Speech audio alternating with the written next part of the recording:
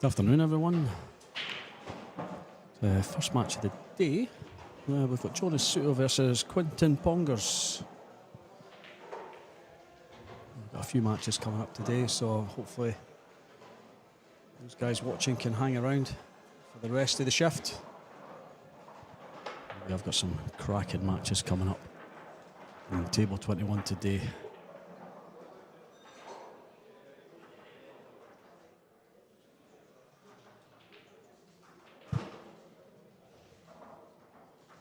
So just in the first rack here, Jonas has played a good safety there. Can't see this being a one-rail escape. So he tries to swerve the 8-ball a little. Yeah, that's exactly what he's trying. Oh, he's played it well. Very good. What a shot. Fair enough, there's a gap there. Jonas can get through that, no problem. So he'll be looking at bringing the cue ball back down behind the 6 here.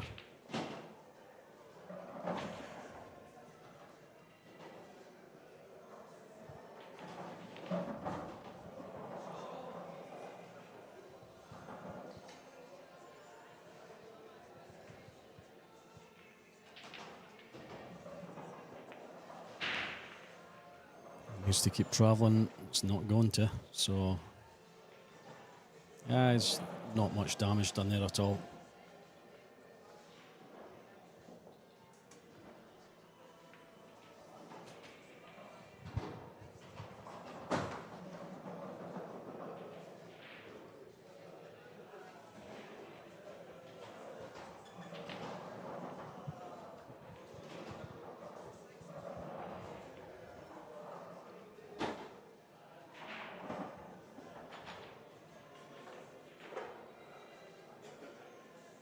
He's taking his time over this. It's going to be hard to see where the 4's going to go. Maybe try and get behind the 8. I don't think he's went all out for the pot there.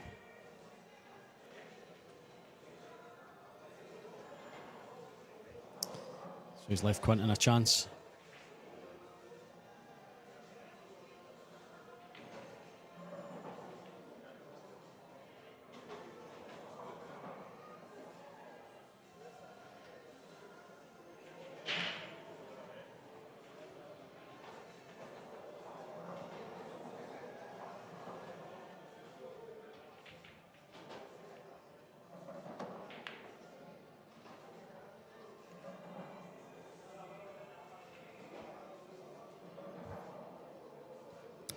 So chance handed back over to Quinton.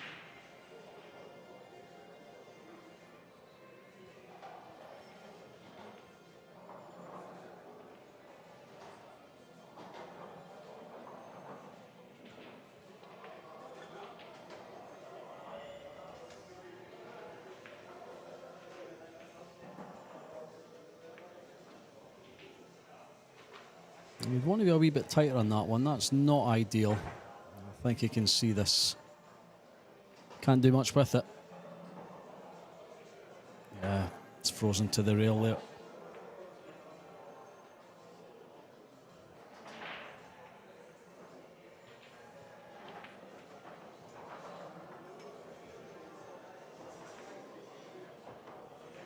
That's going to bounce. It's going to leave Quinton another chance here. Capitalise on the last one. What can he do here?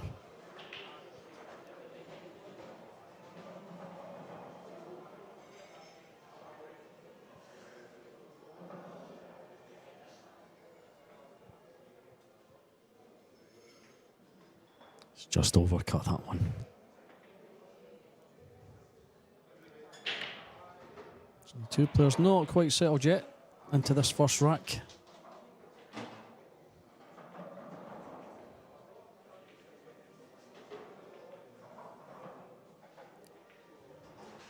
It's a fine cut. Cue ball's going to be moving a bit here.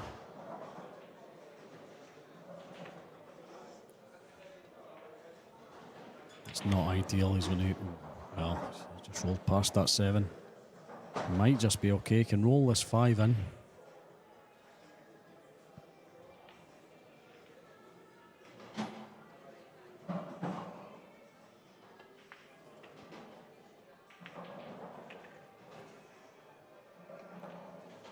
He's played that well. So this is the first real solid chance to take down the first rack.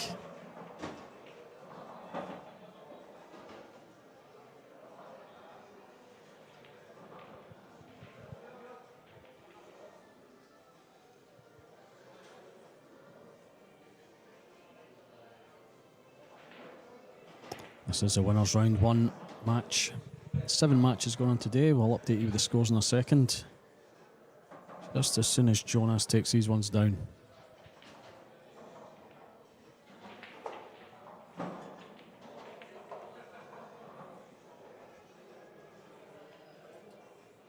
A few inches further than what he would have liked, but I'm sure this will be okay.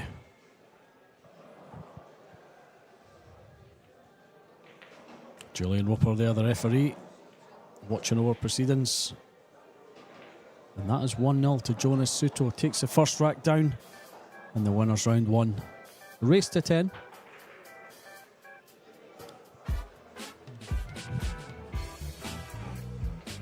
So on table 11 we have Aloysius Yapas 2-0 up on Roberto Bartol.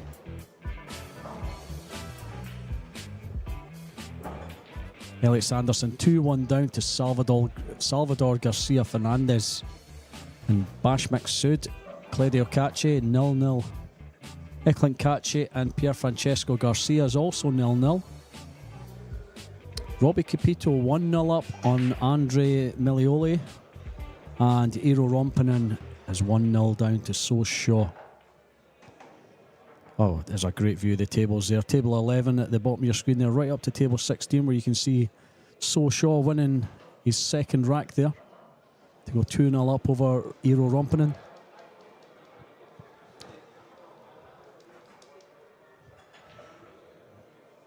You can see Aloysius is in. Is he in bother here? No, he can get through to that, I think. Let's get in position on the 3, that's the problem.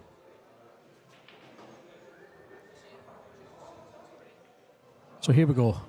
Rack number 2. Back to table 21. Jonas breaking 1 rack to the good. That's a really good break. That 9 is tracking. Okay, here's a wee outside chance here. A nice wee cheeky 2-9 combination.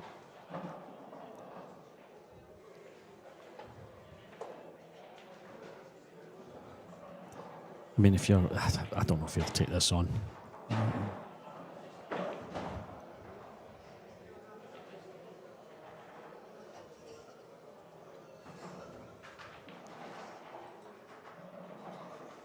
You've got to catch that 2 perfect.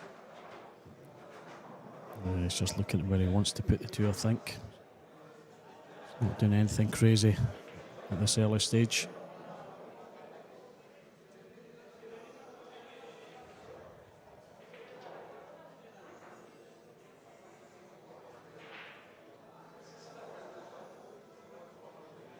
He's having a good long hard think over this one. You can see where he wanted to put the cue ball behind the 3 there. Somehow bring the 2 ball up table. We just avoid that 7, go round the 7.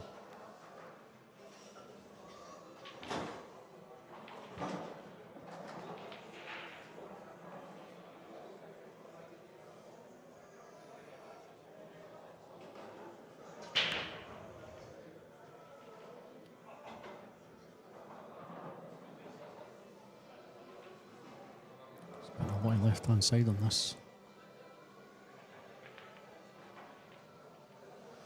He's left this.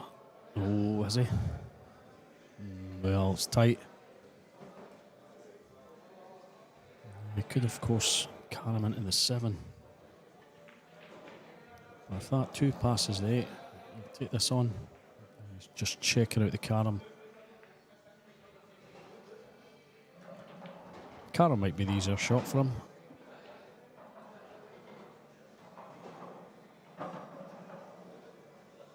Yeah, it's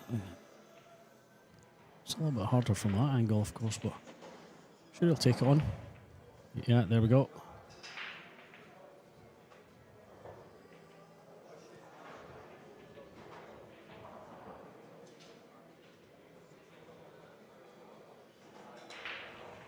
Could see another carom here.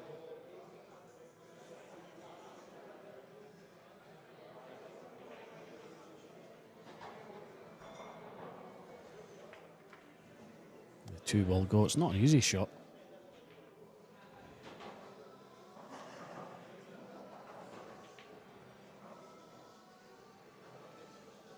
If you commit to potting the 2 though, you're not caroming that. Caroming, if that's the word, caroming the 9.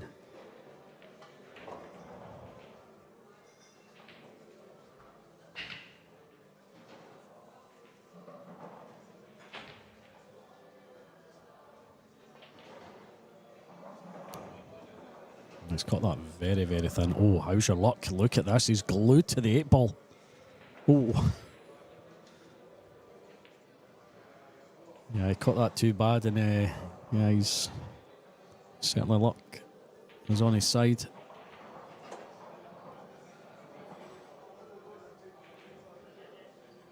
And Jonas looking at a 2-rail escape. I don't know if he can get past that 8 enough to avoid the knuckle on the middle pocket.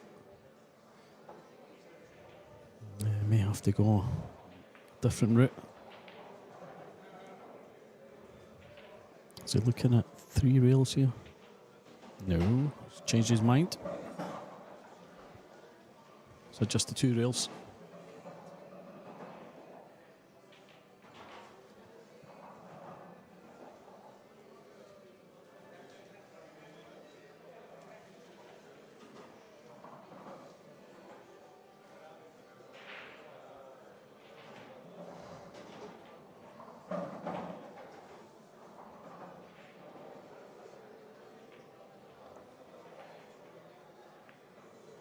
It's a good shot. Yeah, okay, he's going to leave a snick for Quinton. The table's not ideal. Position of the 6 and the 4 there. Ideal to play a snooker, of course, but probably not clearing up from here.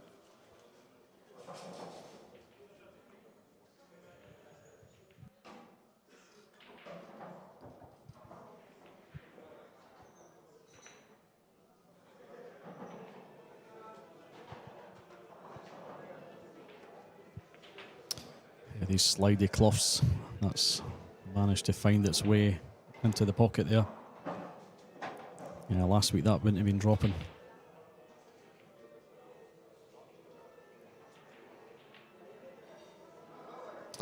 Like I was saying yesterday, these guys are used to playing on new cloths at tournaments. They know how it works. Yeah, he's tried to power into that 6-4 there. Well, if he's not, he's played an absolutely perfect shot because he can now pot this 4. That's ideal.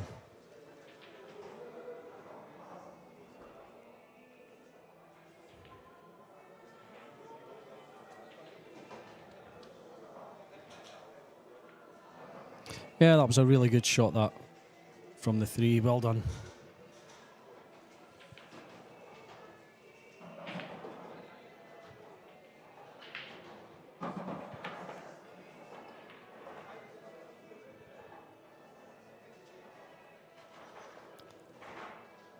So that should be enough for Quinton to get his first rack on the board.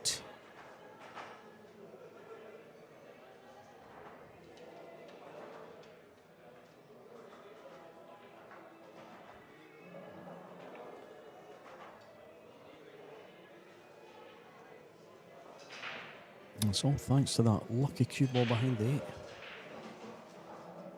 Okay, Jonas got out of it, but yeah, he left the table for Quinton, and he does indeed take his first rack. That is 1-1. O'Neill Bonner's joined us on the chat. Thank you for joining us, Neil. Afternoon to you. Thanks for your nice words there. Stay with us today. Alosi Sharp is 2-1 up on Roberto Bartol. Elliot Sanderson 4-1 down to Salvador Garcia Fernandez. Claudio Kaci is now 2-1 up on Bashmak Sud, and Eklint Kaci just got his first one on the board against Pier Francesco Garcia. That's 1-0. Andrea Melioli finds himself 2-1 down to Robbie Capito, and So Sean now 3-0 up on Eero Rompinen.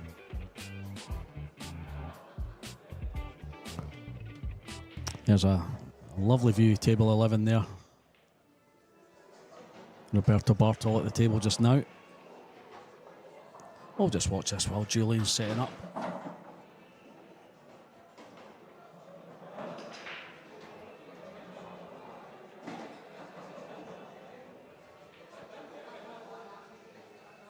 It's okay, there's got a wee bit of distance to come back for the 8 ball. He's alright.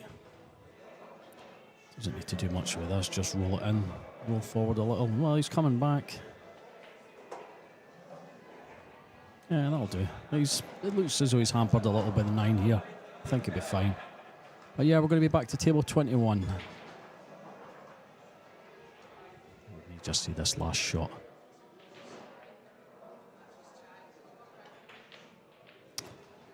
Yeah, alright. Okay, so Quentin Pongers breaking. And rack number 3, tied at 1-1.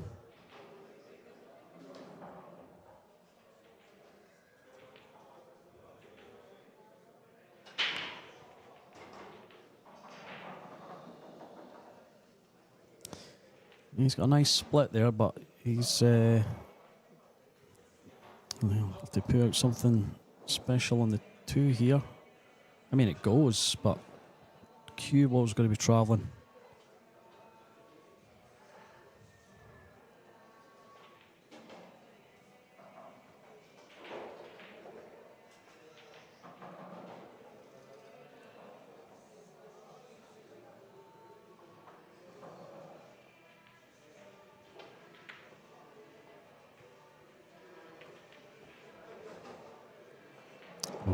Yeah, he's fine. I thought he was going to tie up the 4 there. He's okay.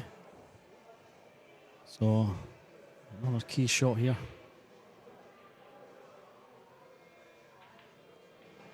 Just cut this back. Watch for the scratch, I think. He's okay for the scratch. The 6 is in the way there. As long as he stays over the left side of the table, he's got a shot on the 4. Oh, he's absolutely hammered that. He's missed that by quite a bit. I'm just watching the replay back here. I think he missed that by half a diamond. Let's have a look.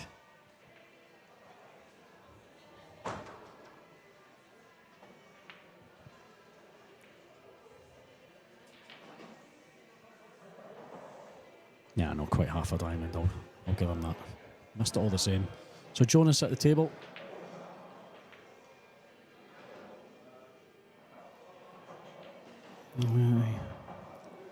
Just trying to get in behind that 5. There's a little bit of security. He's not managed the pot or the safety. Nice here to join us, Dunlop.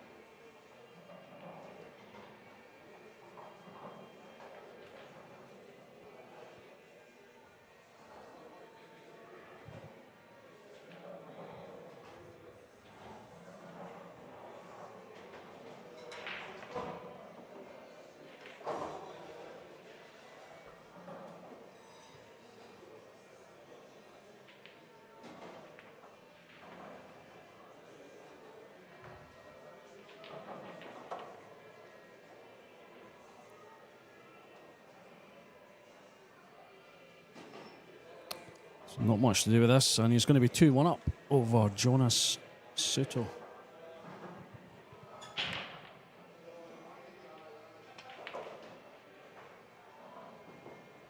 That'll do nicely. Oh, well, it's just kept going. These lovely slick new cloths. And catch you out. I think it's still going to be okay.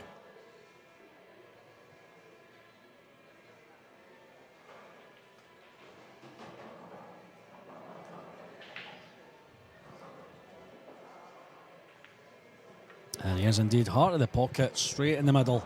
He finds himself 2-1 up over Jonas Suto. So table 11 here, you can see Aloysius Yap breaking. He is now 3-1 up over Roberto Bartol.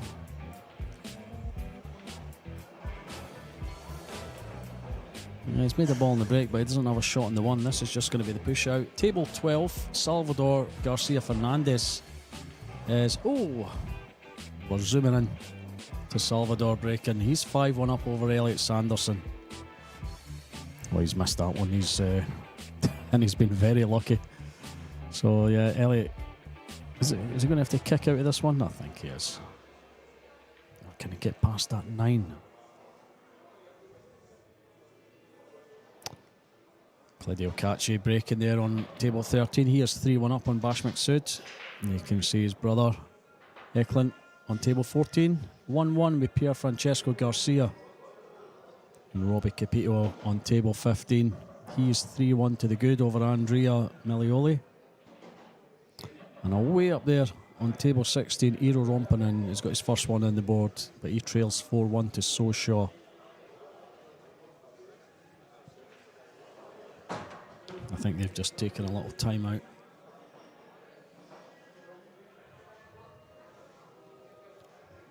Don't know if Elliot's had a bit of luck there. It's tight.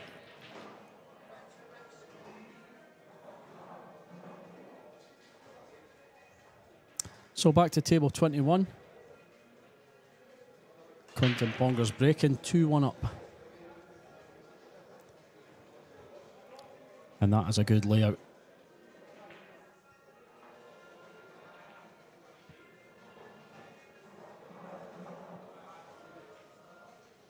Well, Dan Seuss joined us. Hi, Dan.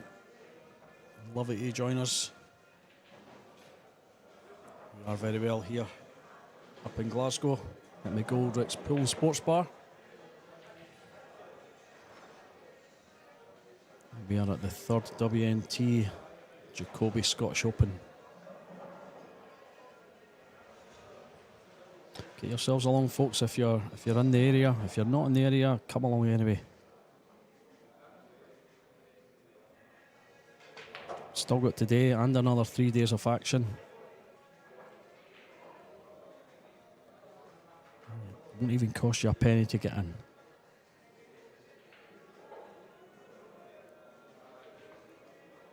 So a good chance here for Quinton to take his 3rd rack. He's got a wee bit of travelling to do from the 6 to the 7. He's going to be okay.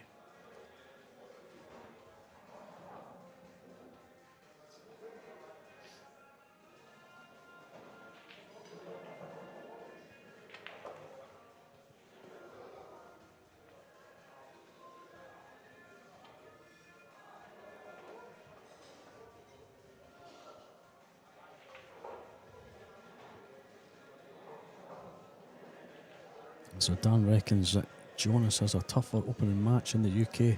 He must be playing you, Dan, surely.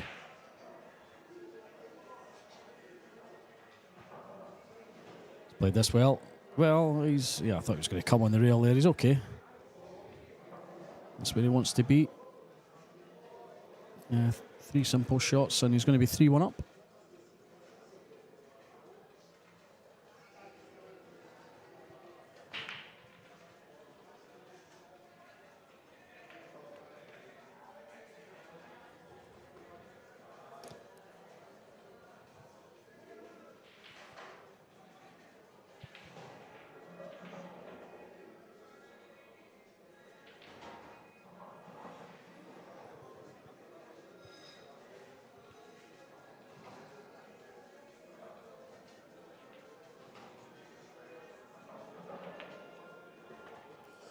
That's a lovely shot. Doesn't want to be on the rail. No, he just seems to be leaving himself that cut back on the 9 each time. Took the last one down. He should manage this.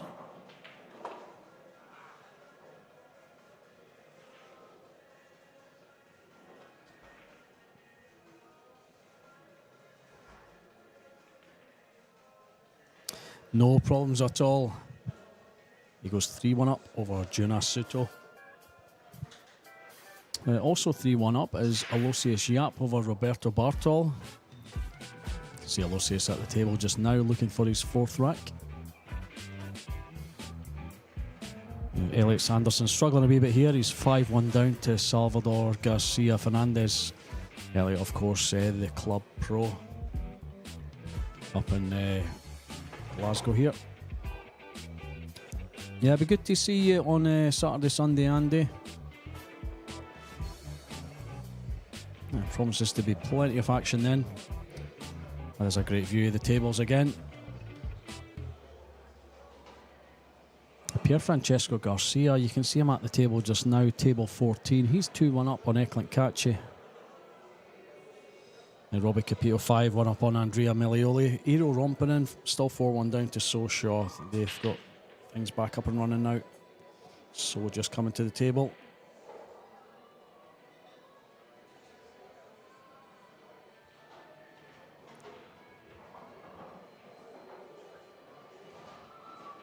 Bash Maksud at the table there against Claudio Kaci. He's 4-1 down.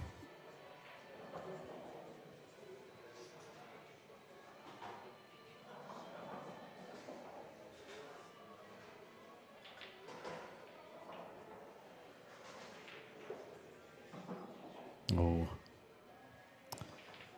Yeah, so Fernandez playing the combination there on table 15.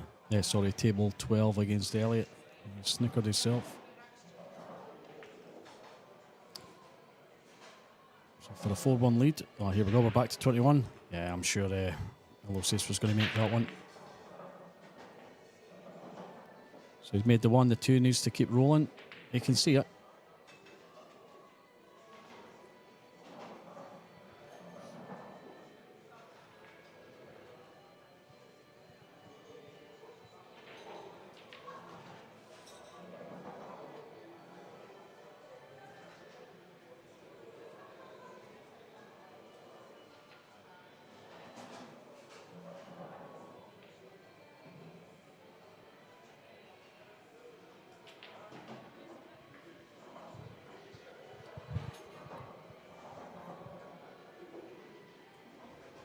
Just really think about this one. Can I see enough of that? Sure I can.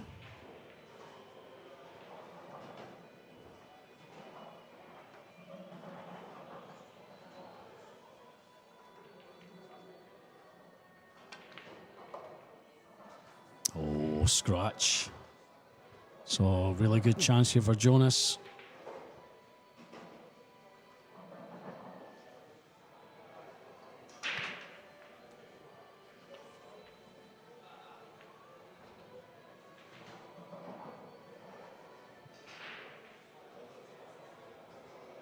Just roll through for the 4.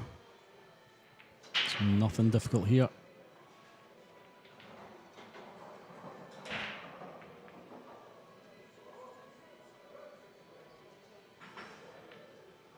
So we know of at least one match that's going to be on this table today after this one. Felix Vogle will be playing Moritz Neuhausen. It's all German affair there. It's not been decided on the other matches yet. I'm sure they're going to be cracking matches.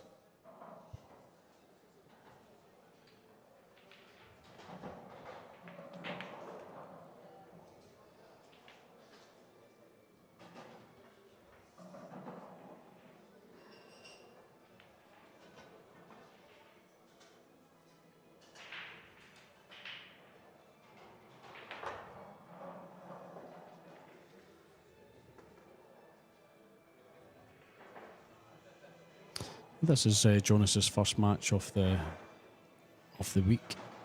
I'm going straight into winners round 1 yesterday. Quentin Pongers, his match yesterday, he beat Flavien Gallant 10-1.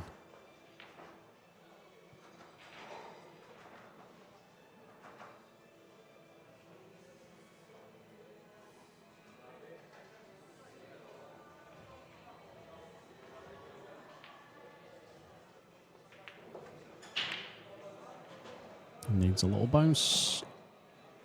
He's okay.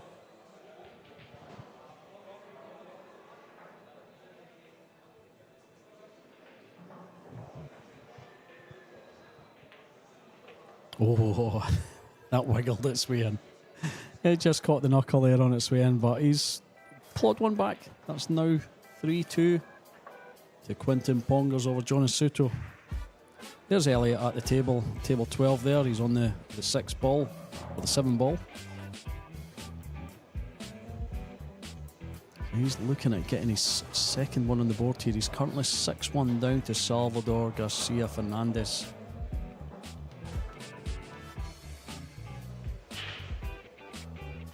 And it does indeed look like he's going to get his second one.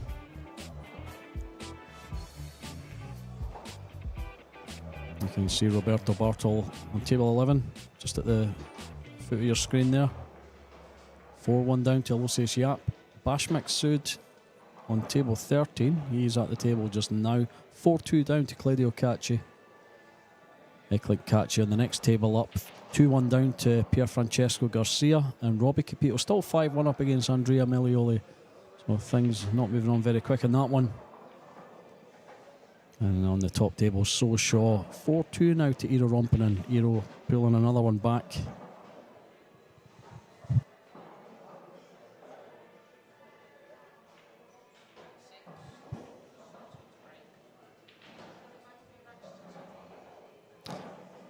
So, rack number 6.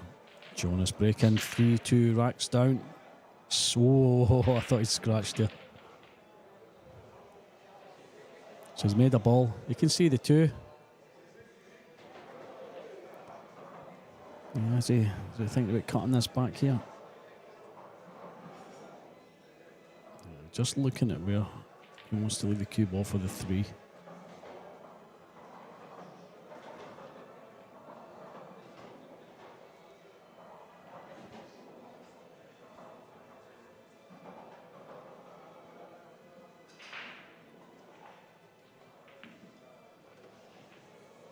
Played that well. He's played a great shot there. Just screw back down for the 4. Doesn't mind being a little straight in the 4.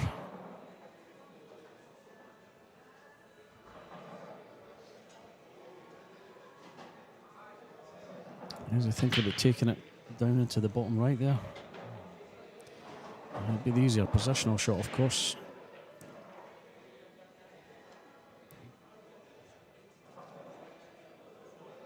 Yeah, just elected to go for the bottom pocket here. He must just be off the rail enough to get past that middle pocket. Don't want to catch a knuckle.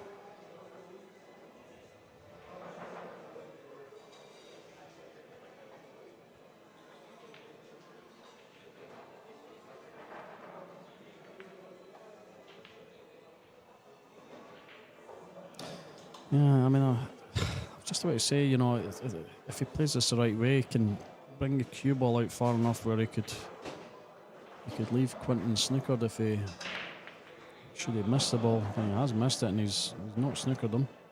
Did, however, have to swerve around there a little to get the position in the 5.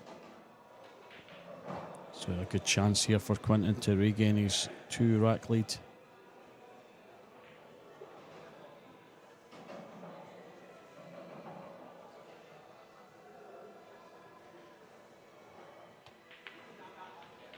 Oh wow, he's missed it. Oh, how's your luck?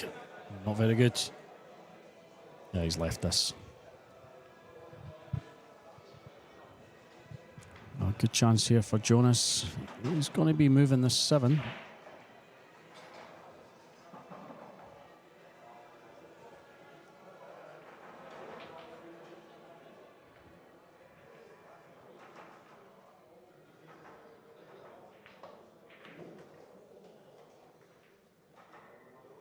Well, that'll do. Yeah, he doesn't have to worry about that one now. Just putting his hand up. An apology there.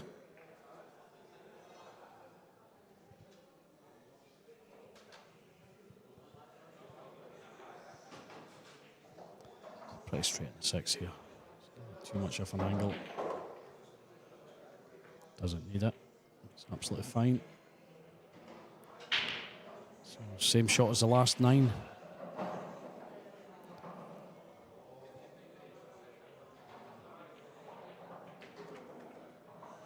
Yep.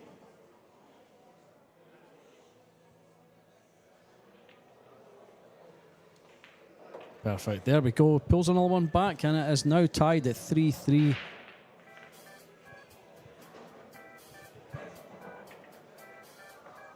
Also tied on table 14. Kaci pulled one back against Pier Francesco Garcia. And speaking of pulling them back, Elliot Sanderson has now got 3 on the board. He's 6-3 down to Salvador Garcia Fernandez. These are all races to 10. Losius Yap 4-2 up on Roberto Bartol. Roberto at the table at the moment. Bash Maksud 4-3 down to Claudio Kaci. And Robbie Capito 6-1 up on Andrea Milioli. Eero Rompinen pulling another one back against Soshaw. That is now 4-3 with Eero at the table.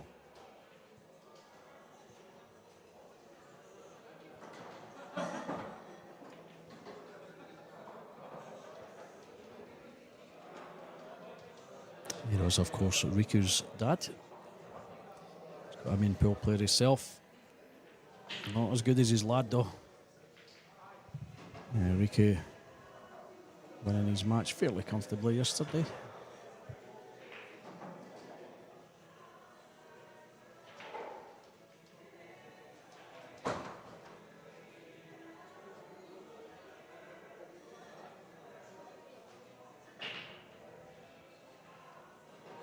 Just trying to find Riku's match. He was playing one of the American players.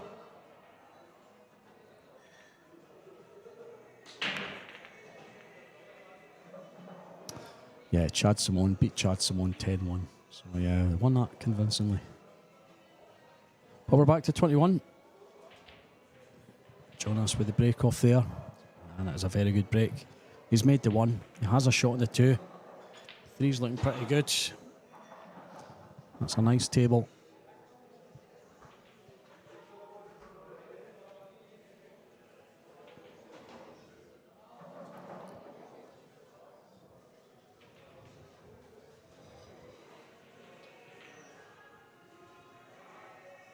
So referee Julian Roper there. He's going to be with us all week. And we've also got Alan Reynolds watching our proceedings.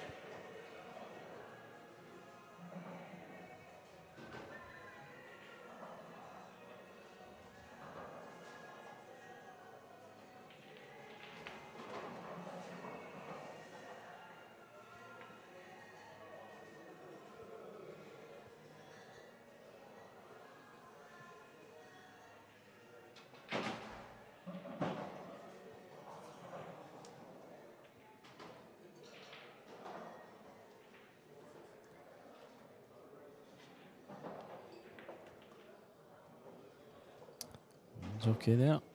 Just managed to avoid the 5.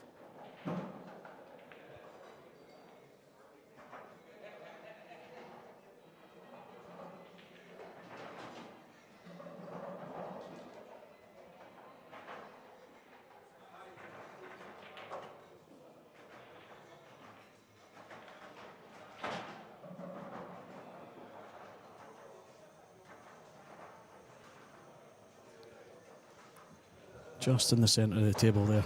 Just wanting to leave this white. The white, listen to me, I'm watching the snooker at the same time here. Cue ball.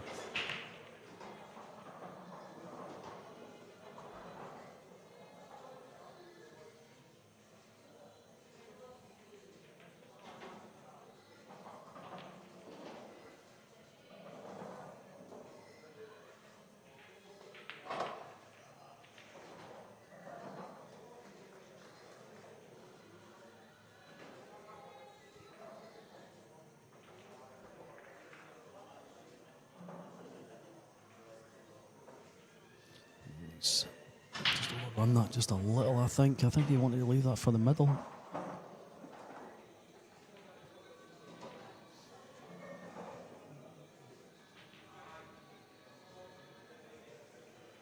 So just roll this in to leave the 8 ball in the opposite corner pocket. Yeah, well, now he's decided to come all the way around. Same shot.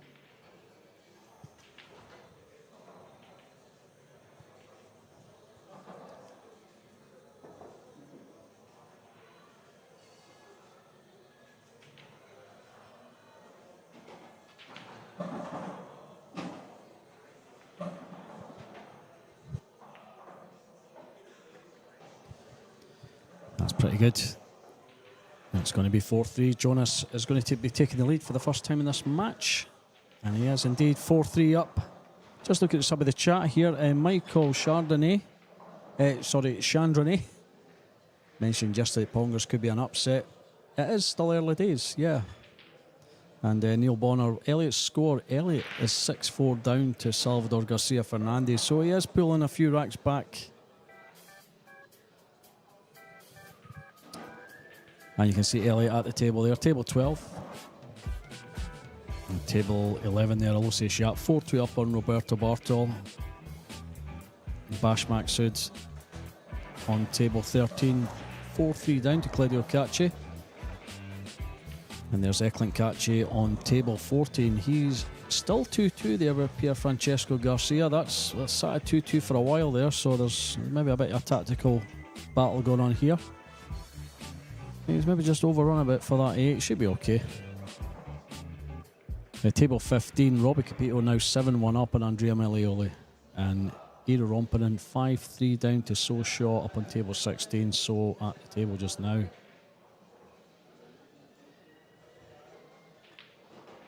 Elliot playing a good safety there. Well, can you see on? It's hard to tell what ball he's rolled off of there. Okay, so we're back to 21. Jonas 4-3 up.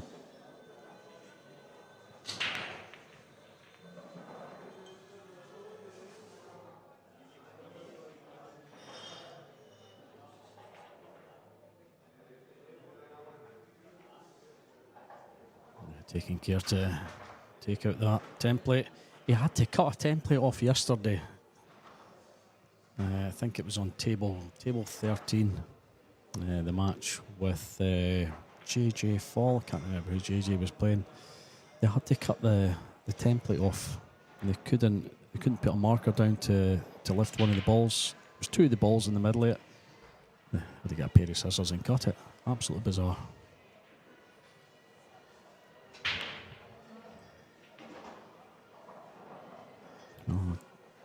A little cut back here. Yeah, that's where he wants the cue ball. So off a couple of rails.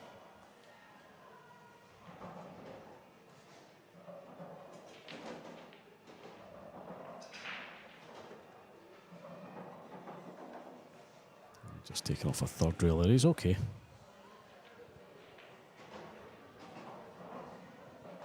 He's going to have to be screwing off of this left-hand rail to come down for the 5. I think he could come off that top rail and avoid the 6. Yeah, he's screwing deep into this.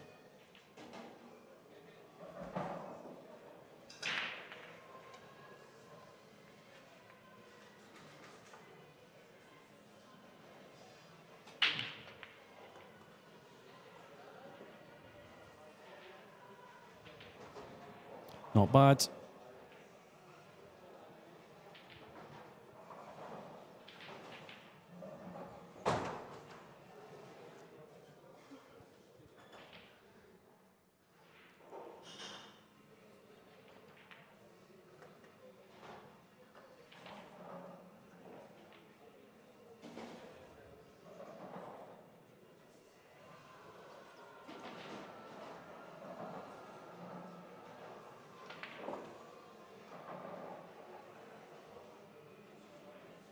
Yes, Jonas has definitely found his arm now. Settled into this match.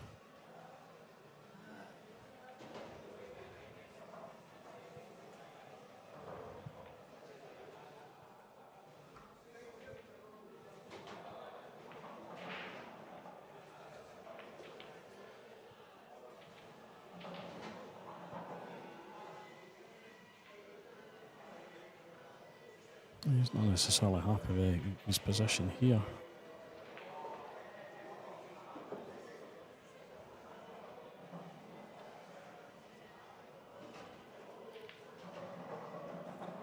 pushing it forward. And he's good on the 9. And this is going to be 5-3. He's come back from 3-1 down. And there we go, 5-3 is indeed. Very well done, Jonas. Aloysius Yap is 4-3 up on Roberto Bartol. Roberto at the table at the moment. You can see Elliott, the shouter. Sanderson, who's got his 5th rack on the board. 6-5 down he is now to Salvador Garcia Fernandez. Bash McSud 4-4 now with Claudio Kaci.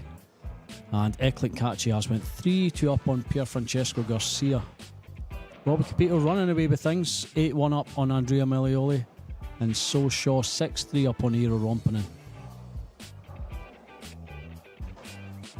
You can see So at the table. Table 16 away at the end of your screen there.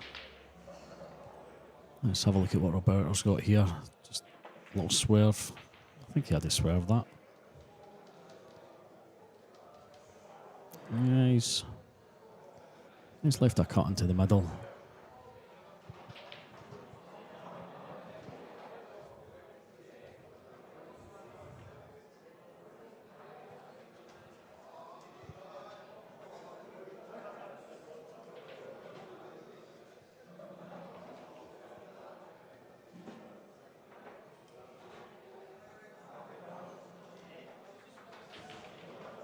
Just playing it safe, yeah. It'd have been tighter on that 9, but he's okay. So we're back to table 21. Rack number 9. Jonas breaking 5-3 to the good. He has made the 1. He's making that consistently. He's made the 2. He's got a shot on the 3. Back on the 4. This is looking good. Jonas is settling into things.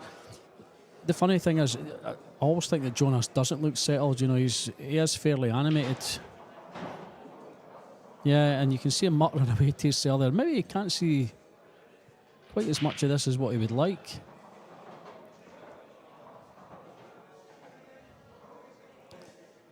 Yeah, he's having to play off the rail here. Yeah, I thought he could see that. He's just snookered enough where he can't pot it.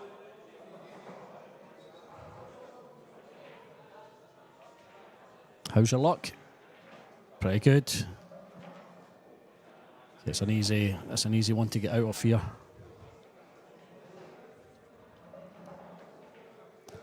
Just a little kick and stick, maybe off 2 rails. Push the 3 back up table. You could kick and stick off 1 rail here. Or it could go round the left hand side of that 9. Try and kick the 3 in. Neither of those. He's came out with the jump cue.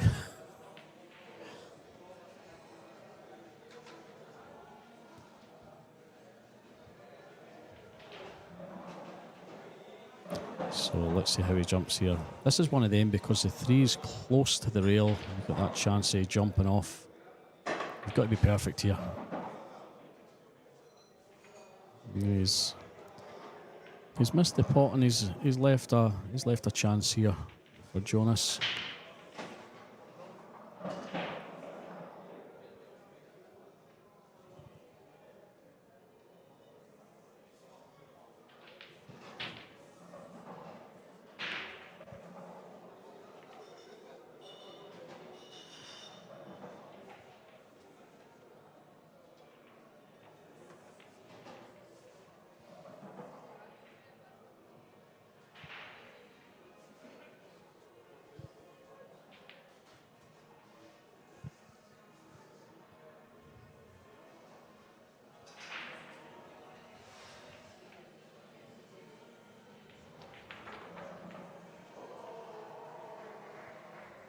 He's played that well.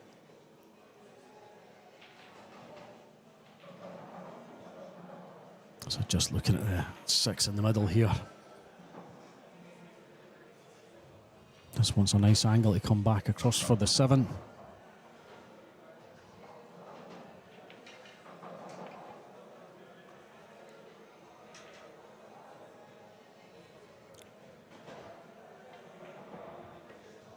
Should be okay there.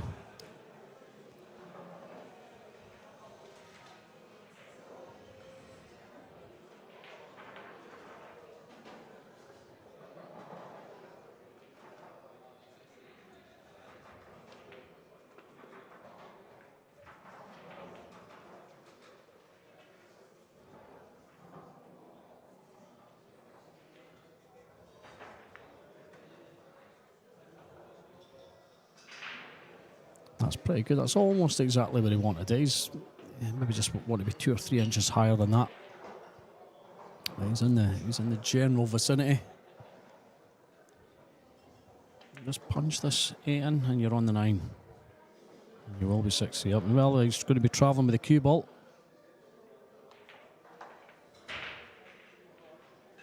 That'll do nicely.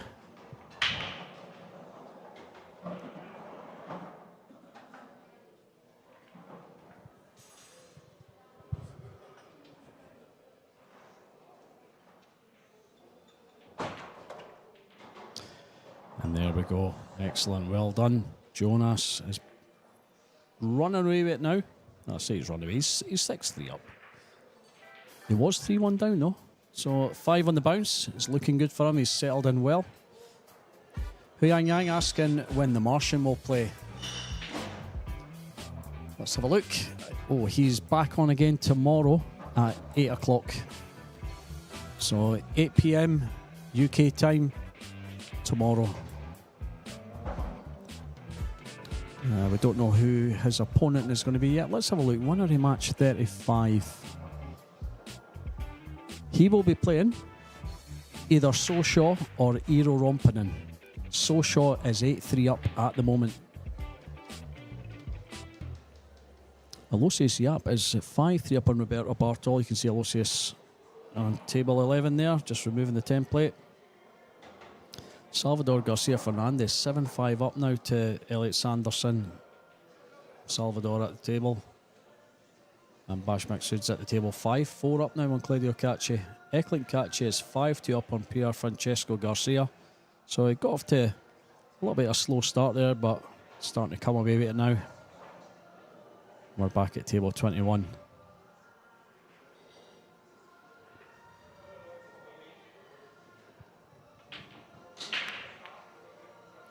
Makes the one again. So consistent. Doesn't have a shot in the 2. I think he'll jump this though. Yeah, he's got to have a shot at this.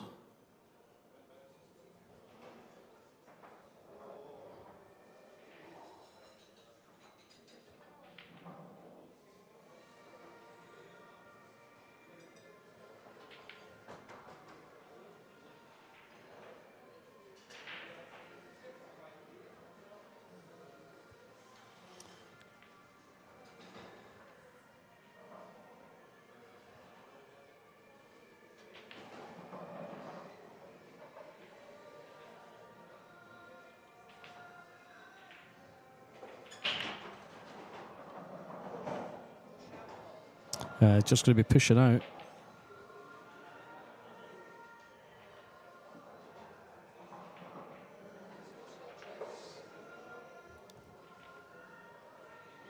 So his opponent's not really had his hand on the table too much in the last 5 racks.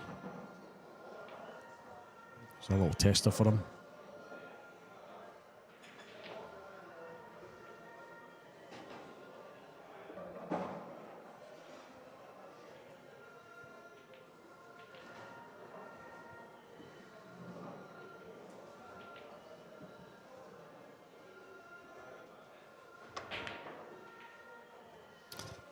Missed that by a bit. Oh, how's your luck? How's your luck? He's going to knock that 8 in. What a shot! I'm saying what a shot. What a fluke. Because he missed that 2 by quite a bit there. It's probably just as well he did.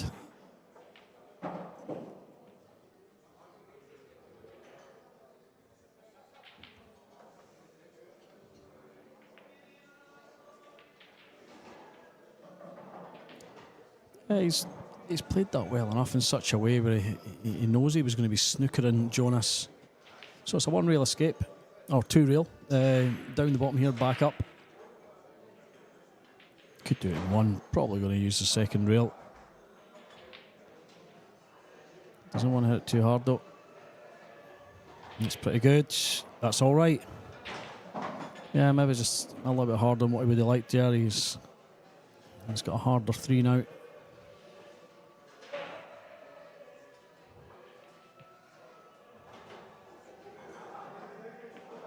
Just to safety. That'll do nicely.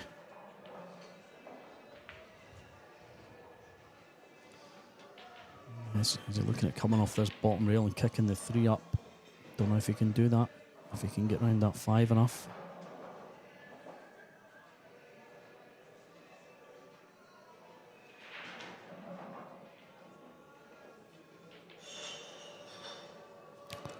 Oh, apologies.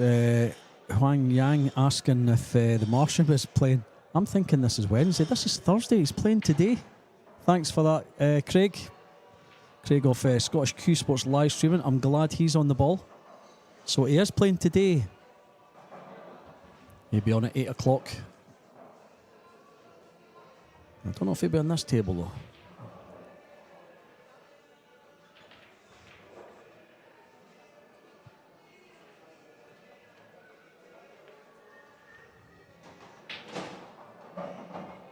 I'm a day behind him myself.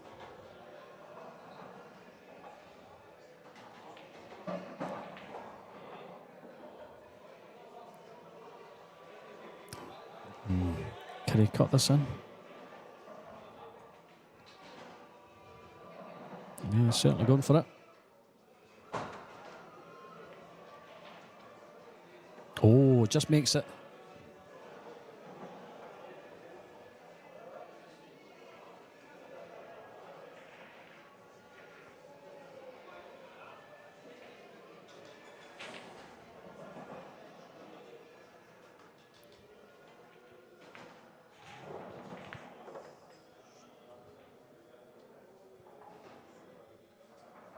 Yeah, he's finished a little straight in that. He's maybe got a little angle. He's going to have to force this one.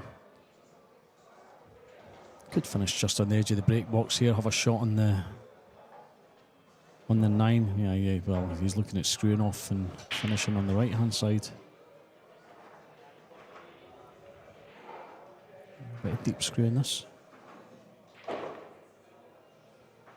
And he's finished in the middle. Oh. A little tough cut here. Should be okay. He is potting well. This is for a 7-3 lead over Quinton Pongers.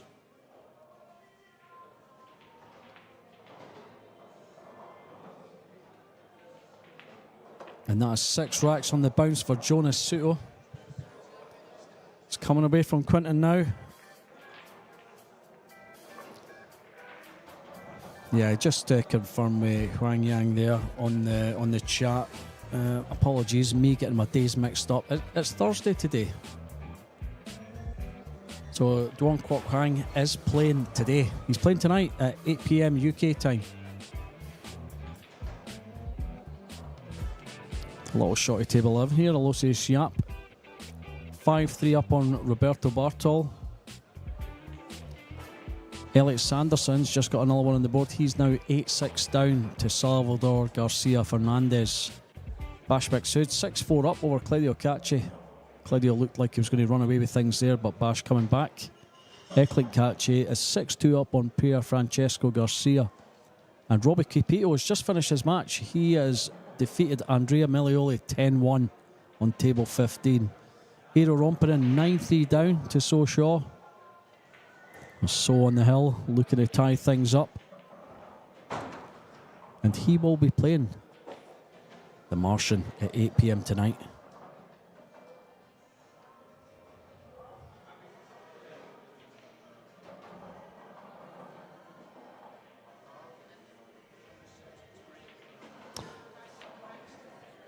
7-3 up, Jonas Suto breaking in rack 11 on table 21. Beautiful table that. It's exactly the same, I'm saying exactly the same as other tables. It's the same type, just a different colour. Beautiful tables. Rasson Ox. Shark grey cloth. Aramith black balls. Definitely the best of gear. Even the house cues are pretty nice.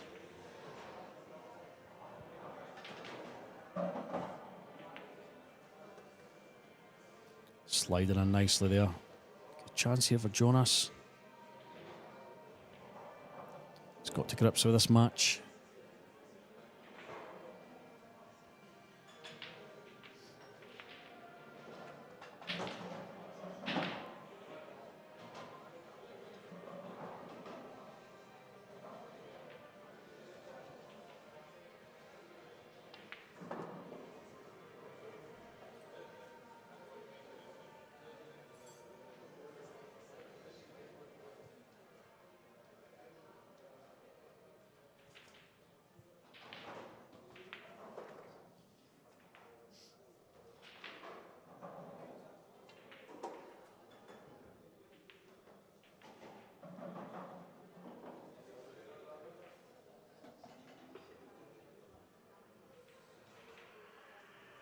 Not rushing into things here, just taking his time, just analysing every possibility.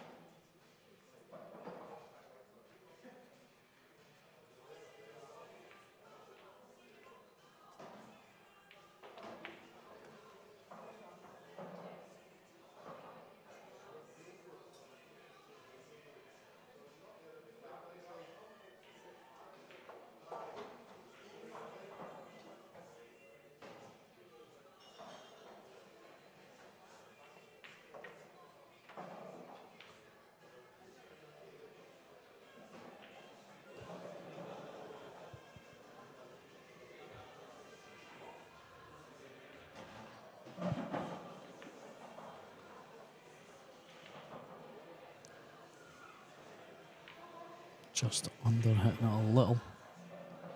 He's done that with quite a few of the nines, but he's never had any problems potting them. And there we go, very well done. He goes 8-3 up over Quinton Pongers. That's 7 racks on the trot.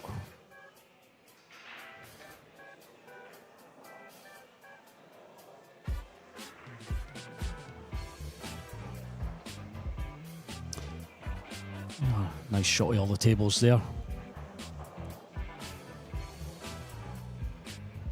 You see Aloysius Yap at the table just now.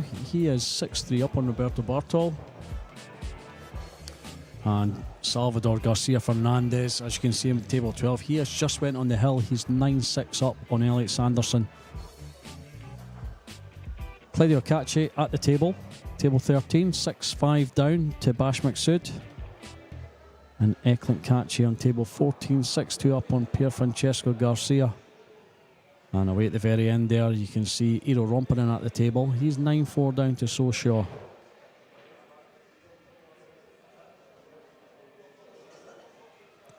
Winner of that plays Doan Kwok Hang tonight at 8 p.m.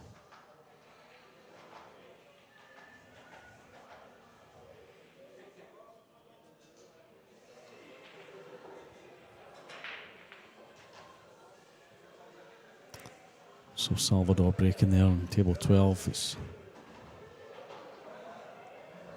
not made a ball. Oh, sorry, he scratched. He did make a ball, but he also scratched. So Elliot needs to run off 4 on the bounce here. And I'm sure everyone's going to be cheering for him, being the club pro.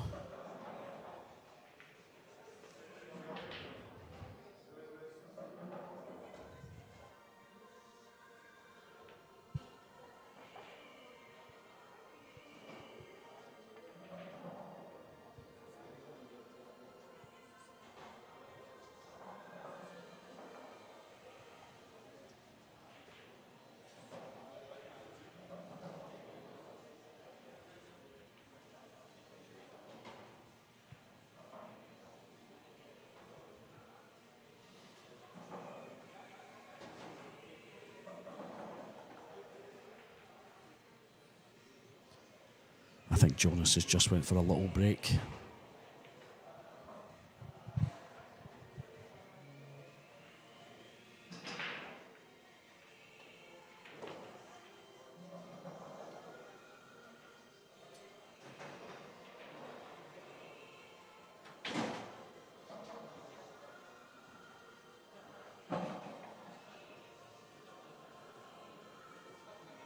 He's been doing pretty well in recent years, has Jonas. He's only 23 years old still.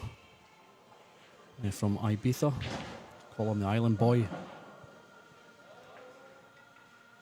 He had a win at the 2024 Mexican Open.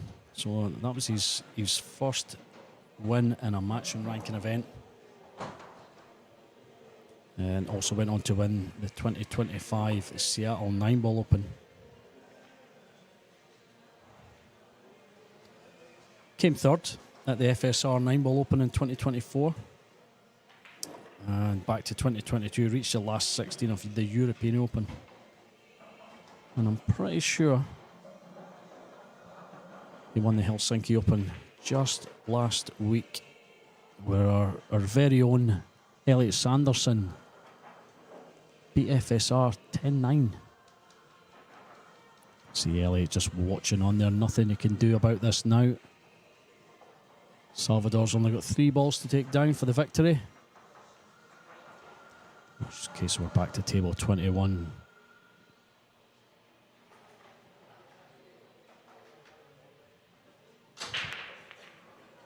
Makes the 1 again, and he has got a shot on the 2.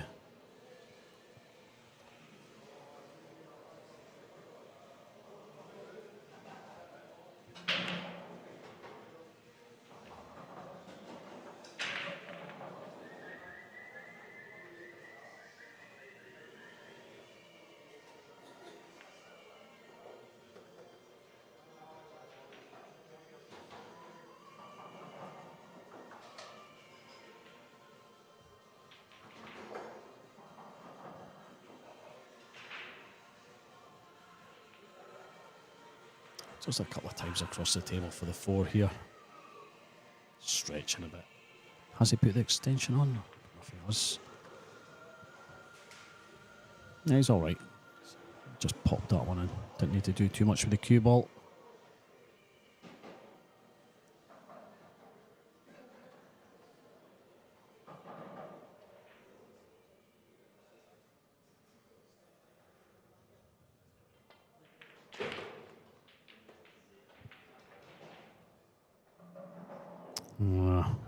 Yeah, he's all right. You can just see that.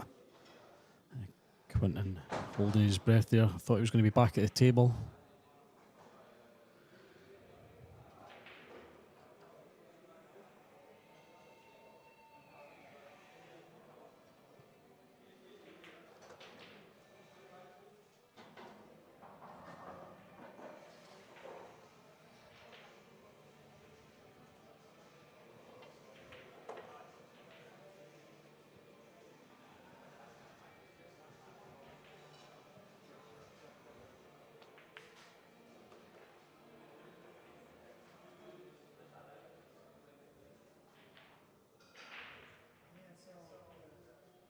Wanted to be a little bit closer, but you still fancy him to take this down.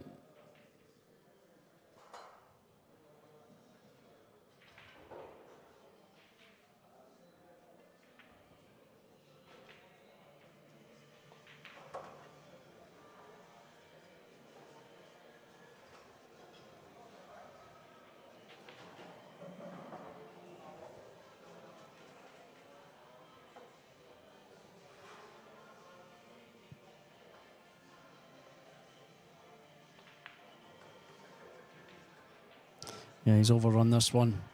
It's not, with a few 9s, he's either overrun or just not quite rolled on enough. You still fancy him to take this down. He is against the rail. A tricky little shot.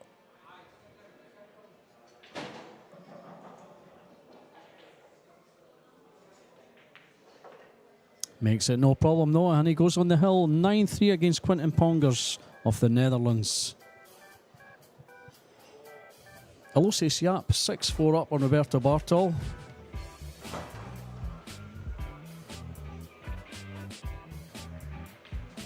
Bashmak Sud, 7-6 down to Claudio Kaci. Claudio at the table just now.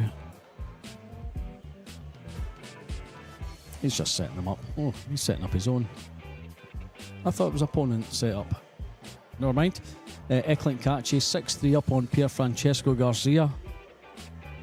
And So Shaw still on the hill. 9-5 against Eero Rompinen. Eero's at the table at the moment, away up on table 16 at the end there. And table 15, John Mora and Mark Owens will be on next. Mark Owens, one of the local lads here. John Mora, the Canadian.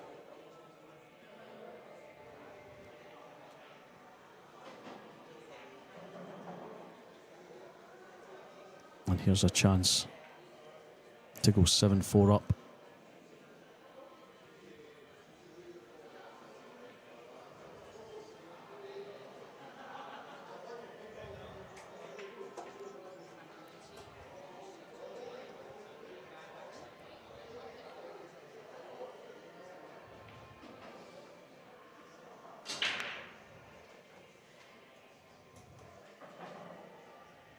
Oh, doesn't want to. That is all right. Thought he was going to roll behind that 6 there. He's fine. Makes the 1 again. Has a shot on the 2. This could be game over.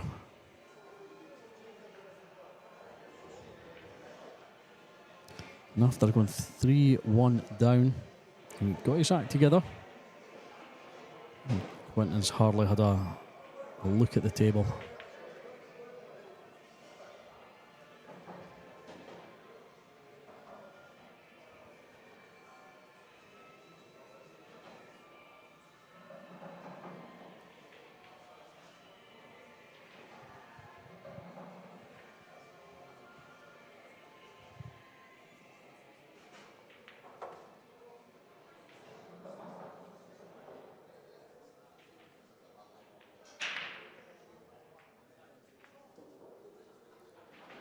Just a little stop shot here.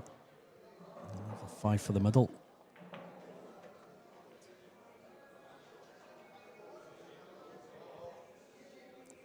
There's another match being called up to table 12. Alvin Anguito versus Francisco Sanchez Ruiz.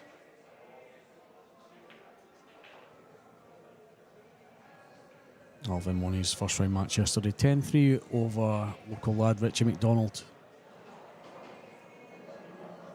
This is, of course, FSR's first match of the WNT Jacoby Scottish Open 2025.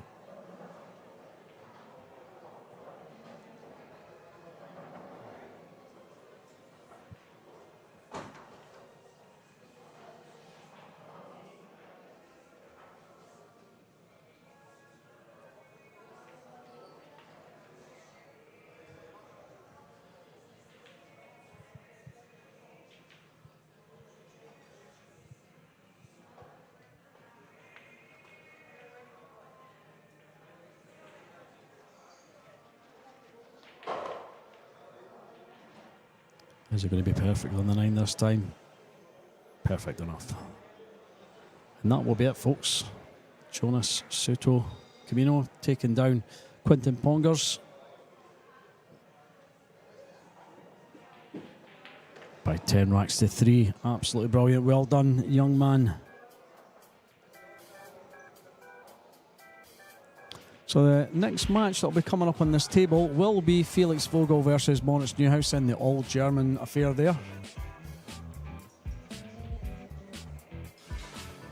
And this is, of course, the winners round 1. They're all raced to 10.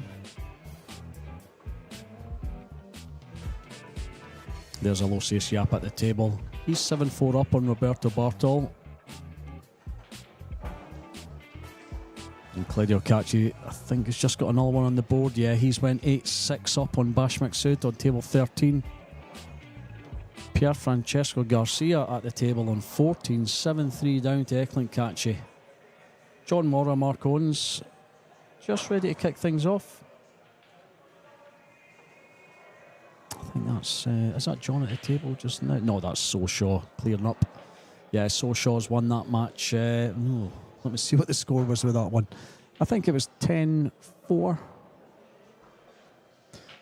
Let's try and find it. There we go.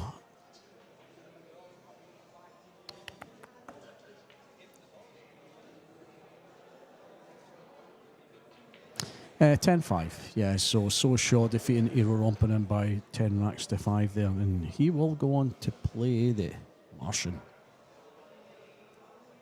And that's at 8 p.m. tonight. Hopefully Huang Yang is listening and he's not disappeared and he's thinking that he's going to be playing tomorrow. Yeah, my bad. He's playing tonight. We'll be back for the match at 3 p.m, folks. Please hang about.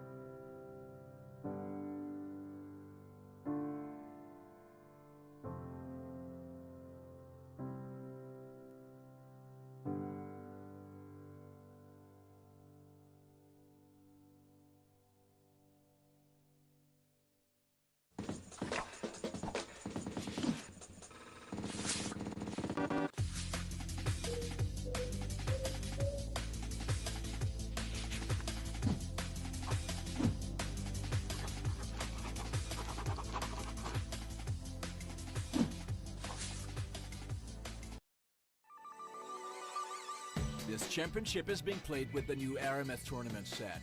Featuring a unique molecular structure, it guarantees razor-sharp precision and unsurpassed longevity. Unquestionably the best pool balls in the world, this set is available in a TV and a value pack version, as well as in the new My Aramith range of ball and cue cases. Now you can bring and play with the best ball set everywhere you go. My Aramith, bringing new dimensions to your billiards experience.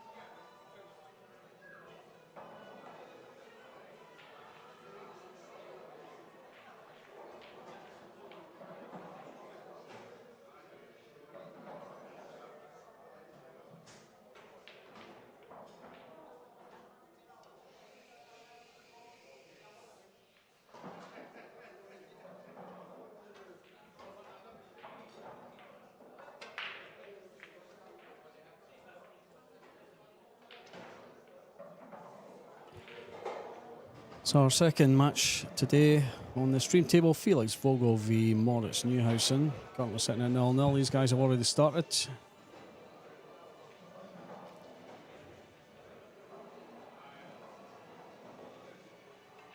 Thanks for hanging about, watching, folks. Yes, Tree Nguyen is asking if Wong Kwok Hang is here. He's not in the building yet, but he is playing at 8 p.m. tonight. 8 p.m. UK time. So Felix at the table.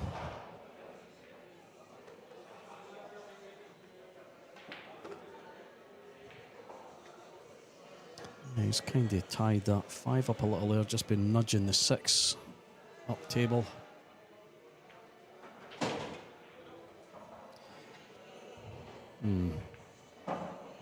Could try and knock the 6 out here after the 4. Yeah, he's just, not doing anything too crazy. Just leave the cue ball where he's pointing.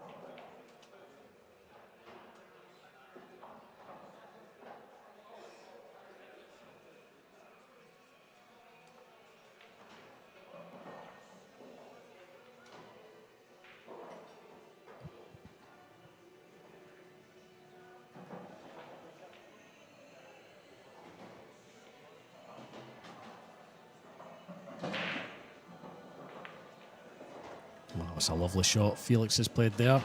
Back across to the 6. Not quite made it. He's got a decent angle to come down for the 7.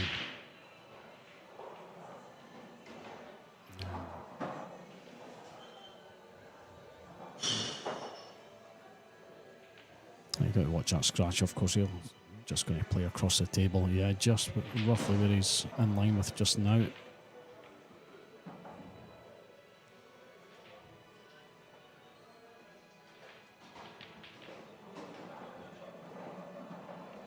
That's good.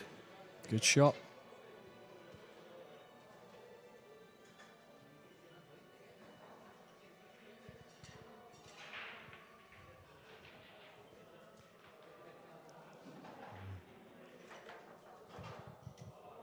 This is winners round 1.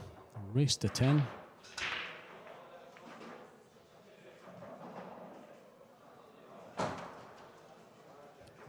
Felix got to this stage by defeating Scott Gillespie 6-10 yesterday.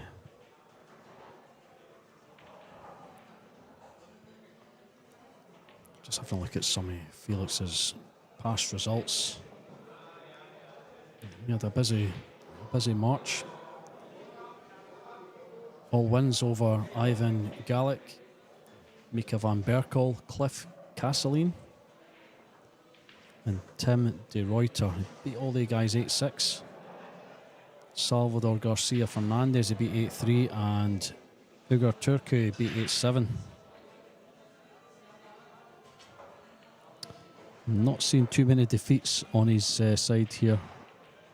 Going up to last December, 2 defeats on Q score. So yeah, a very handy player, the young man from Germany.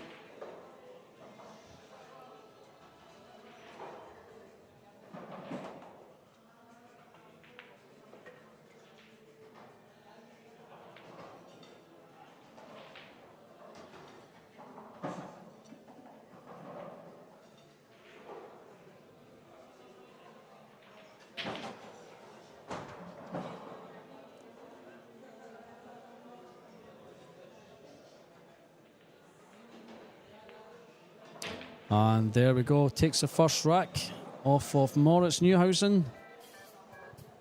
That is a race to 10. Plenty left in this rack yet. 17 years old, this young lad. He actually shares a birthday with me.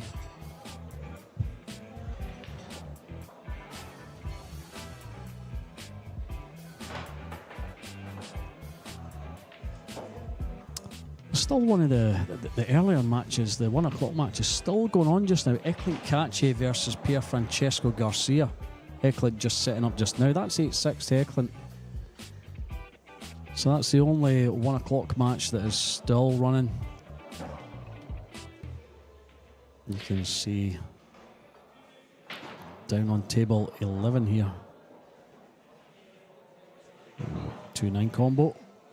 Oh yes, he's made it. So we've got Piers Labutis versus Yannick Pongers there. Piers taking the first rack.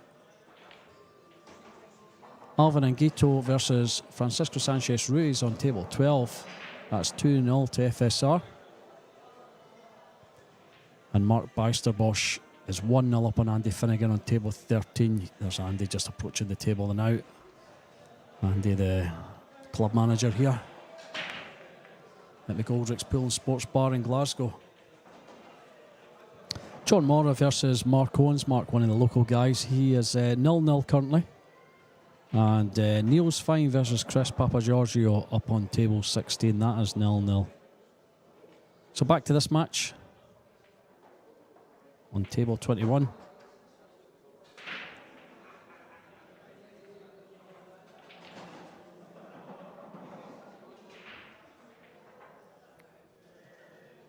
So he's thinking 5 shots in advance here. Just when he wants to leave the cue ball for the 6.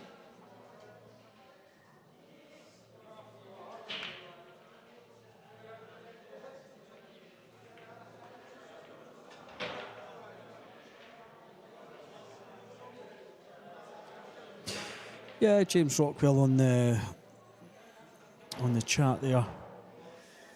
Talking about time clocks, I mean, I dare say the referees could step in if they deemed it necessary, if they felt it was going to be holding things up drastically. But yeah, it's been going on a couple of hours now. Can't be going on much longer. Well, Garcia was ahead in that match at one point. Eklund's got his finger out, managed to get ahead, and I think he's stayed ahead for the last few racks there. Fancy him to take it down. Back to table 21 here. And that is not where he wanted to leave that. That's not where he was pointing. He wanted to travel on about another 6 inches there. I think he's just...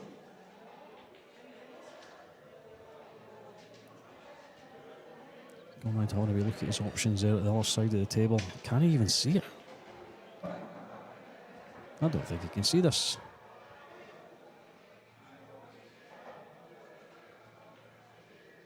Yeah.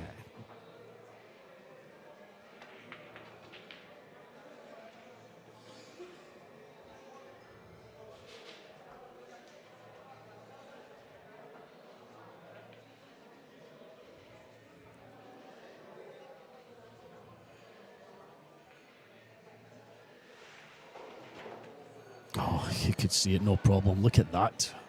What a shot he's played here. Doesn't want to... Oh, he didn't want to tap that 8.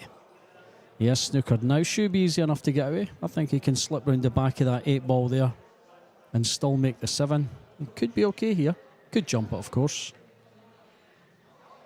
But yeah, just look at... Spin round this 8. Play the 7 off the rail.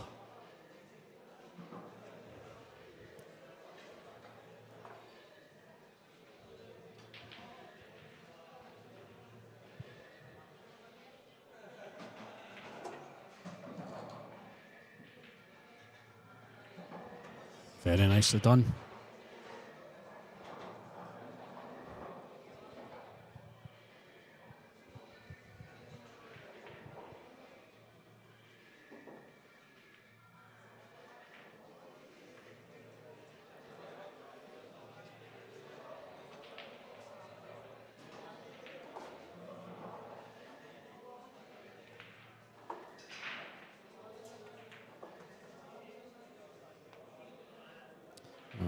Didn't want to land there. So he's got a couple of options here. It's a tough cut. I mean, for me, he's got to bank it. I'll leave the cue ball down on the bottom rail here. He's looking at the angle to cut it back into the bottom right. It's a toughie.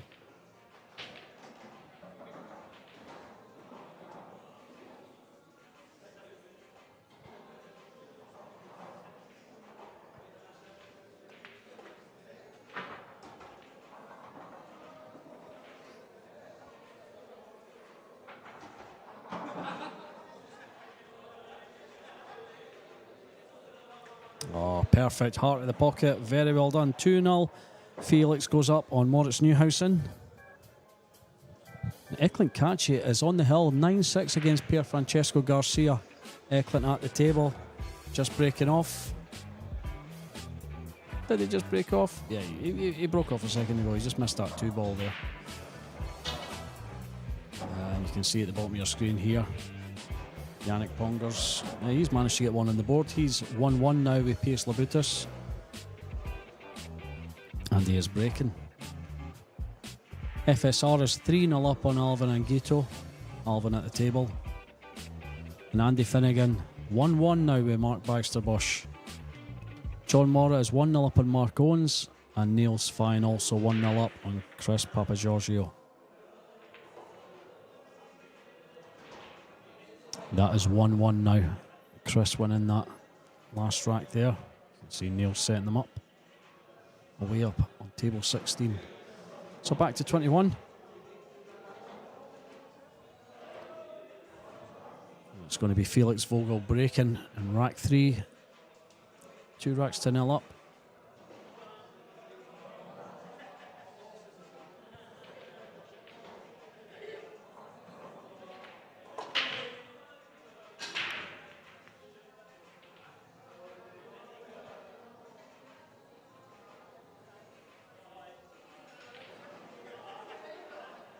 So nothing down.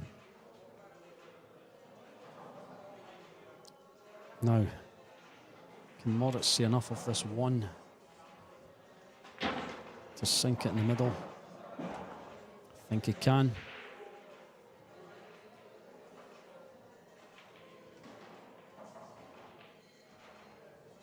Yeah, you can certainly see the one. He's already lined up his second shot.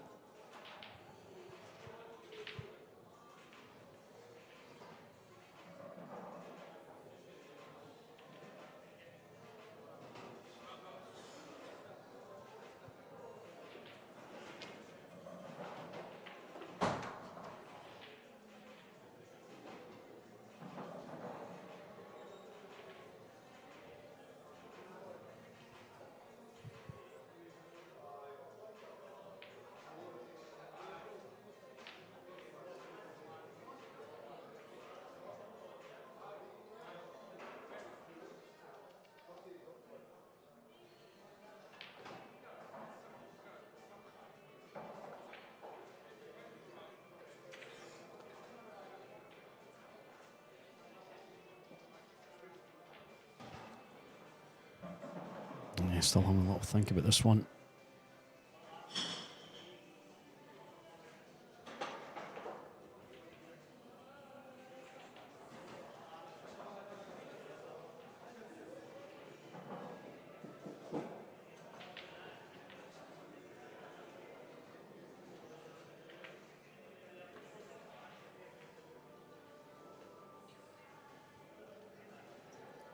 Yeah, no problems there. He's doing all right so far this year, Moritz. $34,600 earnings so far. Came second in the Turning Stone Classic XL.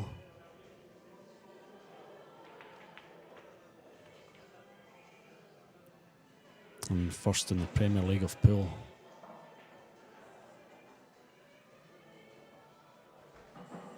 Ninth place in the European Open. And at the Derby City Classic, 9-ball, he came 10th, and in the Banks, he came 8th.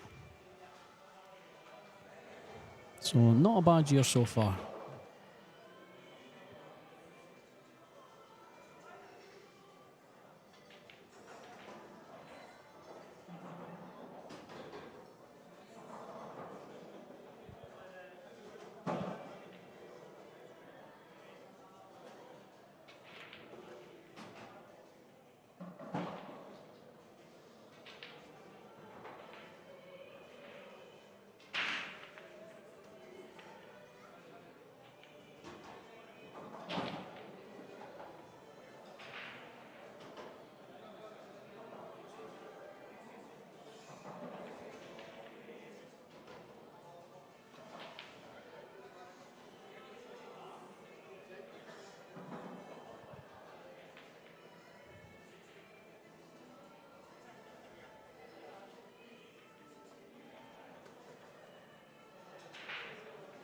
It's not came back far enough.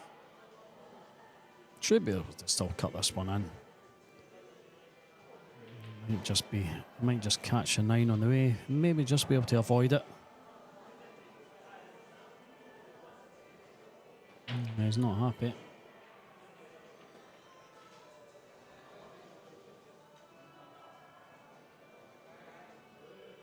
Just going to play safe and roll the cue ball up behind the 9. He wanted to be tighter. That's an easy escape here for Felix. So where do you leave the cue ball? He wants to bring this cue ball back across the table behind the 9 and the 8. Yeah, so he just wants to glance off it.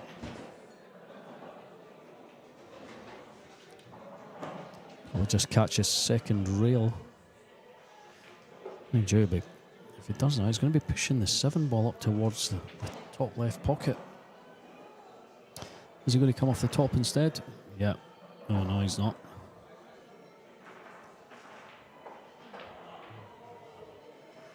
Yeah. Yes, he's going to put an extreme left-hand side on this to bring it back down. You watch the slide. Because tables may not react like they would if they'd been a couple of weeks old to the cloth. This is absolutely brand new. It's only been laid yesterday.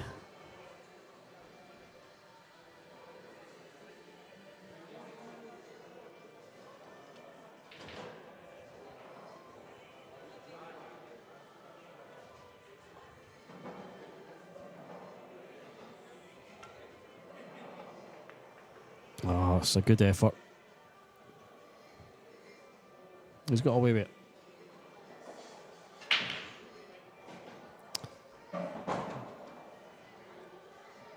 So just a safety shot coming up.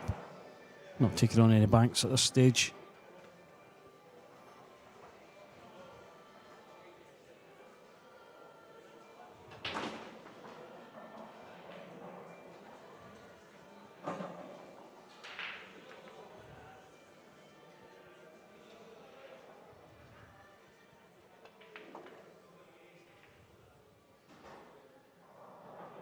He's played that well.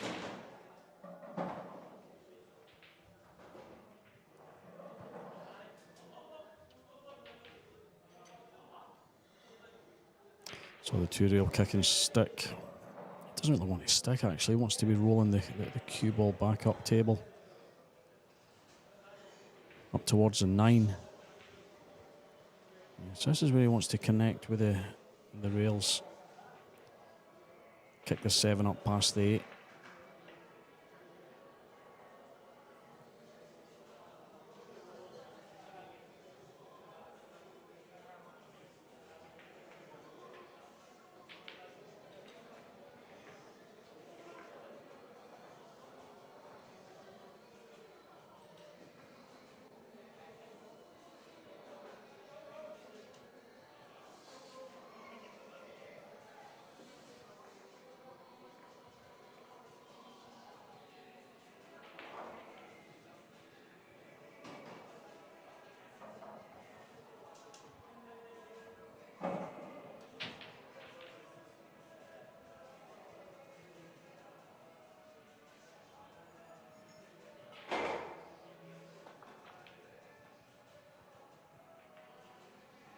Oh, that's a good shot. That's a good shot. He's played that as well as he could have. It's going to be the jump shot here, though, for Moritz, I would imagine.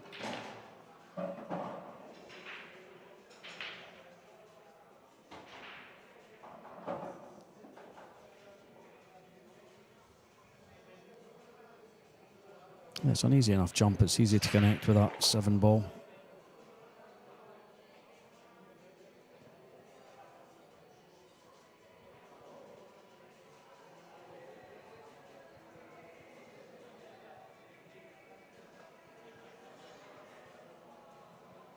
Make this off 2 rails, and then you're on the 8. Well.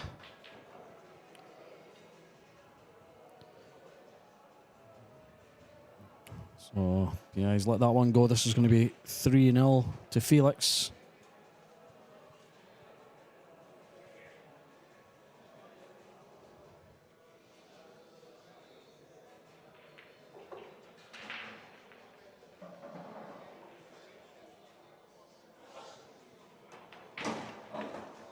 So the All German affair has gone in the way of Felix Vogle. He has taken a 3-0 lead against Moritz Neuhausen.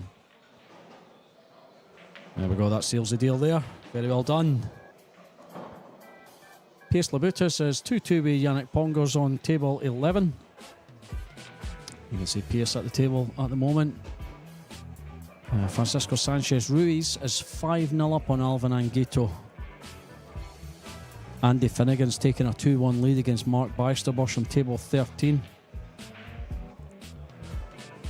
Yeah, that could be 2-2 now. Yeah, Mark just putting up his score. That is 2-2 in that match. Eklint Kaci, 9-7 against Pier Francesco Garcia.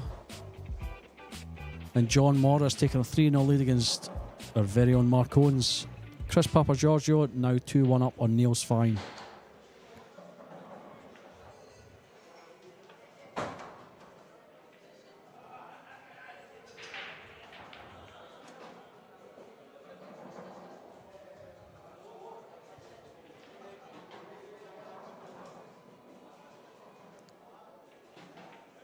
So rack number 4 on back to table 21. Felix breaking 3 racks up over Moritz Neuhausen.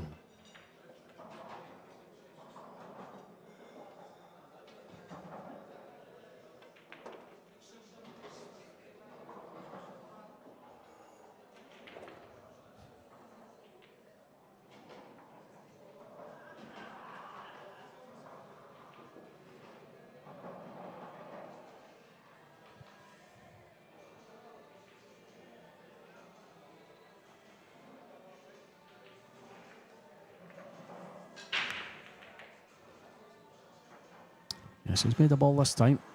No, one drops down the middle. Doesn't have a pot of the 2 here, so it's just going to be the safety. He's looking at this. Can he get through there? Tell you what, fair play to him if he takes this one on.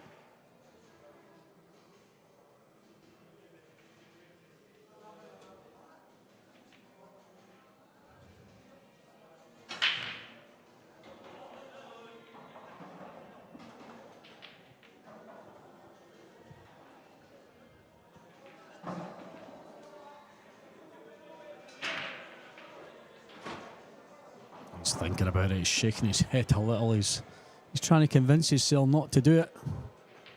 It's the thing with these young players, have no fear.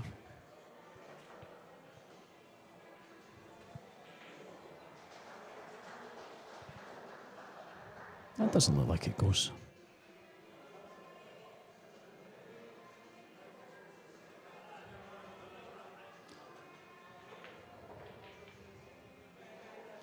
Yeah, so he's just going to bring the cue ball back across, try and get it behind the 5 ball.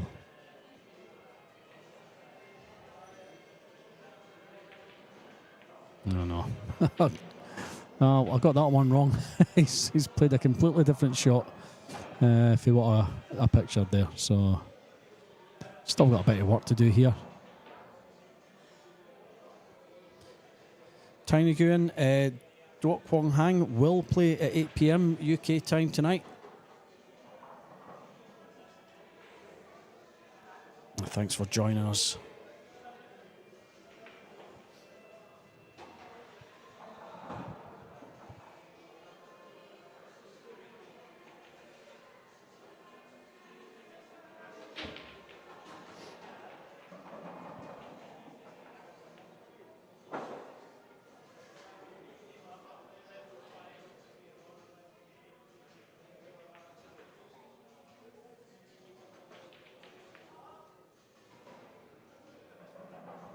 Yeah, that'll do nicely.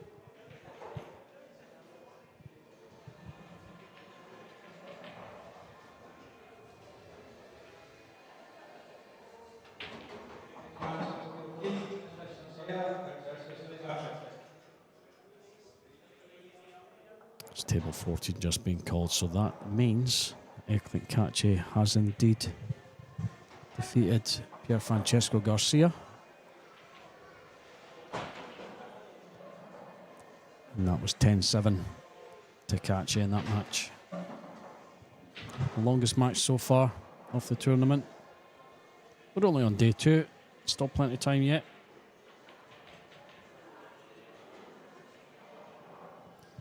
We're here till Sunday, folks. Day 2 of 5. And this is the second match of the day on the stream table.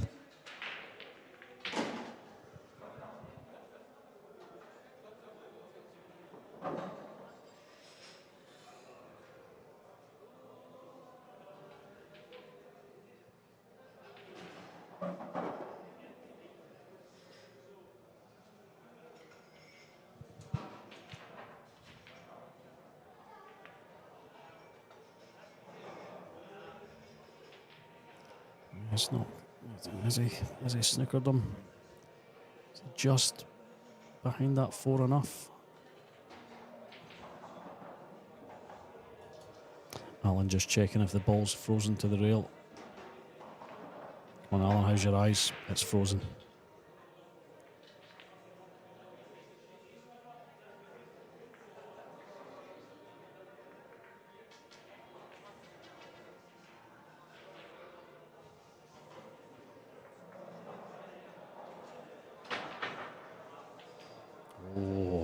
Can he cut this in? It's going to be a very, very fine cut.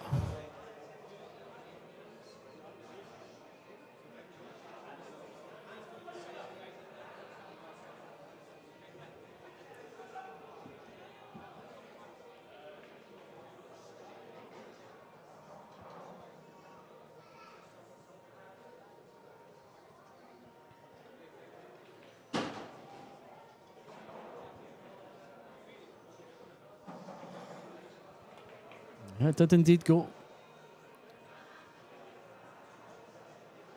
Now it does, well, I'm going to say does the 4 pass the 7. The cue ball doesn't even pass the 9 to get the 4.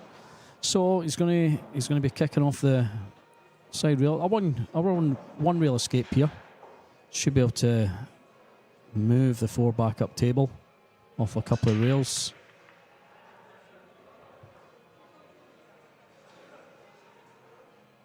And I could come off the bottom here and kick the 4 up. And for me, I would be coming off the side rail. Yeah, he's looking at that one just now.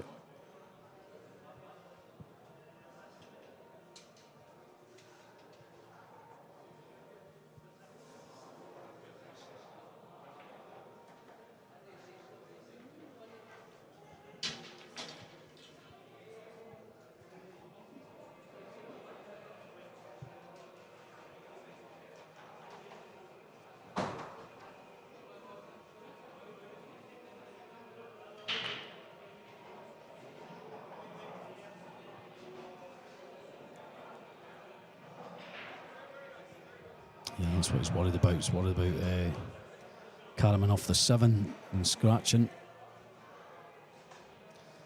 So maybe they're going to need to come off the bottom rail instead.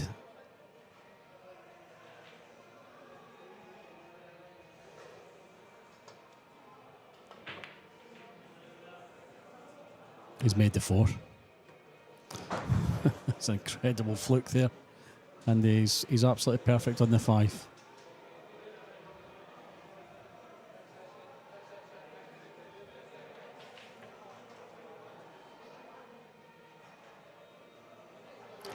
I think he's played that 4 in such a way where he thought he could carom the 7 in. Which he nearly did, but yeah, what a fluke that was. Yeah. So, good chance of getting your first one on the board here, Moritz. He'll still be trailing 3-1 though.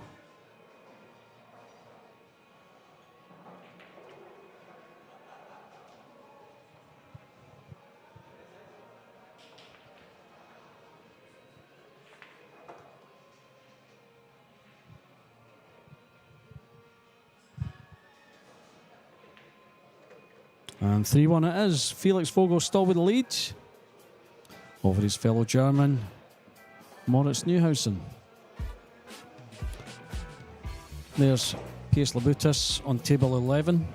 He's 4-2 up on Yannick Pongers. FSR on the next table, 6-0 up on Alvin Anguito. That must be, yeah, it is 6-0.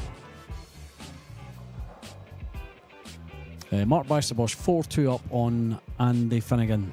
Mark at the table 13. And on table 14, Christian Sordea is taking on Fraser Patrick. Fraser's at the table just now, just having his practice rack.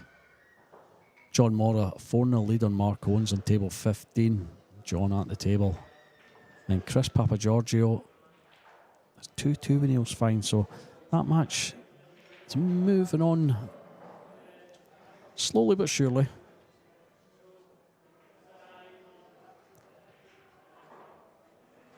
And rack number 5 on table 21.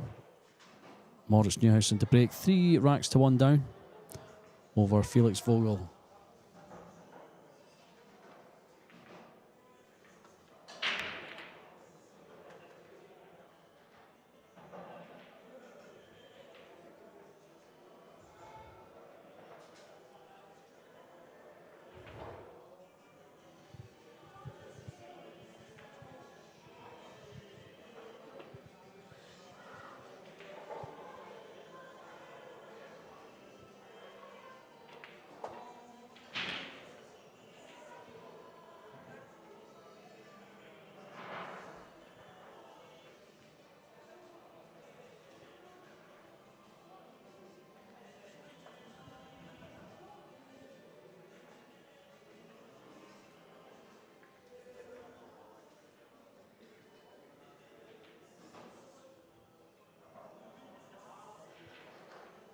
Just having another look at the potting angle here. He's okay.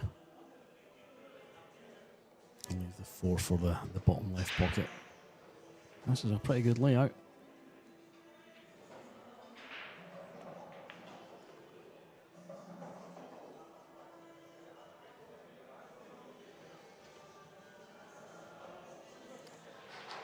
He wanted to be a little bit straighter on the 4. He's okay though.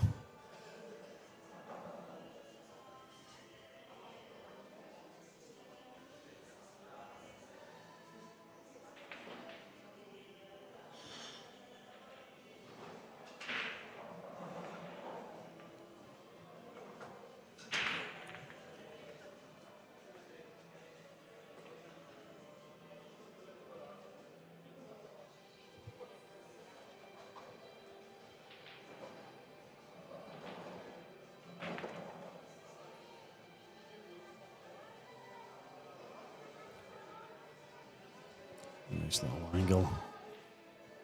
Off 2 rails for the 7.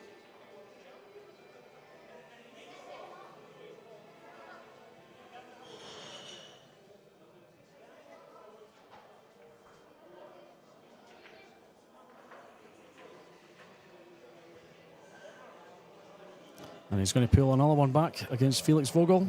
This is going to be 3-2.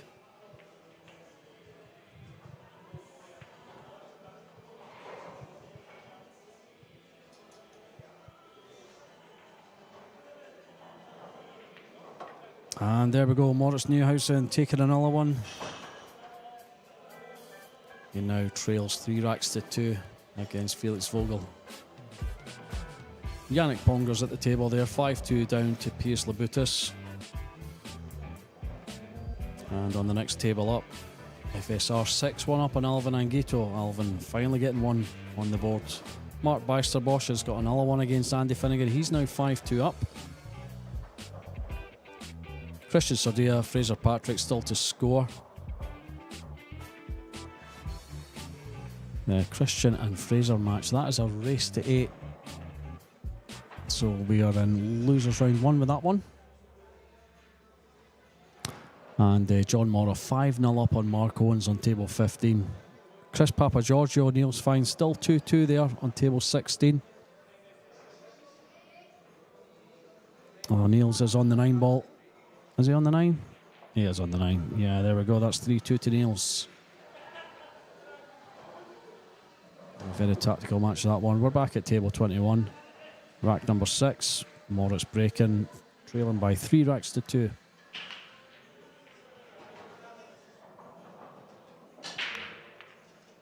Scratched. And he's also made 2 balls down. It's 5-6-7-0. Close to the rails. Should be okay though.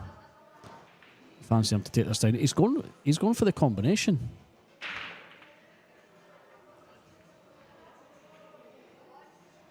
He's not going to take on the combination, is he? No, he's changed his mind. He's come to his senses. Yeah, you can easily run this one out, Felix. I'm not saying he wouldn't have made the combination, but it's, you know, guys at this level, it's probably a lot easier for them to run it out.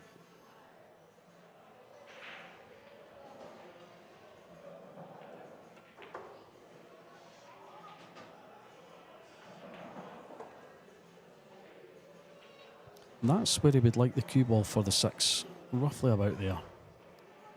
Just on that line. Or maybe a little bit more of an angle.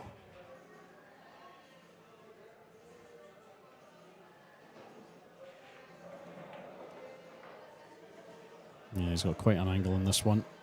So he's going to have to travel across the table a couple of times to land on the 7.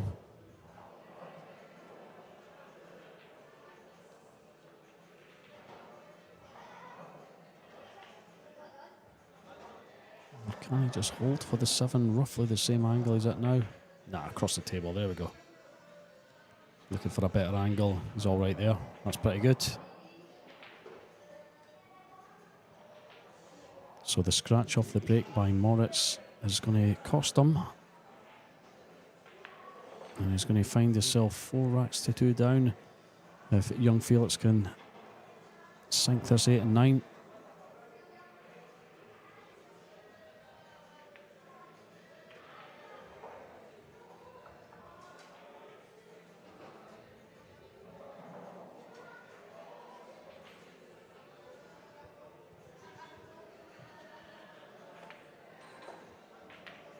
Just like that. That was a quick rack. Felix leading 4 racks to 2.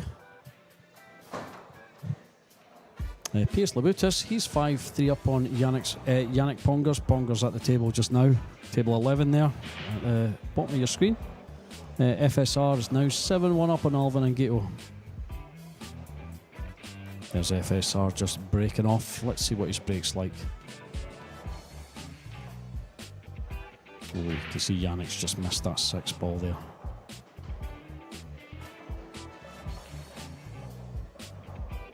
Mark Beisterbosch 6-2 up now on Andy Finnegan. Andy is at the table. And Christian Sardea, Fraser Patrick still at 0-0. In fact, that's going to be 1-0 to Christian because he is at the table breaking. So he's obviously won the first rack there. John Mora 5-0 up on Mark Owens. And Neil's fine 4-2 up on Chris Papagiorgio.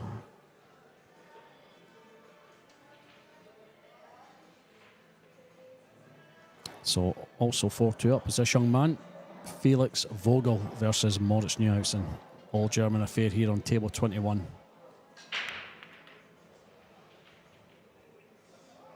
I mean, look at that table, Rasson Ox table, absolutely beautiful. We've got the Simonis 860 shark grey cloth. And the Aramith black balls. Best of conditions. And they've also installed a fancy new light. I can't remember what they call it, perimeter or something. It's this fancy new square light. See it coming up at the... You can see the sponsors at the top right hand side of your screen.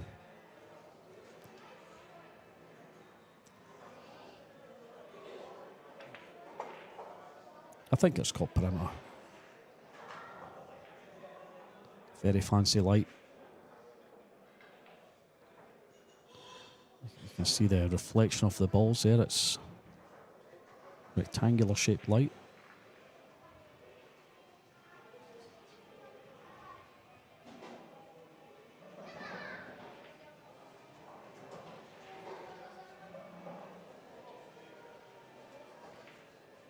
There we go. Perimeter billiard lights. Lovely. So Moritz snookered here. He's got the opportunity to jump. And he could make the 5.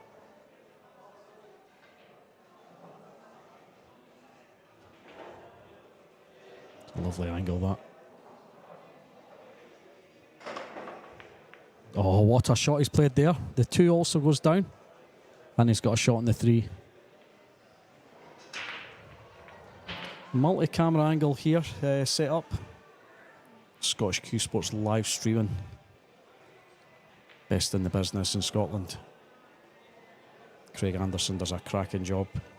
Craig Anderson, the tournament director for the WNT Jacoby Scottish Open 2025. What a setup he's laid on here. AJ asking how many days. This is day 2 of 5, so the final will be on Sunday. So 5 full days of action here, AJ. If you are in the area, come along. Doesn't cost you anything to get in. And you can eat as much food and drink as much drink as you like. You've got to pay for that though.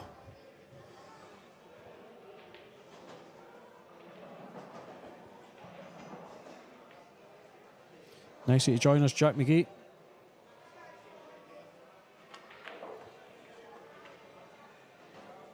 Just in myself today, so get yourself along, Jack.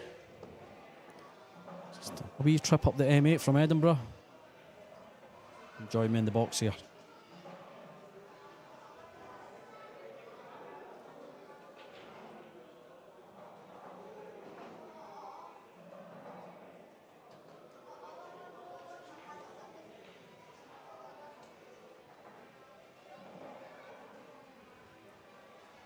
I'm not sure what's easier here. Is he looking at putting it in the middle or taking it up the top? Yeah, in the middle there. That was tight. Very well done.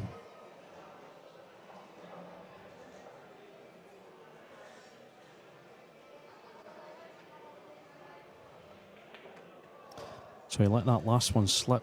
Don't think he's going to do the same thing again here. It should be 4-3.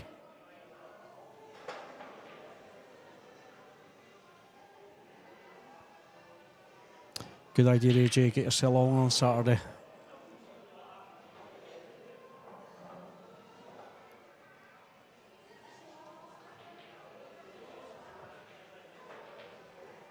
I think the matches start at 1 o'clock each day.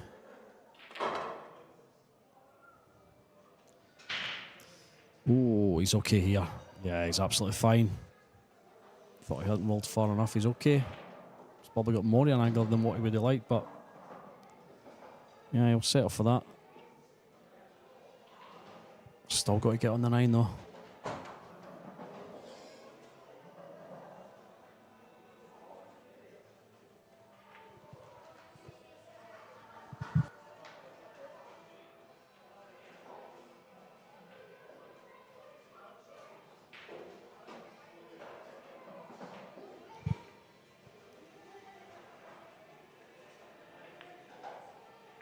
Played it well. I mean, he's potted it well. He's got a tricky little cut back on the 9 here. Should be a problem though.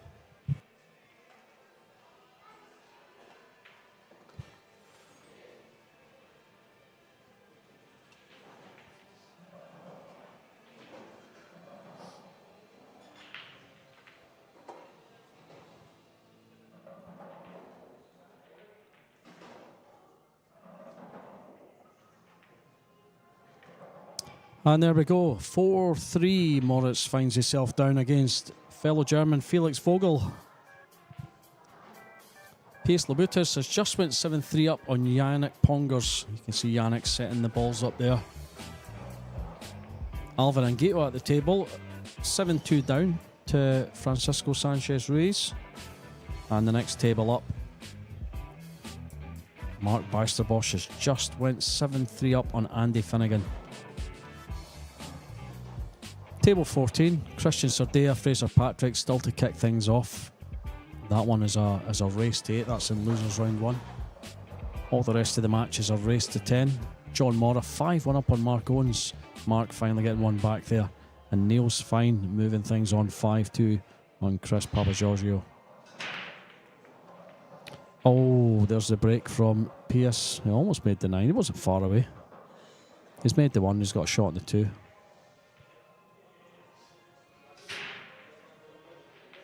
So we are back to table 21 and rack number 8. Moritz Neuhausen breaking, trailing 4 racks to 3 over Felix Vogle.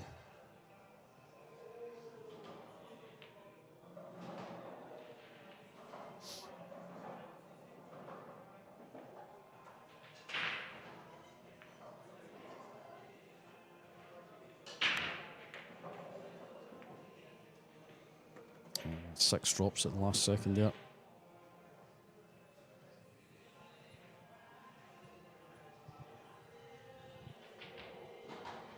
Three ball looks a little tricky. Just checking if it passes a 9.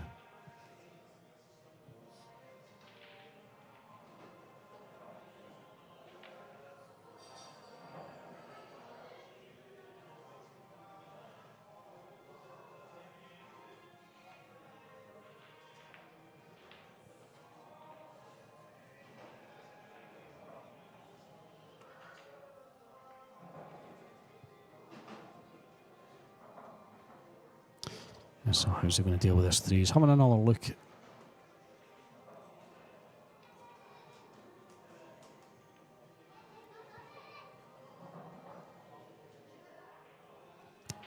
I don't think it passes a 9. So it may just be the safety after this shot.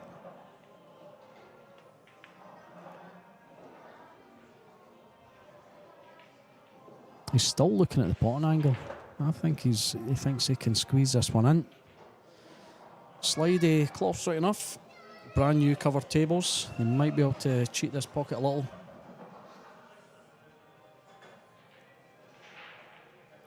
Oh, he's looking for the combination. I never even looked at that one. Oh, cheeky wee shot of the combo there. Doesn't pay off though. And look where it's ended. Right over the pocket.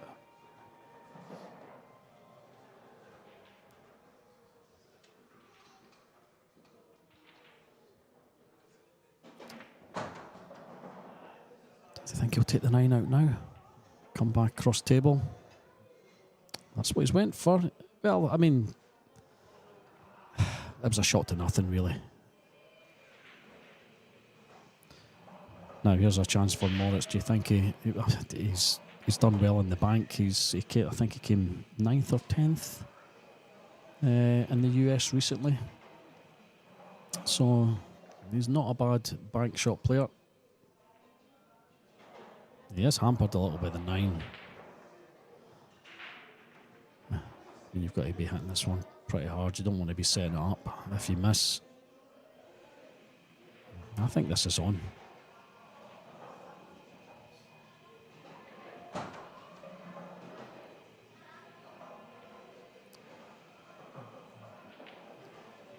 So the bank on the 3 to combo the 9.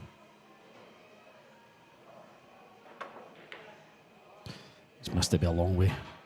Oh, how's your luck? Oh, I thought he was going to come off that 8 into the top. He's all right.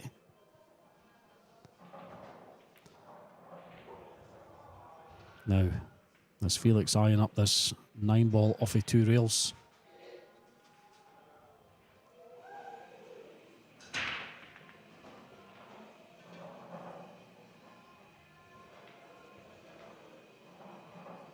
He's probably just going to play the safety here. Oh, well. Oh, look at this. He was thinking about coming up. He is. Kaci's going to be kicking off of this rail. He was looking at the potting angle on the 4 there, onto the 7. This guy's going all out. Look at him. Nah, he's changed his mind. He's looking for the rest.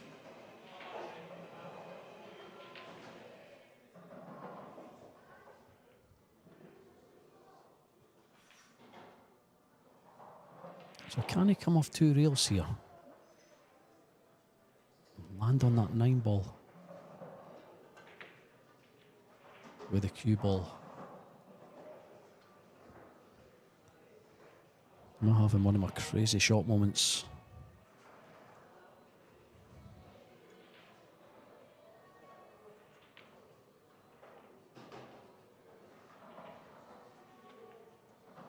Oh, I'll tell you what, crazy shot, nothing. That's exactly what he's pulled off. What a shot this is. Oh. How's that not dropped in? Just a little fraction harder that would have been in. Very unlucky there. What an effort.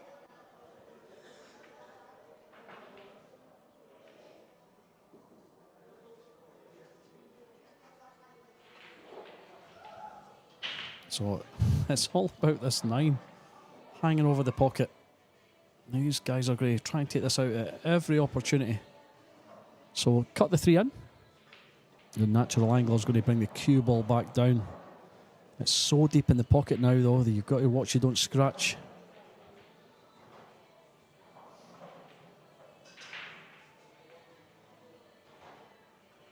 And he's hampered by the 9 also, so tricky shot.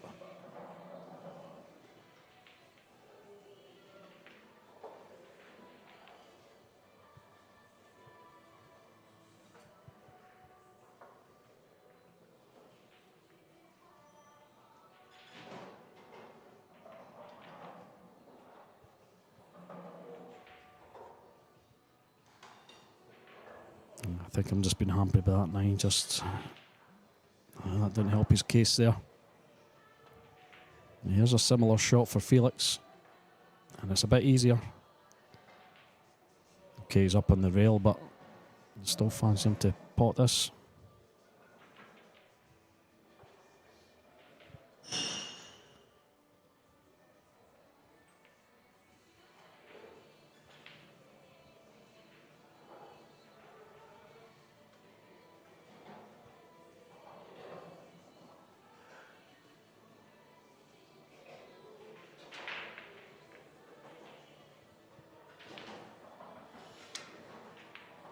miscued there.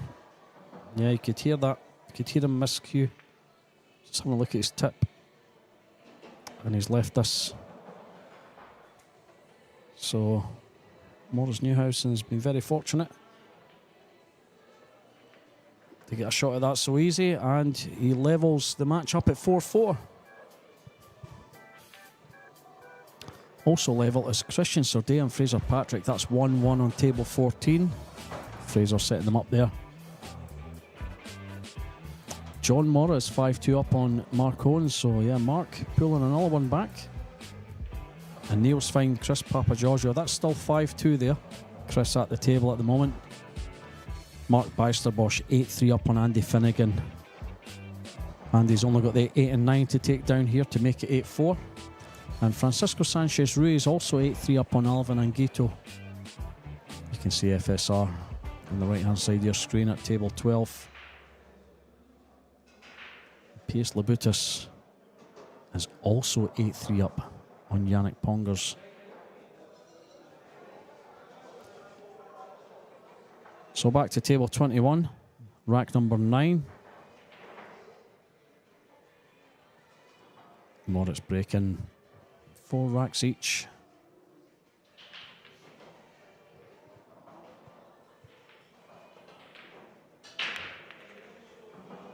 That's a good snap. Oh, well, is it? The cue. Oh, 7 has stopped the cue ball going in. And as a bonus, it's just popped the 7 in. So he's got a shot on the 2 here. This is not a bad opportunity. As long as he's not too straight, I think he's got a little angle here. Come down for the 3.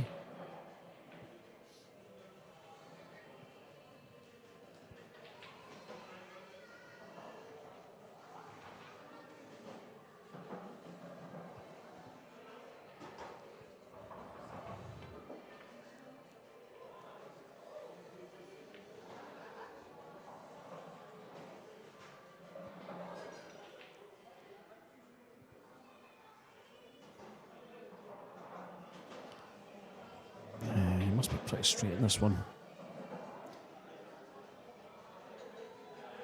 Quite an awkward place just over the corner pocket there. Oh, he's played that well. Look at that. I say he's played it well. He's still got a cut into the bottom left pocket here.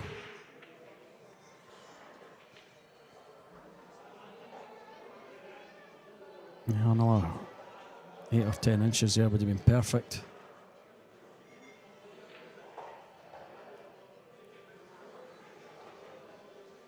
That'll do.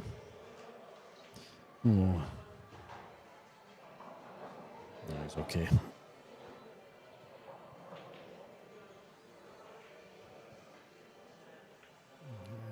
I'd like to be taking this for it in the middle pocket, but just the way the cue ball kind of checked off of that top rail there.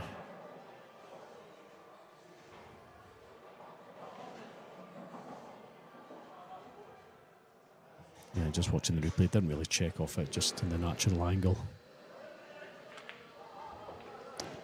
That'll do nicely. He's on the 5 in the middle.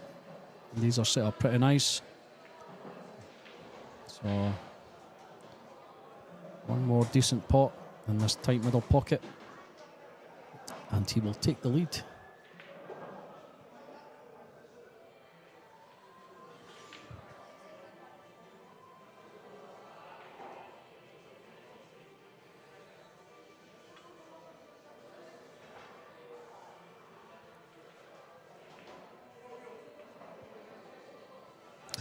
Do it. So this is going to be 5-4 to Moritz Neuhausen over Felix Vogle.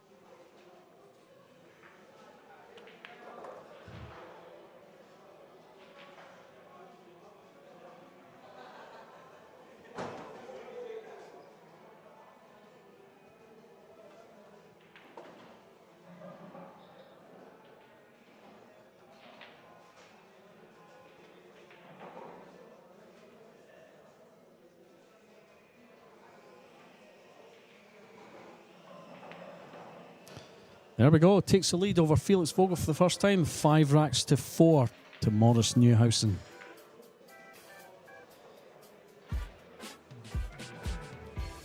There's Piers Labutis at the table. 8-3 up over Yannick Pongers.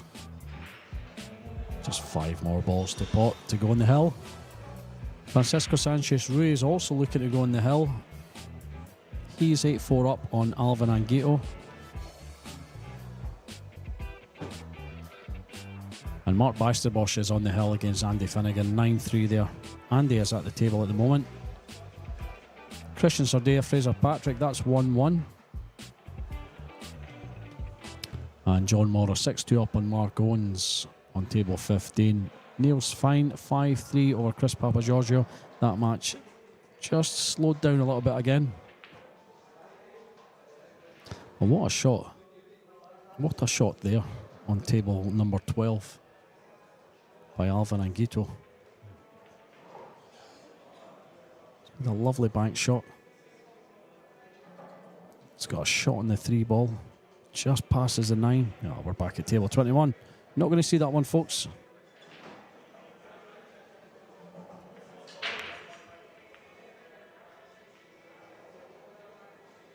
That's a good break. Makes the 1. He's got a shot at the 2. It's tricky to get on the 3 from here. He's going to have to do a bit of travelling with the cue ball.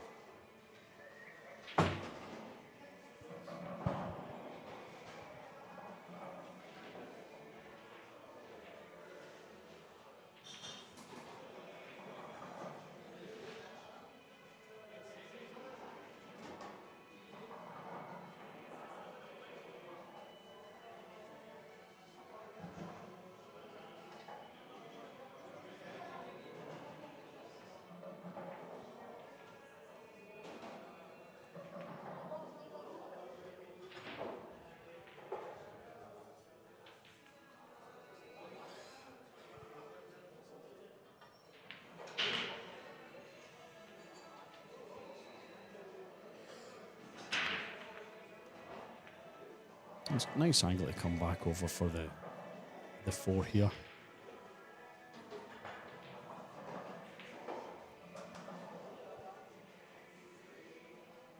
Just got to watch the scratch in the middle. I think he'll be okay. Just wants to finish below the middle pocket.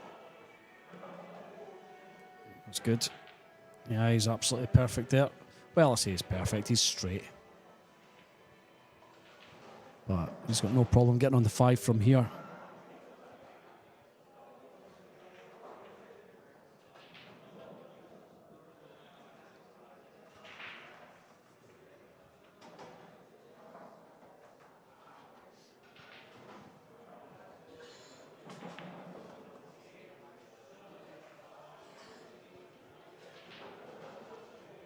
May play for the 6 in the same pocket.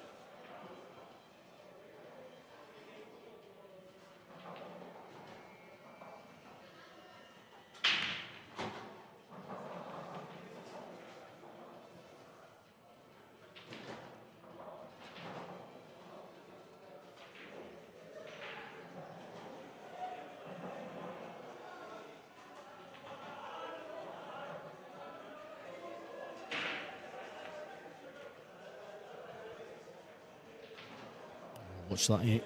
He's okay. That's not going to cause him any problems.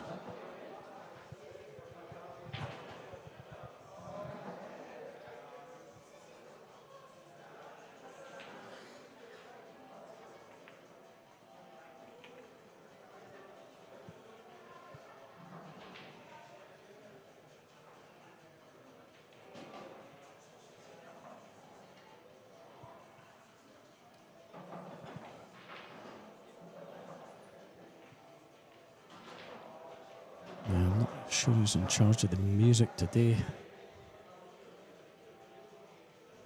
Some great tunes on yesterday. We've had some good tunes on today up to now. But it's all about the 9 ball.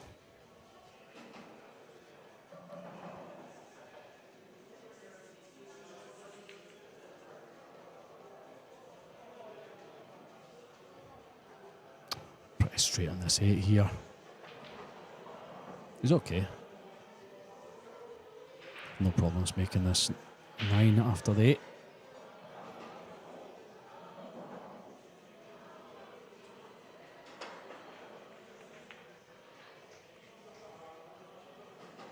And that'll do nicely.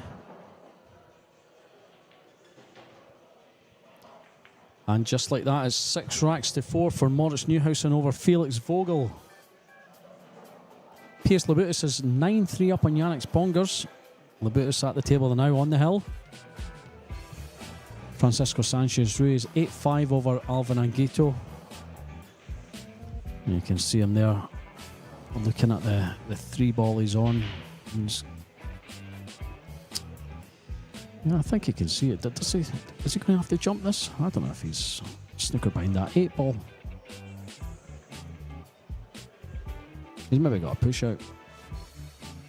Nah, he has gone for this. You can see it.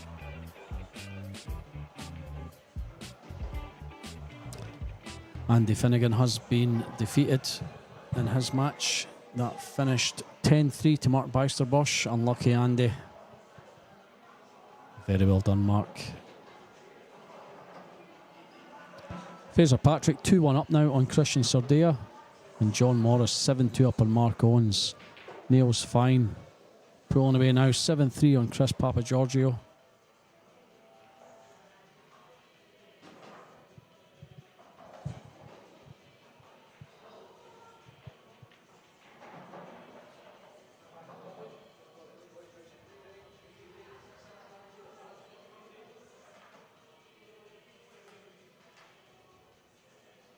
Yeah, FSR could indeed see that ball. So we're back to table 21. 6-4 Moritz Neuhausen is up on Felix Vogle. Breaking in rack number 11. That's a cracking break there. Look at this. 4 to the 5. That's the only real shot here. Everything else is pretty simple. 4 to 5 and everything else is in the bag.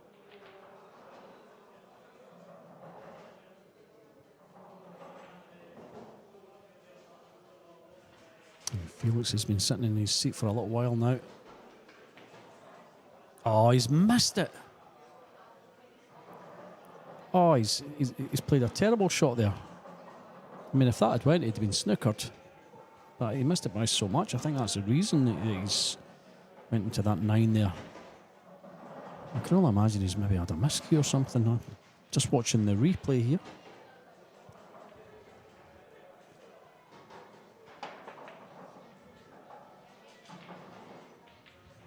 He's not miscue, he's just played that bad. So Felix is back at the table.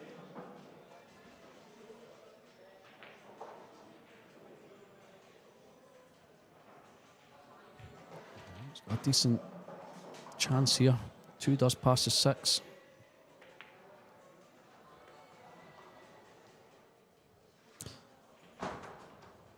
So again, just getting from the 4 to the 5, it shouldn't be too difficult from here. He's got an easy shot here. He can leave the cue ball wherever he likes for the 4.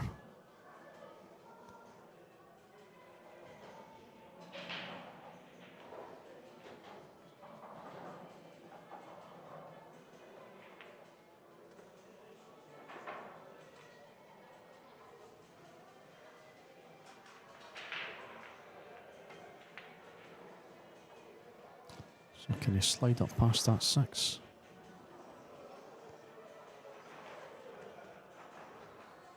Certainly can. That's a lovely shot there. So you've got to fancy Felix to pull this one back. Stop the rot. He has just lost 4 racks on the trot. Looks like he's never been away from the table.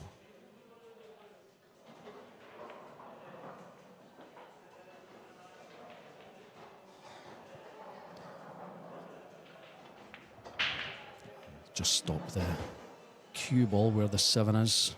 It's an easy 8-9.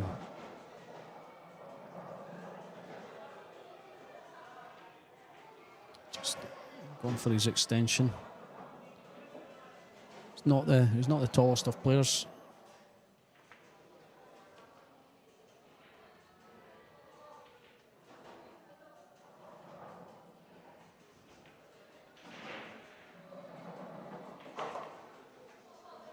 And just roll through off the 8 onto the 9.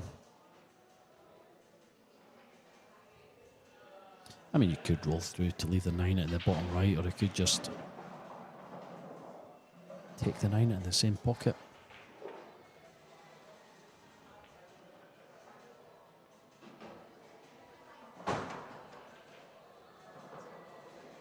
Looks like he's rolling through.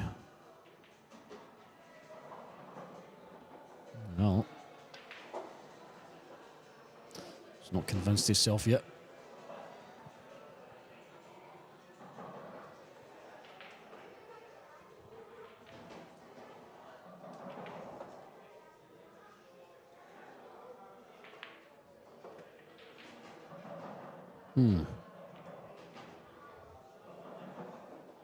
Yeah, that'll do.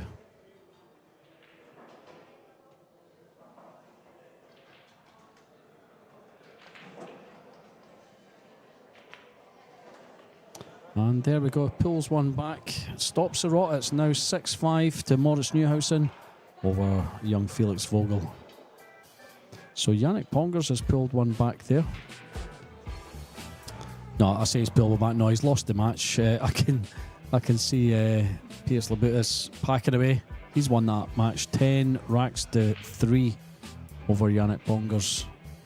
Francisco Sanchez Ruiz is 9-5 up over Alvin Anguito. And there's FSR approaching the table. This is for the win. Christian Sardia, Fraser Patrick is 2-2. That's a race to 8 there. And John Mora 7-2 up on Mark Owens. Neil's fine, getting another one on the board, getting closer to the winning line. 8-3 over Chris Papagiorgio. You can see Neil's fine. Table 16 at the table. Looking to go on the hill. 3 balls to sink. And we're back to table 21 and rack number 12. So Felix breaking 6 racks to 5 down.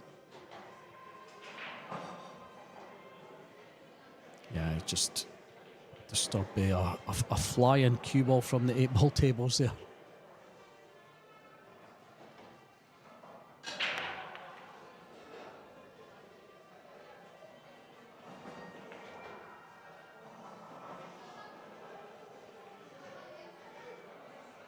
Split these wide open.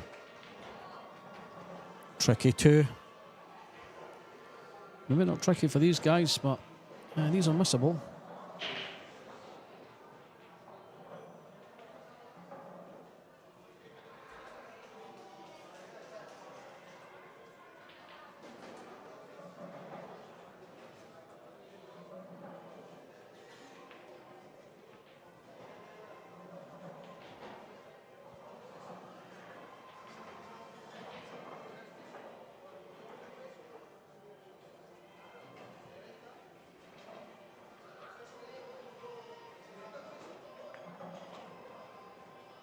Played it well.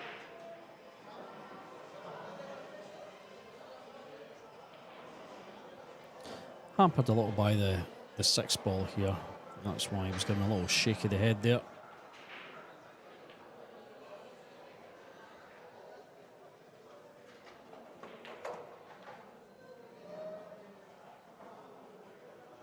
Yeah, nothing wrong with that. He's going to have to get his extension again though. Reaching quite a bit here.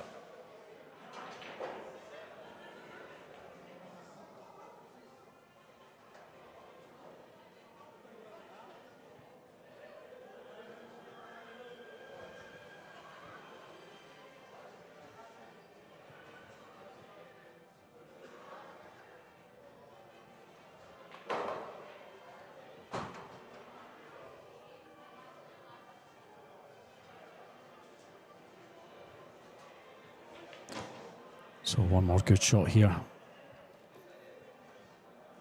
Needs to get good position. There's 6. It's easy enough.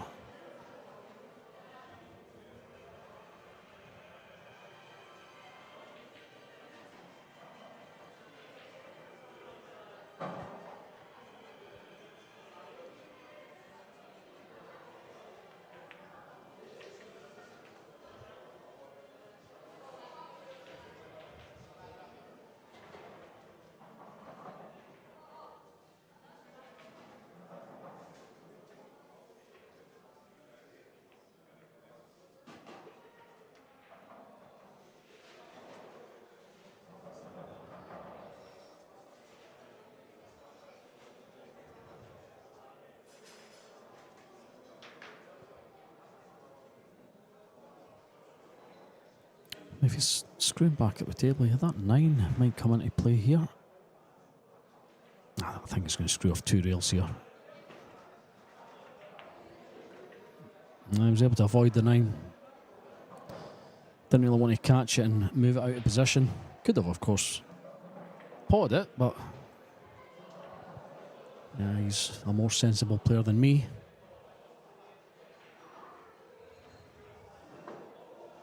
It's lefty selling angle in this 7, so have to travel a little bit with the cue ball.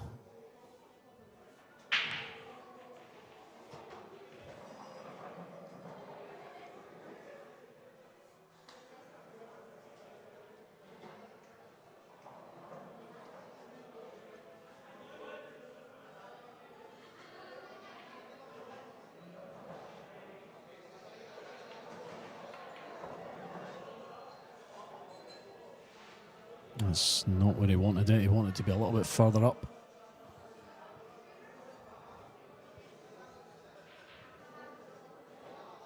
Good thing about this, he doesn't have to do a lot with the cue ball again, with the 9 being over the middle pocket.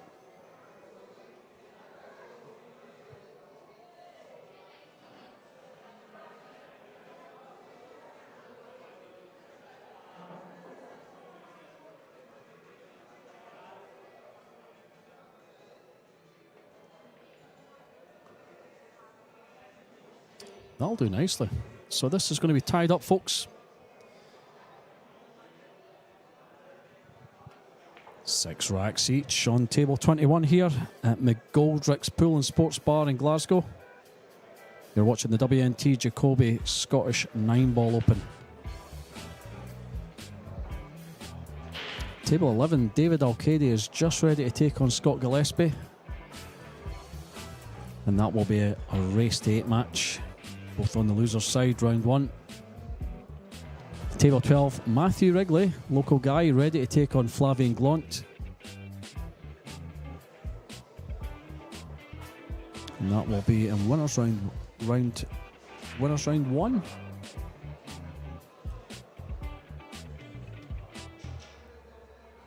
Yeah, winners round 1.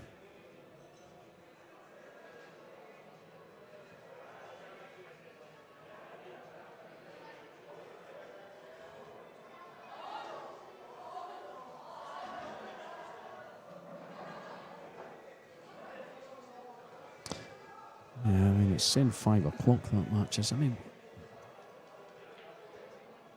still a wee bit away from that yet.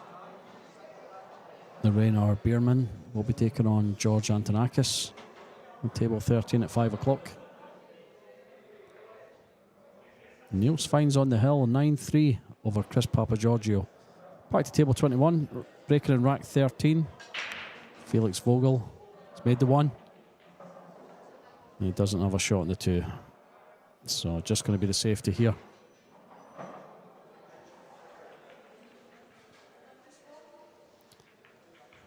Some nice few balls down the bottom right hand side of the table here.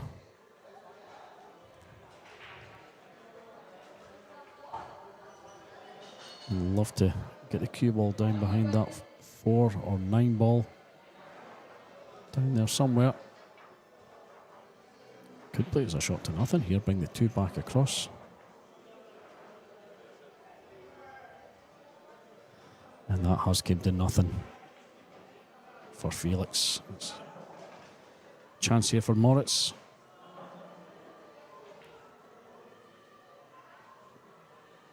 So what's he going to do with the cue ball here? Because that 3 is a little bit tied up.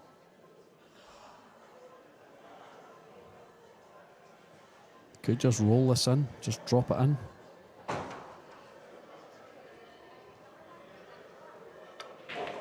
He's travelling a bit with this. Look at this. What a shot he's played there.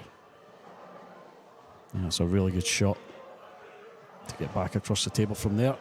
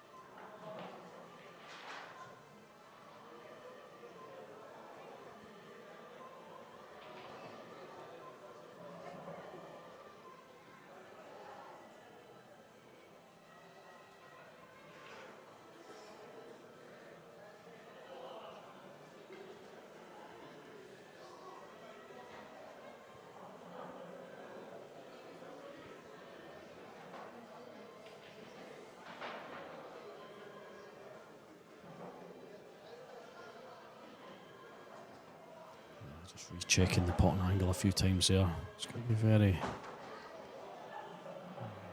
very careful here. This can be easy to overcut. Nah, he's absolutely perfect there.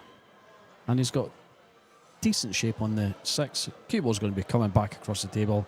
He's absolutely fine.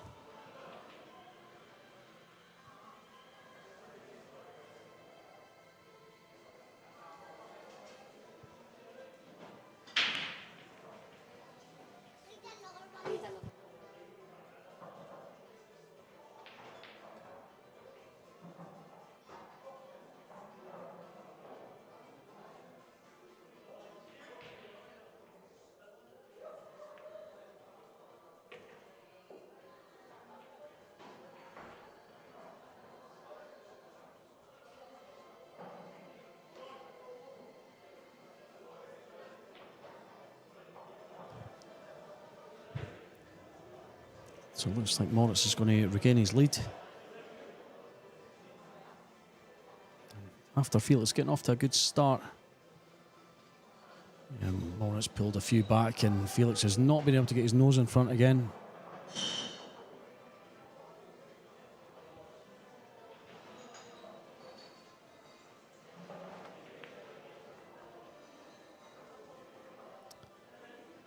And he is indeed going to take the lead 7-6 over Felix Vogle.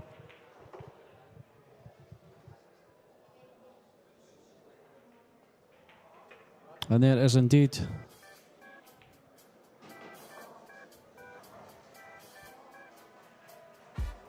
Fraser Patrick 5-2 up now on Christian Sardea on table 13. Fraser just ready to break there. Table 14, sorry. There's Christian setting up.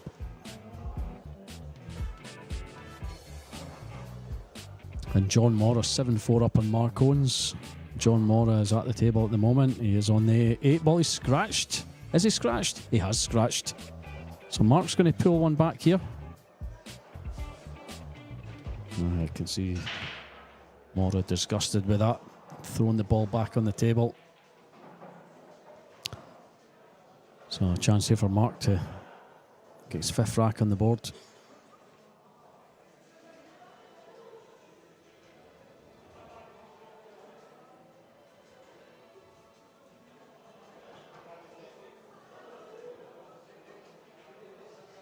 Yeah, there's the 8 down. He's going to have no problems with this 9 here. But we are going to be going back to table 21 in a second. Are we going to make it? Are we going? We're not going to see Mark pot that ball. I'll let you know if he pots it.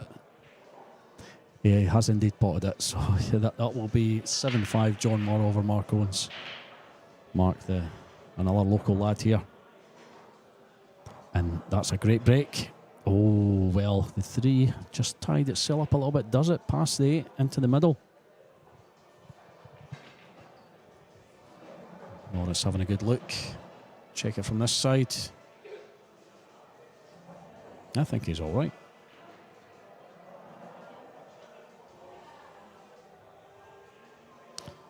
So, just around the... I was going to take it round to 7 there. He's just going to come back. Oh, he did take it round to 7. Of course he did.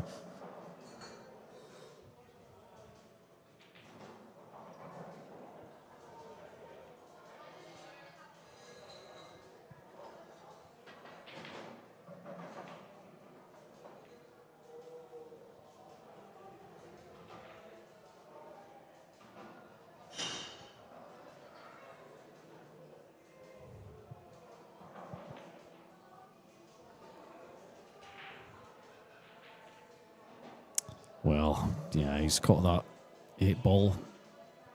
Couldn't quite get past there. I mean, maybe he could. He's just not hit the 3 the way he wanted.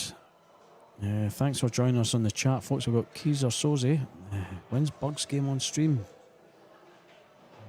Maybe next year.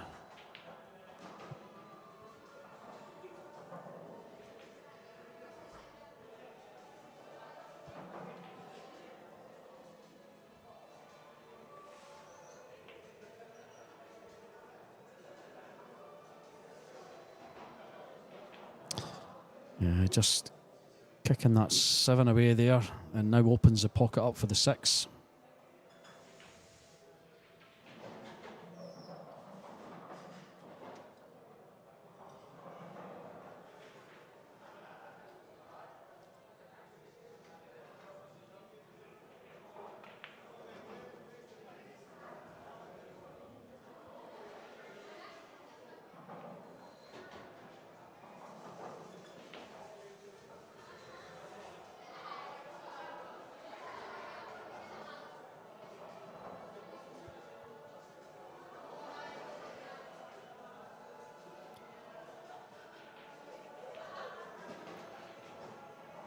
It must be tight. Just checking it 2 or 3 times.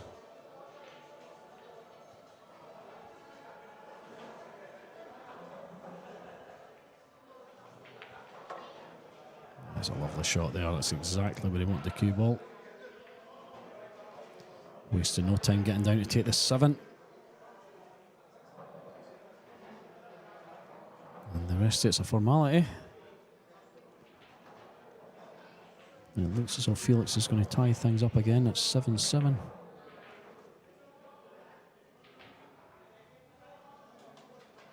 Just doing a bit of housekeeping on the pocket there.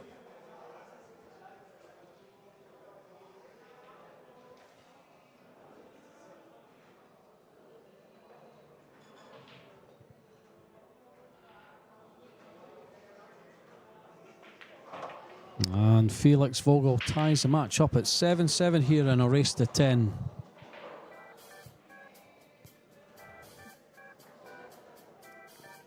It's just going to take a little time out.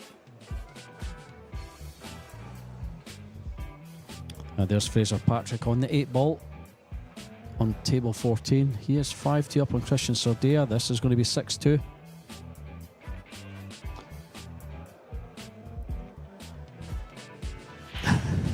This Julian. Top ref, this boy.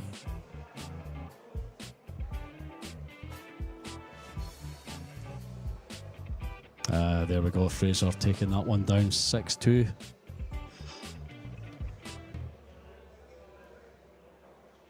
What's Mark looking at here?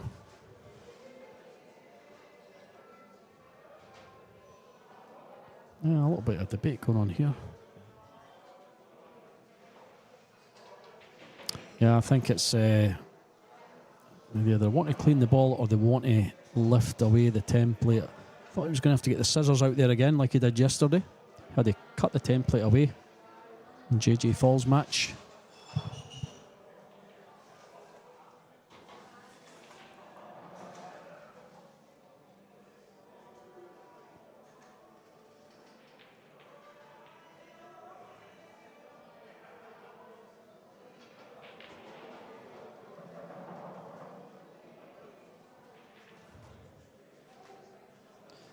There's Fraser breaking off. We've got a little bit of time to wait yet. We're still waiting on Felix coming back. It's just away for a quick break. And Moritz has stayed in his seat in the arena.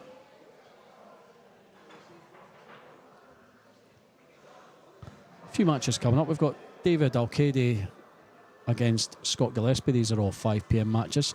Flavian Gaunt v Matthew Wrigley. Matthew, local lad.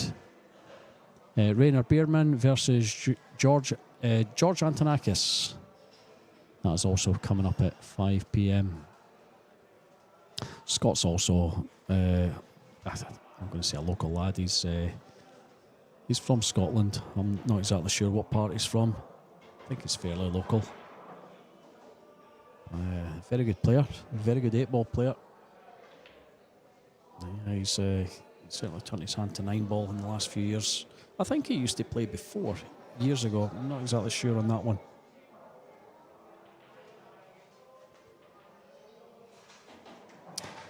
Yeah, thanks for joining us, James Blood. So Hunter plays the winner of Fraser and Christian. That'll be Hunter Lombardo, am I correct? He got beat by Carlo Blasi yesterday, 10-7. So yeah, that put him into the losers section. He will be playing the winner of Fraser and Christian, yeah. All right.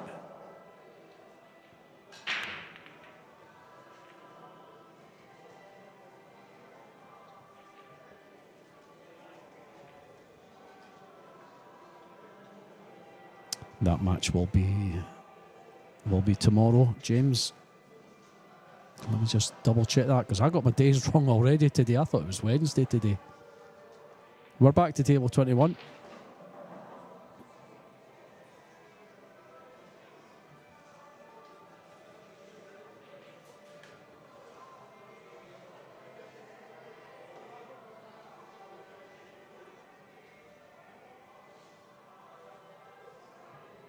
Yeah, that match will be Friday at 4:30 UK time.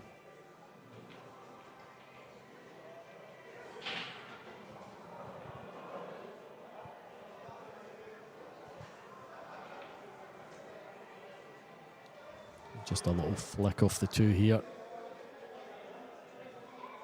So he's going to be jacking up here. Tricky wee one.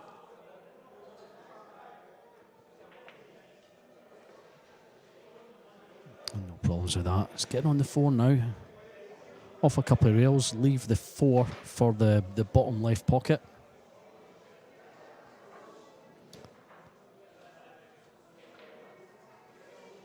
Yeah, just where he's pointed there, that's exactly where he wants to stop the cue ball.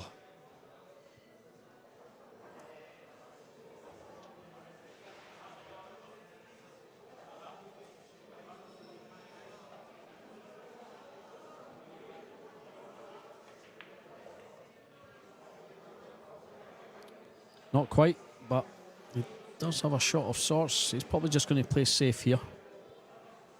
Just stop the cue ball behind the 7. Push the 4 up table.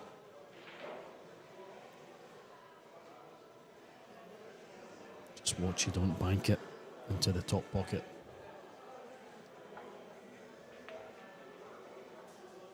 Yeah, he's played that perfect. Absolutely perfect there.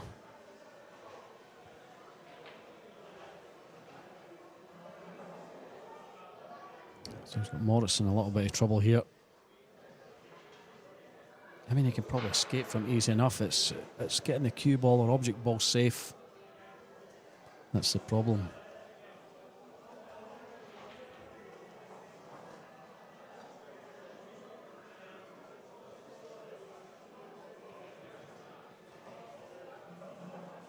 Can he get past that 7 just to where he wants to contact the rail?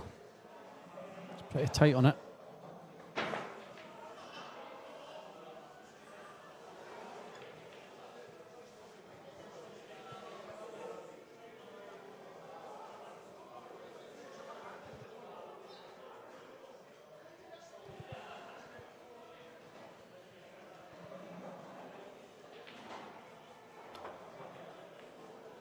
So he's made the connection and he's flicked the 4. Oh, incredible. Throws his hand up. An apology there.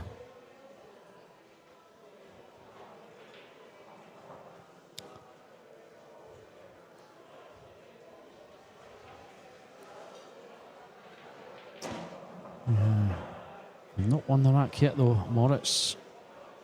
Always remember one of the local players here, young Ronan. He always says he never puts his hand up in apology unless he wins the rack. If he flukes a ball, he doesn't apologise unless he actually goes on to win the rack.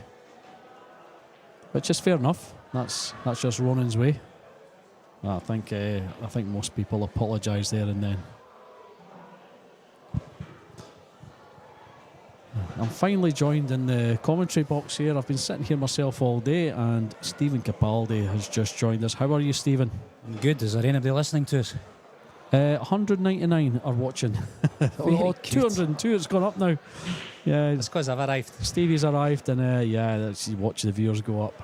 Yes, so it looks like I've come in at the right time as well. Ah, yeah, absolutely. This has been Business a good match. Yeah, it's end-to-end stuff. Felix took a nice little lead. Moritz came back and knocked in 4 racks in a row, and then it went. I think it went 6-6, then 7-6 to Moritz. Felix pulled one back. Yeah, it's been a good match, this one. All German affair. How the tables playing today? I saw yesterday the tables were quite incredible. Like they had no check side whatsoever. Really slidey. Oh yeah, they were slick. Still playing slick today, yeah. Yeah, good. it makes it that more exciting, a wee bit more exciting, because you'll see lots of mistakes, especially from the players that have not got the kind of the tour experience. Yeah, absolutely. I mean, a lot of the top players play on slick cloth all the time because they're changing the cloth every couple of weeks. Yeah. So this is a winner's side of the draw. Yep, it certainly is. This is winners round 1, a race to 10. You can see the 7 ball, but he's just taking his time, I think, just because he's so close to the 8 ball. Yeah, he's been doing that a lot more. He's been double checking, triple checking, quadruple checking every shot. Right, okay. Even the simple ones. No, he's not checking this one. This is really simple. No problems there at all. And he is going to regain the lead again. This is going to be 8-7 over Felix Vogle. Very well done there. There it goes. Fraser Patrick's 6-2 up on Christian Sardea. Stephen's quite impressed there that the music came on. Yeah, we've learnt a new trick since last year. Getting better, eh? Big Christian Sardea was in the commentary box last year here with me. What a character he is. He's a nice big lad, isn't he? I had to play him. He put me out. He was a really difficult player to play against, insofar as he was very particular, very much needed and wanted every rule followed to the letter, and you know where I stood, where I was, moving or anything like that, and when you were allowed to check the ball and time on a shot, and he was all over it with the referee. Very meticulous. And so actually I didn't enjoy the match at all. I found it quite difficult, but he beat me fair and square. He was the better player on the table that time, and it was afterwards I just went to speak to him and said, look, what's going on there? So I got to know him, and then he came into the commentary box with me, and what a character he is. Fantastic backstory there. Brilliant. He's right into his martial arts. He runs martial arts and pool academies for the young kids. Not at the same time, not on the same night. No. Martial arts and pool. Yeah, just in What case a the pool goes combination wrong. that would be. But yeah, a really interesting guy. So a decent break off there by Moritz. It's a good split. He's left I don't think he can go Felix off can the come cushion off. there, can he? Yeah, I think he can. He can just slide off that, I think. There is slide, so there's a chance, but doesn't look like the angle's there. Yeah, he's getting position on the 2 as well. That's the problem. I mean, that's what he's taking on. Yeah, he feels he's got the angle, and he did. Yeah, it was also going to be difficult to get back onto the 2. He does have a shot on the 2, and he will take it on. This young guy's got no fear.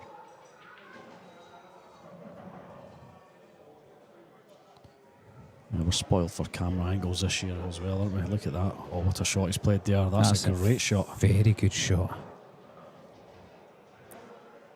He's set this up nicely. Yep, a rack winner, that one.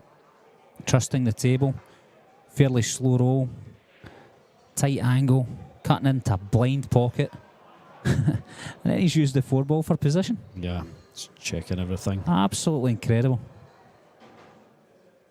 So we're getting our money's worth with this match. It's been end-to-end stuff all the way through. And this guy was sat in his chair for about 4 racks. I think he was 3-0 ahead, 2-0, 3-0. And then Moritz came back. He was basically sat there and didn't get a shot at a ball. Then came back and knocked a few in himself. He looks to be one of those kind of more natural type players. He seems like, I'd imagine if you get into a bit of a rhythm, some flow, he could do some serious damage. Yeah, absolutely. I don't know these players particularly. I've seen the names before, but I've not watched them play. Yeah, I was watching this young guy play yesterday. Very, very good player.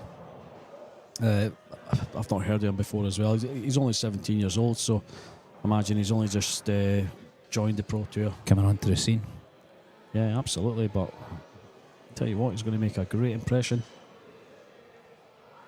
Our friend and fellow Scott Gillespie, draws David Alcady in the losers section. How does he feel? Yeah, well, That is sore. That's a race to 8, that match. That'll be on at 5 p.m. on table 11. I'm not sure if table 11's been streamed. I think it has been streamed. And Craig might be able to verify that one on the chat. So one of the listeners, James Blood, says that the winner of Fraser and Christian plays his man. Fraser's 6-2 ahead. And what a player Fraser's become this year. He's come off the snooker table and given 9-ball a right good shot. And every time I see him, he gets better and better. Yeah, Fraser's is probably the top 9-ball player, or the top Scottish 9-ball player.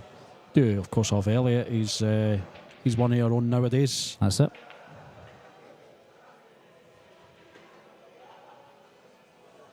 Yeah, that'll do nicely. He's going to tie things up here at 8 apiece.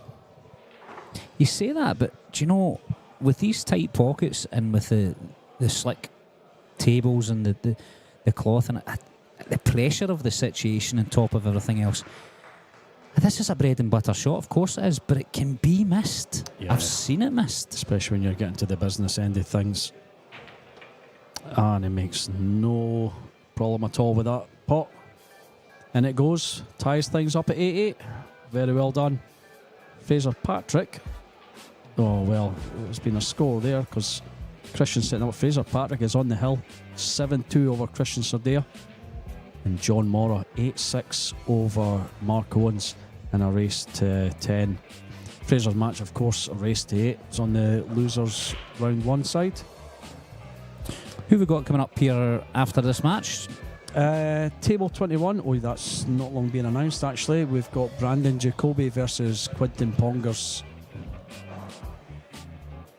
I think Quinton played the first match on this table today. Did he? I don't know. I could be wrong. Let's have a check. Yeah, he did. He played Jonas Suto. Lost 10-3 to Quinton Pongers. Of course, you've got the sponsor going to be having a go on the TV table. Well, you've got to, I think. He's a decent player, Brandon. Matthew had a good go at him yesterday, playing his sponsor and having to beat him 10-4. Fraser's got a good break there, and here at 8-all, how important is it to get a good break? Yeah, absolutely. Oh, and he did. Speaking of good breaks, that's not happened here. He did get a good break, but the white's gone in. Yeah, it's good for Moritz. They're wide open. Don't see any issues here. 5 to the 6 shouldn't be a problem.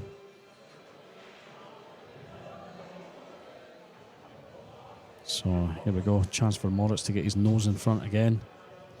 After Felix taking the early lead in the match, he's just not been able to get in front again. Every time he ties it up, Moritz just pulls away that one rack. And it's enough to do it.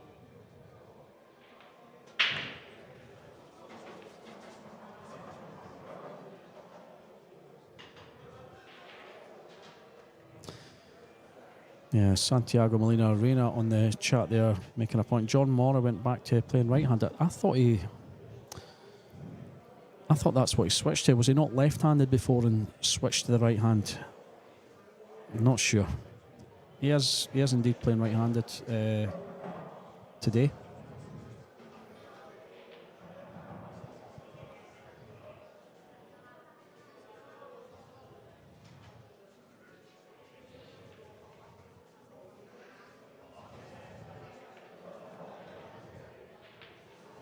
He's played that perfection.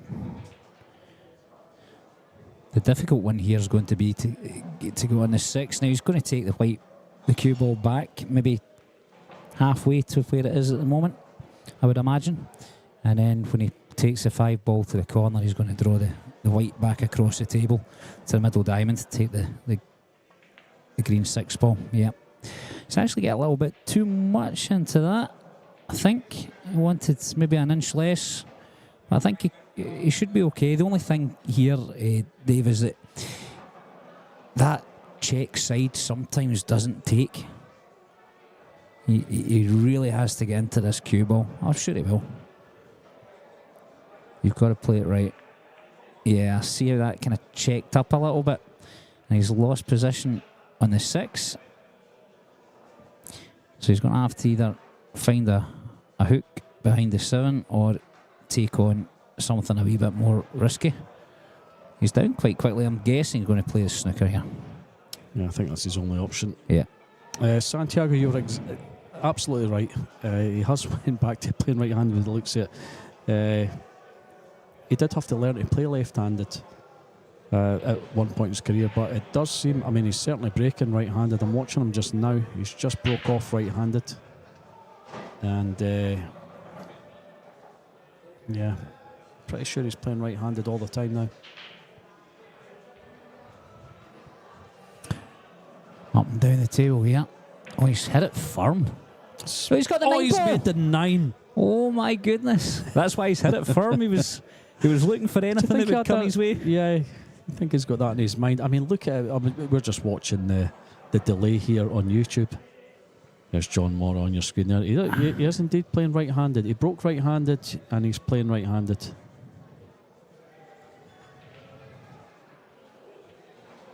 Oh, that was an incredible fluke just watching it really that back. is. It takes Felix to the hill, and that's what matters. Just when it looked like Moritz was just going to poke his nose in front again there. Also on the hill is John Mora. He is 9-6 up over Mark Owens. Fraser Patrick on the hill, 7-2 over Christian Sordea. So they're all hill matches. Oh, and Fraser's just made a terrible error there on the 2 ball, but he's got a good snooker behind the 4. I don't know if that was maybe deliberate. Or why he wouldn't try to pot that 2 ball from where he was, I'm not sure. However, yeah, I'm just having a look at that again. Possibly didn't have enough angle.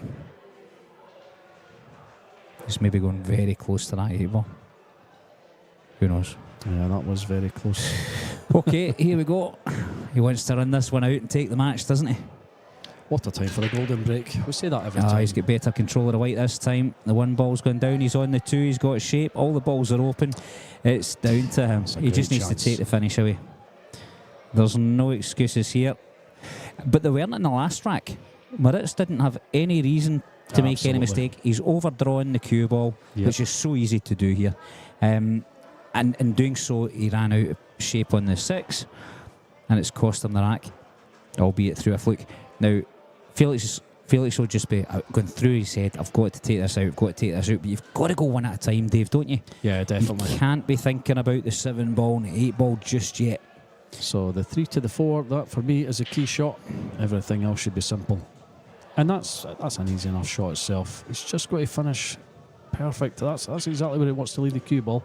See, I don't think so. I think he wants to take up towards the 5. He's just looking at... see, coming off that cushion, you're risking the cannon on the 5 ball. You're risking the in-off if you go above it. You're risking the cannon on the 7 and hooking yourself behind the 6. If you take the white cue ball back to maybe where the rack would normally sit, you can play he's gone short. That's not bad. He might be able to draw it straight up the table. Yeah, he could do it. And he might leave the long cut. He's looking, that's where he wants to be. But he might take the cue ball up to where the 5 ball is and just leave himself the cut on the 4. I think he's got a little angle here to screw up, or is he just coming straight back? He's looking at coming off that side cushion, and he's looking at what happens if he goes into the 7 ball. Yeah. He knew he was tracking in that direction. He's judged that perfectly. What a shot. Well done. Oh, that could have gone so wrong. Cushion first. Golden opportunity. Cushion first to get out, I think. Yeah, I think so. Just off the 2 rails. Or if he goes cushion first, that'll be off 1 rail. There we go. Just off the side rail there. Perfect on the 5. Oh, he is. Straight draw. It's looking like it's over. You can't say that. Not at this stage in the match. It's 9-8. Yeah, well, we thought it was. We thought Moritz was going to take it on the hill there, but yeah, he's got 5 difficult shots to play. Yeah, he knows it's for the win. But this guy's no fear. You know, these young players have no fear at all. He's a fraction straight on this. I think he wanted more of an angle, to be honest. cue ball's just rolled that extra inch again, like it did in the last rack. He's going to try and get the cue ball back to where it is just now. Yeah.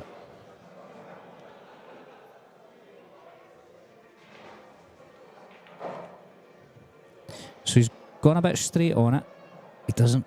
Yeah, he doesn't want to be in the side cushion. No, he's all right. He's not touching. So he's got two options. My preference here is to draw the cue ball back towards the 8 ball, but you can come off the top cushion, side cushion, and take it round. Yeah. And some of the players prefer to go forward rather than to come back. Yeah, so you can see what pocket he wants to play for there. That's where he wants the cue ball. 8 ball in the bottom left. He's going to draw back between the 9 and the 8. Huge shot. Oh, that'll do nicely. That will do nicely. He doesn't want that back. Keep going, keep going. And he stayed down on that shot. He really did stay still, and that was cued beautifully. So one more good positional shot for the win. Just wants to roll above the 9 ball. I think he's going to take the 9 up the top. Oh, he's coming behind it, yeah. Yeah. He didn't want to be on the rail again. That's He'll twice be disappointed with that. A wee wry smile there. Most of us would prefer to be a little fat rather than the wrong side. Absolutely. I don't know if that's a habit there. He's done that before when he's took the 9 down. He's done a wee bit of housekeeping on the pocket there before he's got down on the shot. There's another player that has a wee habit like that plays in our club. Yeah? Yeah, just when it's an important pot and it's got to go in. It's just a... Darren? He often uses another ball actually and rolls it up the cushion. Yeah, absolutely, aye. And I get it. It's a mindset thing. You know, you're training your brain to see the 9 dropping into the pocket. Yeah, absolutely. Big shot now for the match. Oh, and he looks like he's hitting this quite firm, like Higgins did yesterday. Yeah. Drop it in, my man. I know, yeah. Have the confidence to drop it in. What a miss that was. Oh. Did you watch Higgins? Don't do it. Yeah. He was queuing up quite aggressively there. I think he's got to play this pocket weight and give it every chance. Nice and easy. Just roll it in. Oh, lovely there. He's hit it quite firm, but he's played it very well. So Felix Vogle takes that one down over Morris Neuhausen. 10 racks to 8. What a win it is for the young man there. So he goes into the next round. I'm not sure who he plays. Let's have a wee look.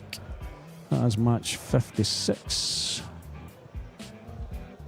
Maybe he will be playing tomorrow Mustafa Alnar at 1 o'clock. Fraser Patrick's going through against Christian Sardea. Yeah, he has indeed. What was the score there, Stevie? 8-2. 8-2, yeah, I see that now. Very well done, Fraser. He lost yesterday to Jason Shaw. It was a cracking game, and in actual fact, there was 2 shots where he's just misjudged the check side. He's not got the side off the cushion that he's expected, and it's dropped the cue ball into centre bag. And if it wasn't for those 2, he was definitely competitive. Yeah, he was just a bit unlucky, but Jason just stepped up another gear. Watching Jason, fantastic. that he can go another gear at least. Oh yeah, he's got a few gears in his arsenal there. I'm not saying he took it easy, but he definitely was playing within himself. So I think that's all the match is done for the time being. They all seem to be finished there. There's not a lot of activity going on. Our next game must be a 5 o'clock start, and it's 1:45 at the moment, so I reckon we've got 15-20 minutes. Yeah, these are all 5 o'clock matches coming up next. You've got Brandon Jacoby is coming up in this table versus, who did we say Brandon was playing? He was playing, I was trying to remember there, but I'm terrible. Table 20 playing Quentin Pongers, who played on this table earlier. Scott Gillespie has got David Alcady. That's in the loser side. Flavian Glant v Matthew Wrigley. Rainer Bierman versus George Antonakis. And Alan Brown coming up versus Roberto Bartol. Roberto losing out to Aloysius Yap early on table 11. James Jack versus Andrea Melioli. Andrea lost quite heavily in his match earlier. he was playing Robbie Capito, got beat 10-1 there. Robbie is, of course, the reigning UK Open champ. And of course, we've got the reigning Scottish Open champ on tonight at 8 p.m. I'm not sure if he's on the stream, but he will be playing So Shaw at 8 o'clock tonight. So that's Dong Kwok Kwang.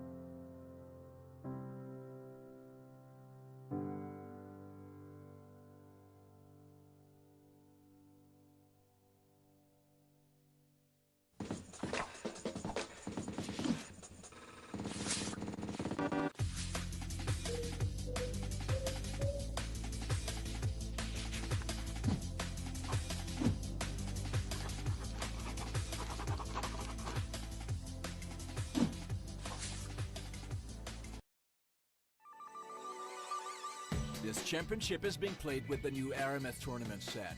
Featuring a unique molecular structure, it guarantees razor-sharp precision and unsurpassed longevity. Unquestionably the best pool balls in the world, this set is available in a TV and a value pack version, as well as in the new My Aramith range of ball and cue cases.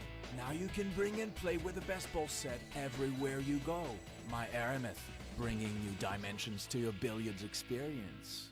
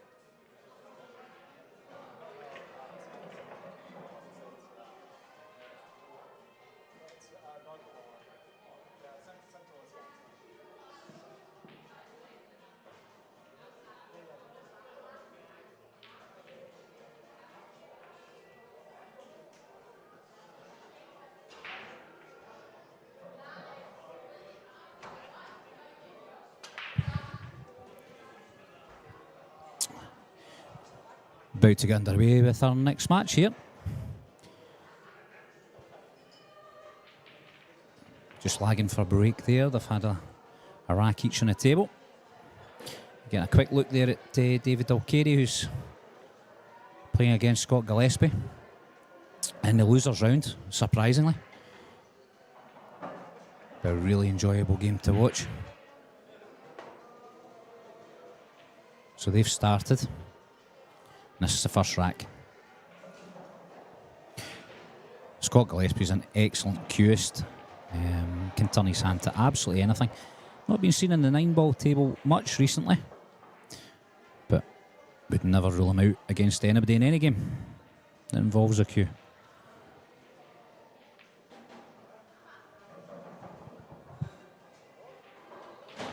David Alcady, as you know, is a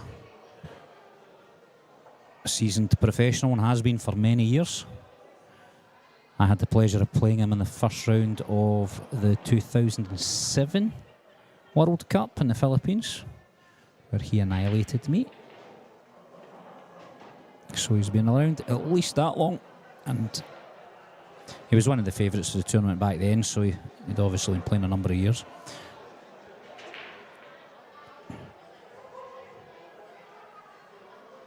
Wanted a little bit more or less on that cue ball. Okay, this is our main table match, the one we're going to be following. And we've lagged for break. One ball goes in the centre bag as planned. It's not great shape in the 2-ball, but it does go. And he can get back up the table, I think, there for the 3-ball. Quinton Pongers got beat this morning. And is back on now in the loser side. Brandon Jacoby, our sponsor, was beaten by our local boy, and actually one of the lads that he sponsors, Matthew Wrigley. That was a nice shot, just taking the white back out and across the table. Looks as if he's maybe finished a little straight on this.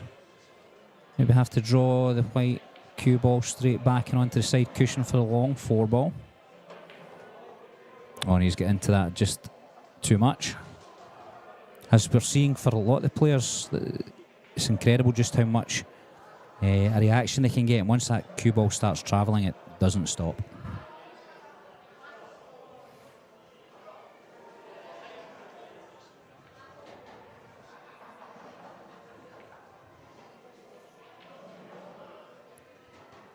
Just easing both players in, possibly a safety exchange here.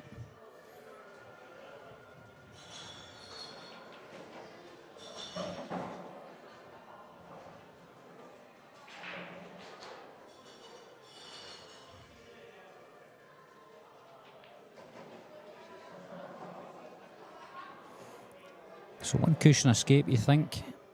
It's difficult, right enough, because of the slide in the table that the angles throw off just a little. And so you've got to be careful.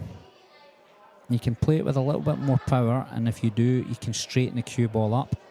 You needed more power there or a different angle, but what you're finding is the cue ball for Brandon was sliding up that side cushion. As such, it changes the angle. A lot of players are caught out with that for a shot or two, and as you can imagine, most of the players that are involved here this week are very capable, and so figure it out quite quickly. I guess it's just trying to figure it out before your opponent. So because he's overhit the last shot, I think there he's possibly underhit this one to compensate. And he's left himself with a very thin cut or another safety option. So he's gone for the safety. It's okay. It's not as tight as I would imagine he wanted.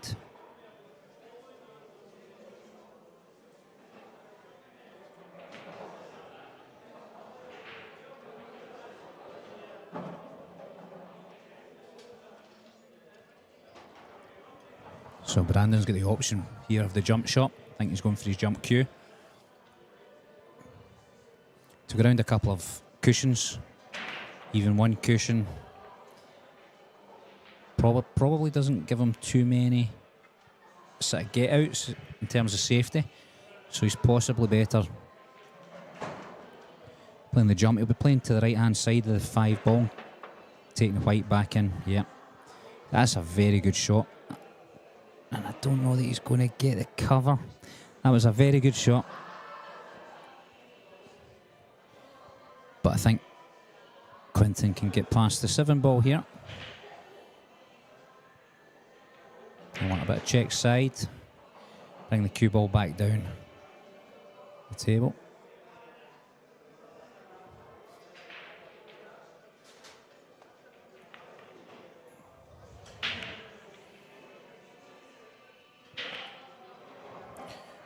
So I imagine he'll use a wee bit of run inside here and try to take the cue ball up into the 9 ball.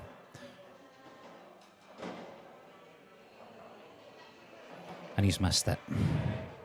Always a risk. He needed to get that run inside, and he didn't. And the thing is, when the ball's hitting the cushion, check side is not easy to get.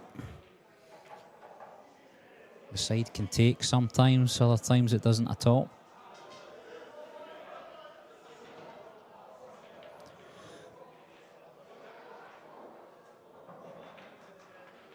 And that's a very good out. Played it deliberately, thin cut, leave the 7 ball relatively safe, and he's got out behind the 9. I'd be very pleased with that.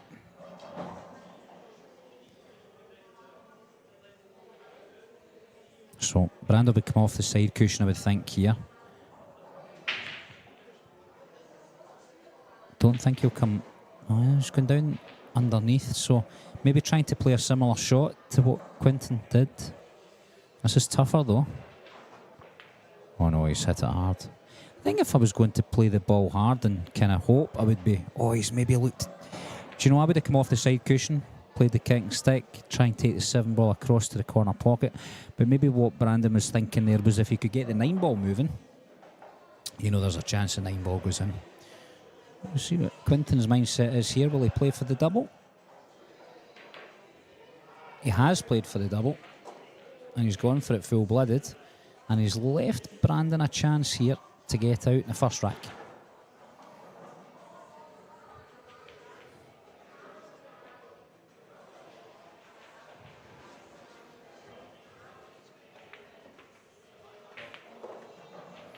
And as we saw earlier on, it's amazing how far that cue ball will travel if you get a little bit too much draw on the ball. It's very, very easy if you're cueing well to get a lot of distance into draw shots. These it. Tough shot now to the corner pocket.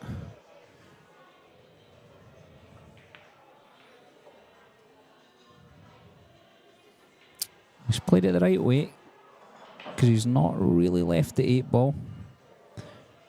Quinton won't take that onto the corner pocket. Might look for a double. He might just run the 8 ball down onto the side cushion there.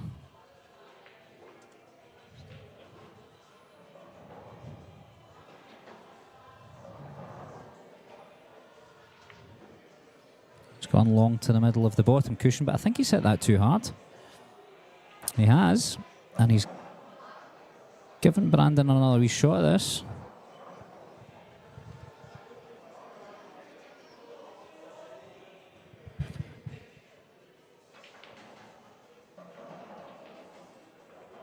I think the shot here is to play it dead weight. White will come back up above the 9 ball. You don't want to hit it too far and take the white on a journey. The only thing is then you leave the 8 ball somewhere close to the corner pocket if you miss. But he's done that. Oh no, he's not. Well, I'm not sure if he played to pot that there or if he played to get in behind the 9 ball. I've got to imagine he's tried the pot. It's got to have been the correct shot. Anyway, either way, he's left an excellent opportunity to drop the 8 ball in. And he's used that side to get above the 9 ball, and he's played it well. Quentin's played a nice shot there. He's starting to get used to the table, perhaps. Starting to learn how much slide is there and how he can use it. Yeah, he's played a match on this table already today, Stevie. So he's certainly used to the TV table. Not sure if it plays a little bit different. I think someone suggested the pockets are a little bit bigger. Said at 4 1/4. I'm not sure. I thought they were the same, 4-inch. So I'm confident they're 4-inch. Yeah, I thought so. Graham reckoned they were 4 1/4-inch. But yeah, could be wrong. They possibly play differently because that table doesn't get used as often. That's Elliot's table. Yeah. So it's covered most of the time. No, that's the new table. Elliot's table's table 11. Oh, is that right? Yeah, that table was brought in last year, and it was only used last year and this year. It's been used 7 days. Is it kept upstairs? I think so. Yeah, yeah, they keep it away. Oh, okay. It's brand spanking new. So it's been played on even less than Elliot's table. But of course, the cloths have all been covered. They're all covered this week. The TV table was just covered yesterday, just in time for the first matches going on. So here we go, breaking off in rack number 2. Quentin Pongers, 1 rack to the good over Brandon Jacoby.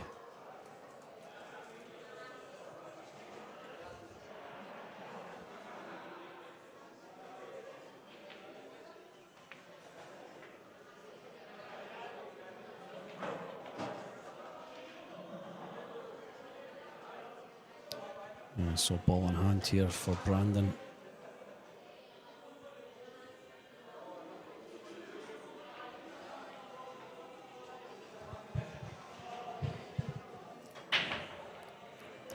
A couple of small complications, but nothing he can't handle.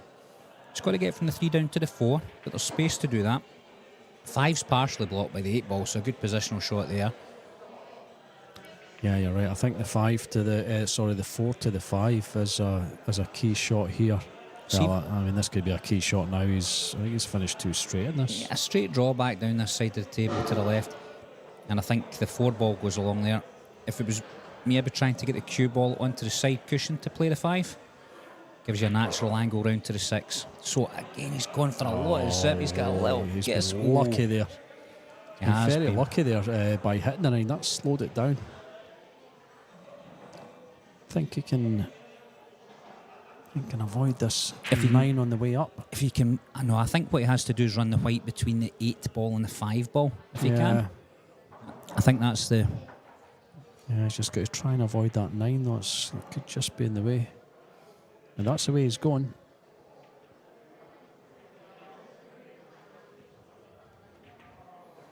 Oh, he's played that well. Yeah, that'll do. That's not bad at all.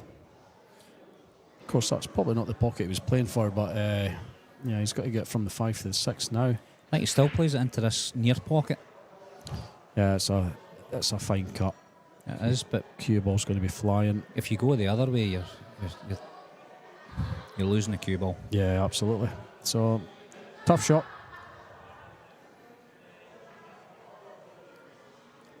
He has got a safety option again, but that's early in the match. Depends what your mindset is. Are you going to attack the game, or are you going to play your natural game? It's different people think differently. Yeah. He's just playing the safe. He has done. Oh, well. He has played the safe. He's not got it. No, this is an easy jump. Can't get past that. Good swerve. Round the 8 a little. It's not that difficult to swerve. He has gone for the jump cue though. Jump's probably the easier shot here. The only thing with this is holding for the 6 ball. Your white's away.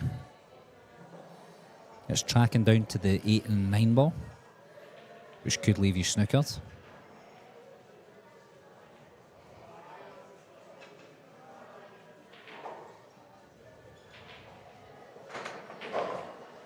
So there he goes, down towards the 8 and the 9, and leaves you snookered.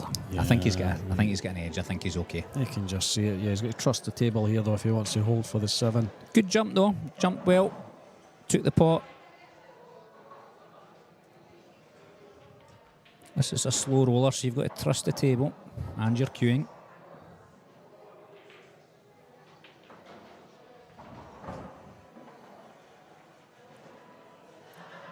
Now looks if he's going up and down the table. Yep, he's going in firm. He's overcut it and he scratched at the same time. Right, Brandon, on the board. No excuses this time. None at all. I don't know. I would find an excuse if I missed from here. So, see this shot here? He's going to have to cue over the 7. Now, he's got plenty of space. It's not a major issue. But you not just take the 6 into the same pocket as the 7 and give yourself easy cueing and drop the white out? No, you're absolutely right. He's now bridging. And there's no need for it. Yeah. Julian's having a close look here, just making sure. I mean, he's fine, but got away with it, he's pretty straight now on this 7.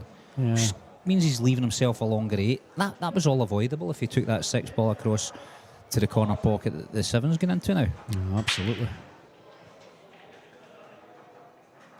And he gets his hand on the table and everything else. Yeah, the top players would have probably played it into the same pocket as where the 7's going. He's judged the draw shot better this time. He's maybe not one of the top players, but he's a top cue maker, that's for sure. He's played a decent shot there. So, he can hit it firm and bounce back across towards where the ball's set up, or he can just drop it in and take the 9 ball to the opposite corner. yeah, I think he'll just drop this one in. I would have gone firm and across. That's exactly what he's tried, Stevie, I think. No, well, yeah. Hard to tell, isn't it? I know. So one more shot.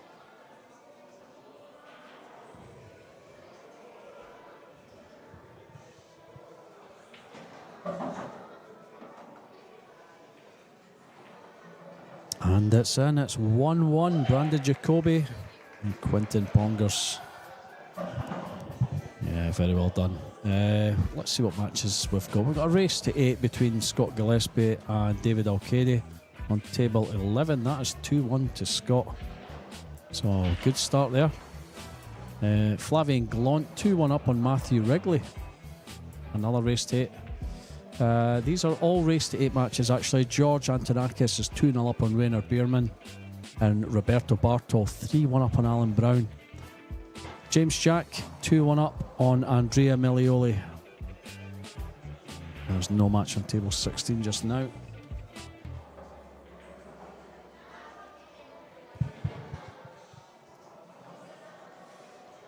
Four of our local boys on tables just now.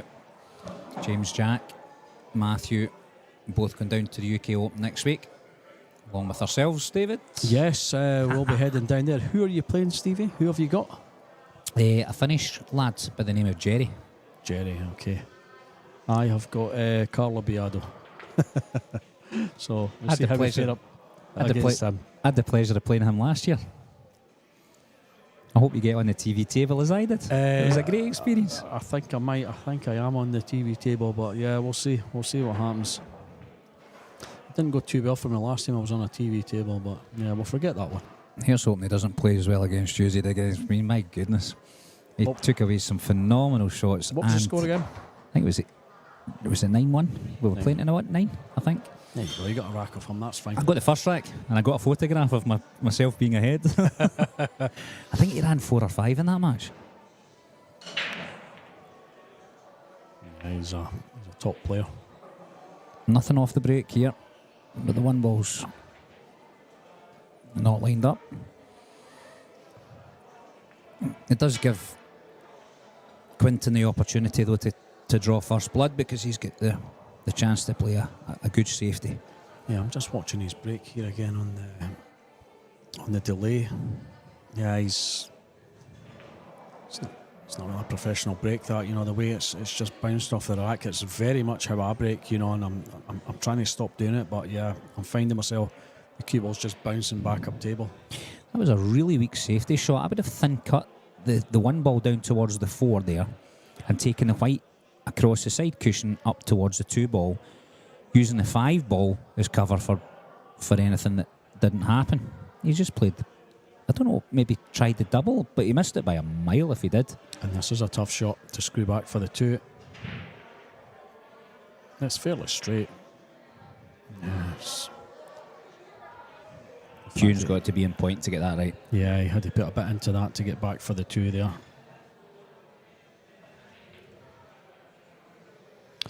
You think he can run this into the middle?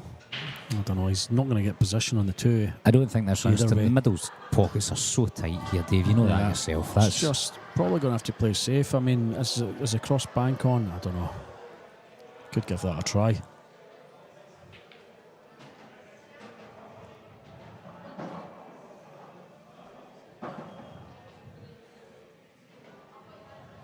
Yeah, just a safety. Oh, well. He was looking to take the white down behind the 8 ball, obviously towards the bottom cushion. He's got away with it. It's not the worst.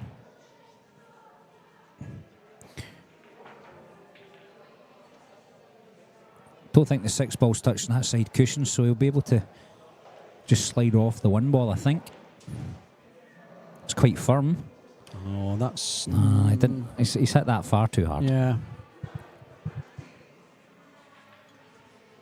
It's going to be a bit of a stalemate here. It's just going to be tit for tat. Just... See, now he's got a chance to come down behind the 7 here.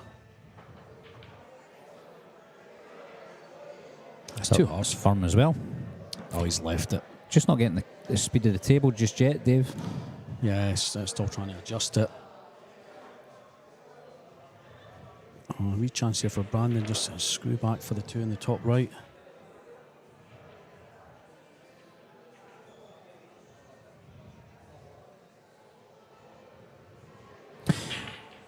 Local lad Matthew Wrigley's pulled one back against Flavian. Yeah, 2-2 there.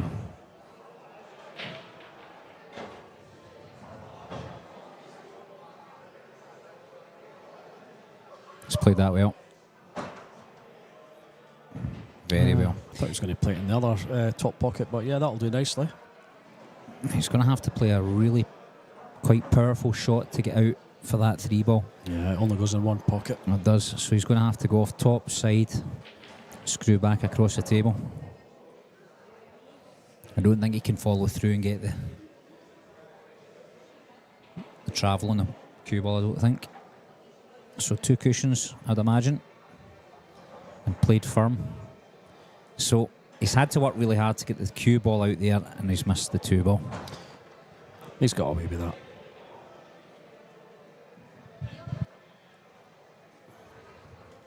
Fair enough, Quentin can see the ball, but his potting's not been top notch so far. So I can't see him attempting to cut this one in.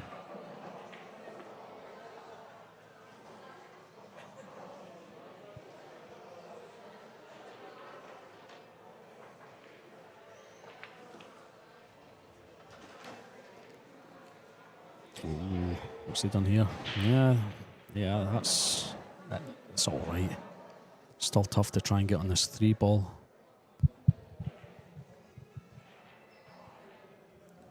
It's hampered by the 7 as well. Here. No, there's no, the risk's too big. There's no value in taking on this 2 ball here. He's just got to look for the safety here. If he can get to the left side of the 2 ball, the safety's easier, but I'm not sure he can. No, he couldn't. That's worked out quite well. I think it's going to be an easy shot though. Quentin will just tuck the cue ball in behind the 8 ball, I would imagine.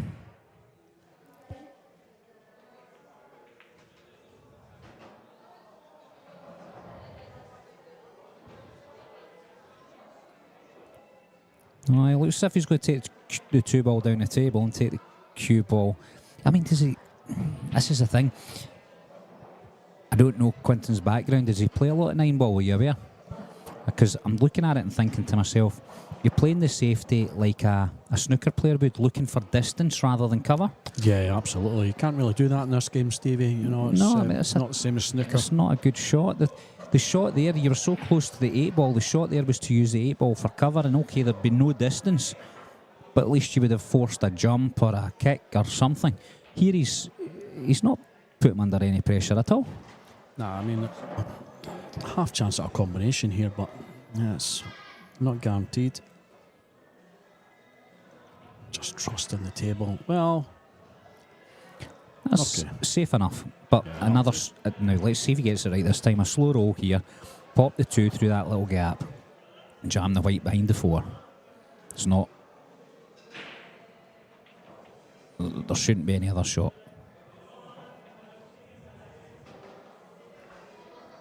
Yeah, he's played that one nicely. Kind of left the 2 over the middle right enough. I wouldn't have been doing that. But don't think he's got a one-rail escape here. Unless he plays it with a lot of left-hand side. I could use a side.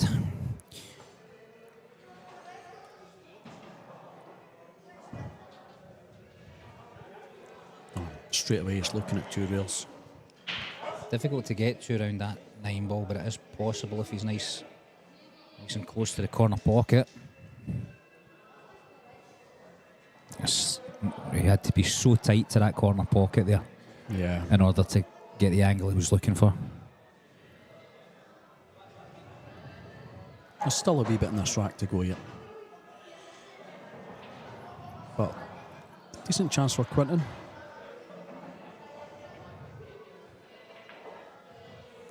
Again, I reckon he just pulled that cue ball back an inch further than he wanted. That should have been just dropped in. Yeah, because he's going to be pulling away for the 4 now. Yeah, it's good. I mean, the bag for the 4 ball's huge, so he can recover here, no problem at all. But you didn't want to be queuing over the 5. He's not, but Needs to be perfect on this 5 for the 6. For me, he's a key shot in this rack. has he jammed the 7? No, he's not. But he's killed the pocket for the 6. Absolutely, that takes it down to 1 pocket now.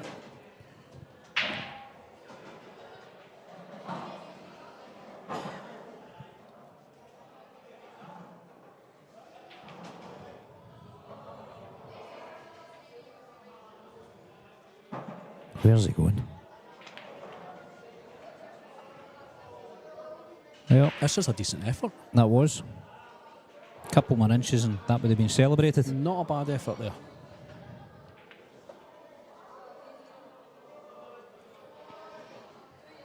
Just going to try slide this up, come twice across. He has done. It's come off the cushion. It's dropped though. Yeah, the slidey table's helped that one in.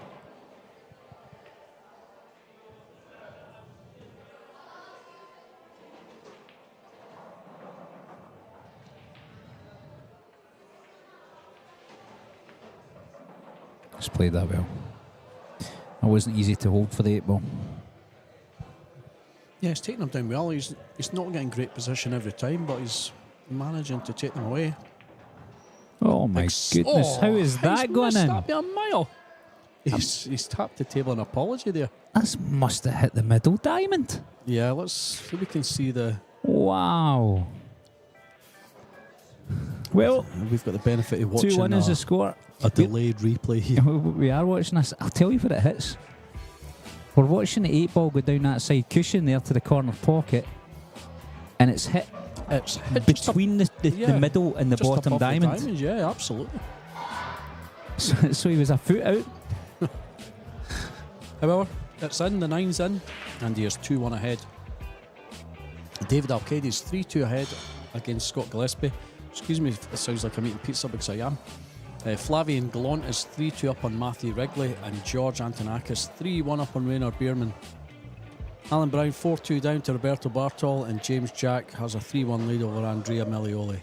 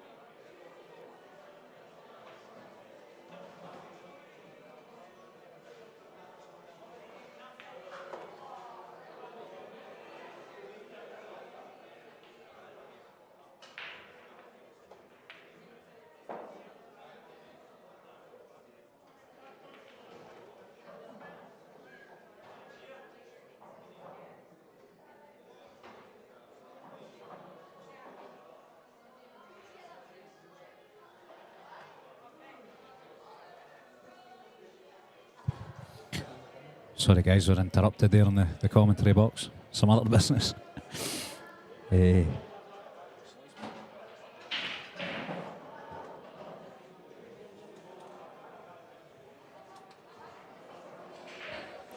has been fairly straightforward.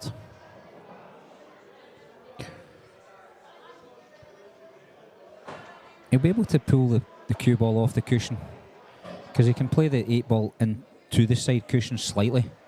It'll still drop, so he can just pull the cue ball back and out a little. Oh, now has he overdone it? Oh, he's got right into that cue ball. Where is it going?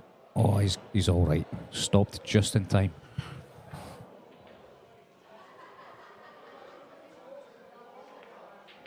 Yeah, that was well done. Fairly confident and competent.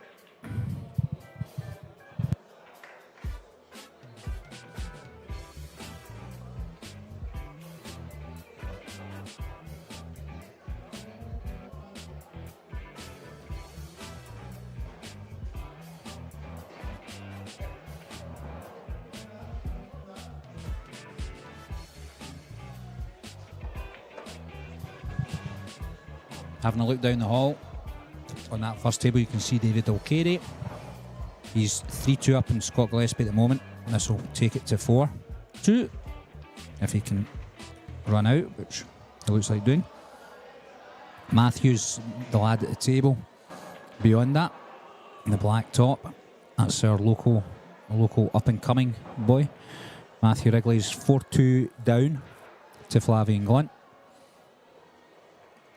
This would make it 4-3. The balls look as if they're available to him.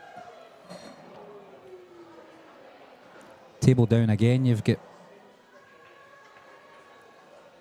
Rainer Bierman, who's got 1 rack, and George Antavakis, 4-1 up. Got Alan Brown, again another local lad, 3 from the bottom. Alan Brown at the table. He's brought it back to 4-all against Roberto Bartol. In another game, James Jacks winning 3-1 against Andrea Milanoli. Make that Milioli. No N. 3-1 here. It's dropped to 1 off the break. He's got a shot in the 2 ball. It's not a straightforward one. It's tight to the middle. He can take it long. Bounce the cue ball out.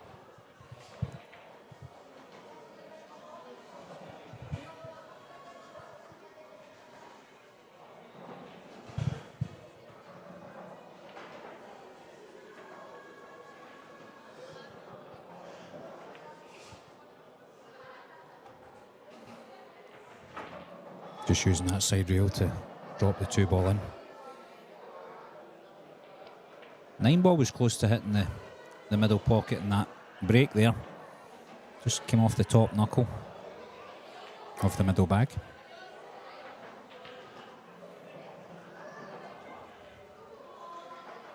Straight in the 4 ball here.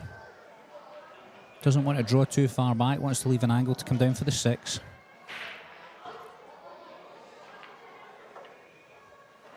Yeah, I don't know, he's bordering on straight. He might have to play run through off 2 cushions.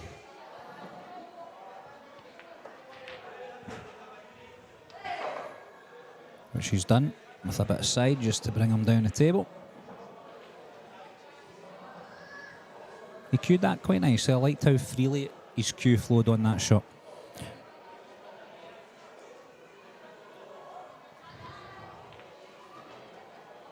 He's hitting the middle of the bag with these.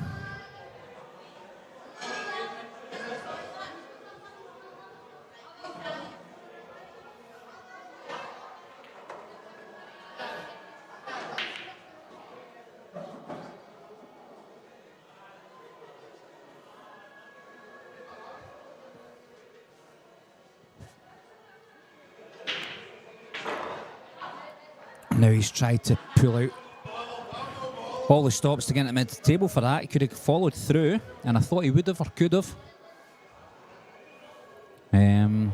He's got a difficult 9 ball now. He'll still slide it across the top cushion.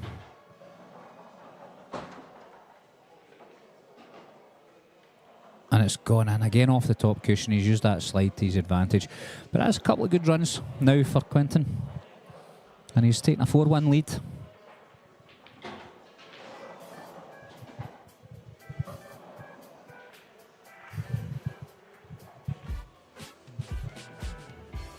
Matthew Wrigley did win that rack to go 4-3 and is now breaking 3 tables down.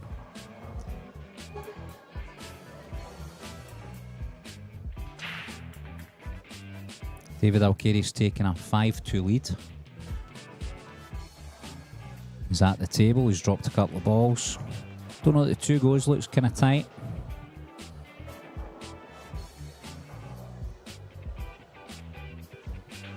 Roberto Bartol at the table against Alan Brown, 4-4.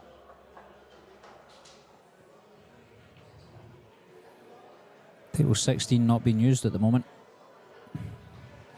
James Jack 3-1 up on Andrea Milioli. David Alcady just finding a safety. To be honest, it's not a great one. Fancy Scott to put this down the side cushion. Possibly use the 9 ball just to kick out for the 3. Might be able to get into the cue ball because the middle pocket.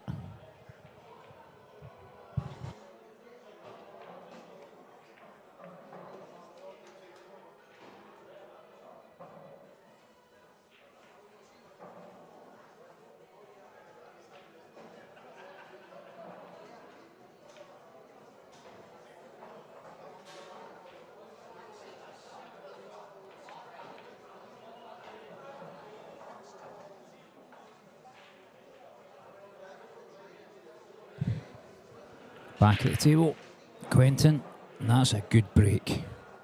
So on a 2, it's not easy. He has got a shot, he can see it.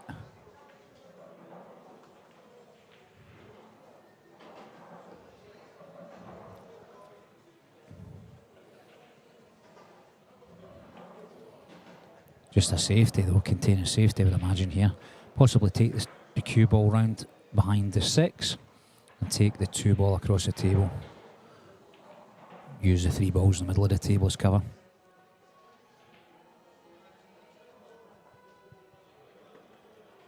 Or if he's feeling confident, just pot it.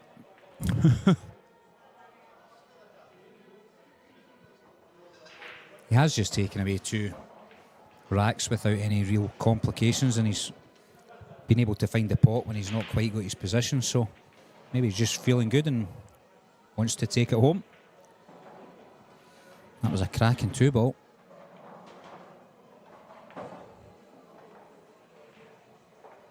Yeah, he's just feeling good. He's feeling it and he's going for it.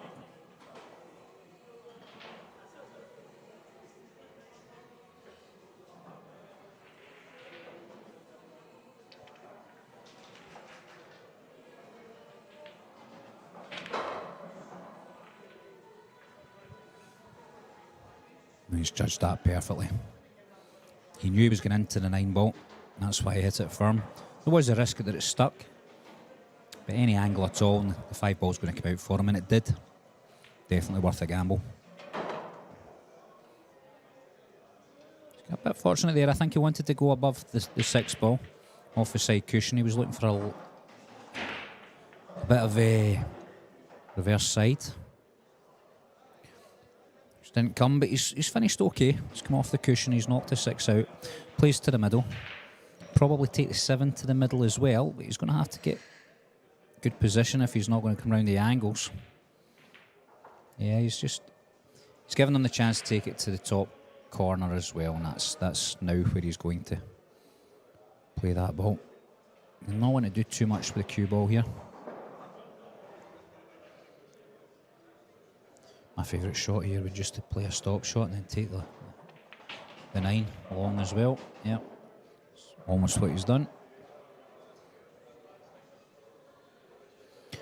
That's for another rack and to keep Brandon in his seat. He's really not getting a chance at the moment. And there goes another rack.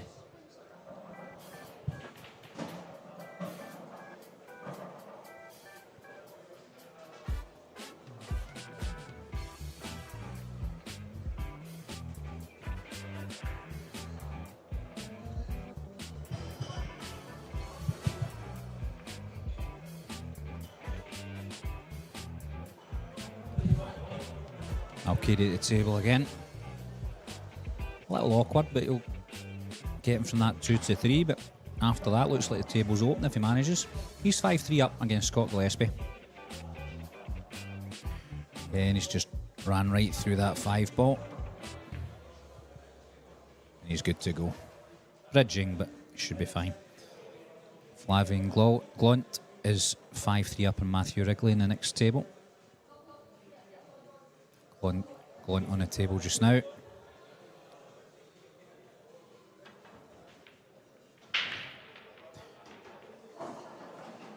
Antonakis is 5-1 up against Bierman on the table next. We've got Roberto Bartol against Alan Brown. Bartol winning 5-4. Alan Brown at the table. And that bottom match there's still reading 3-1 to James Jack. Both players are quite attacking players. I wonder if the scoreboards get stuck. Because I can't imagine that's been 3-1 for all this time. Back to our main game. Quinton's had Brandon in his seat for 3 racks. Will he make it 4? Break's good. 1 ball down. 2 ball plants onto the 8. Always leaving a little to chance, but the 8 ball's quite close to the pocket, so as long as he makes contact, he should still have a shot in the 2 ball. Slow roll this, I think.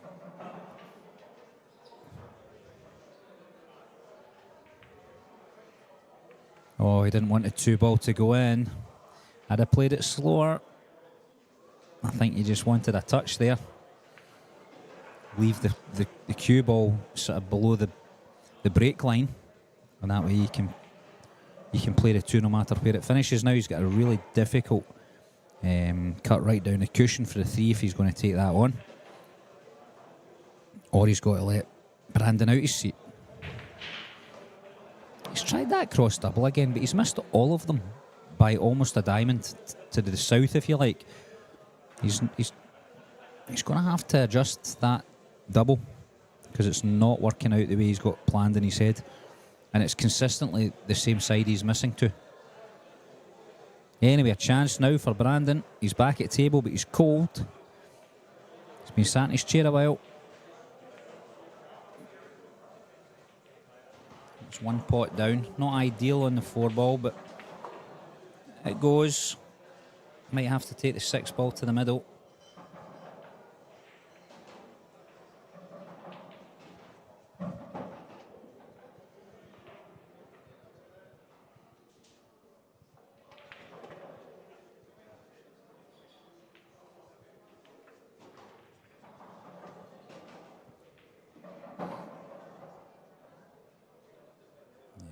Just going to stun this in, leave a more difficult 6 ball. So one good shot, and the other 2 should be easier in comparison.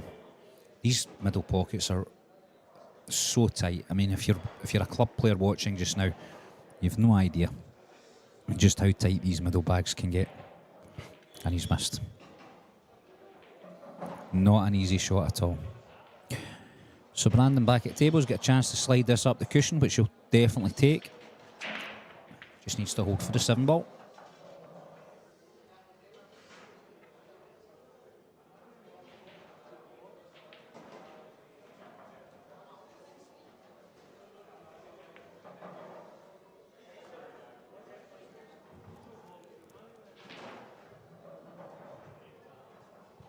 He's played that perfectly. Just needs to draw the white cue ball back 2 or 3 feet. Oh no, he's getting into that. He's played it well. It's perfect. I wondered if he would just have left himself a longer 9-ball, but he played that very well. And that's us now 5-1.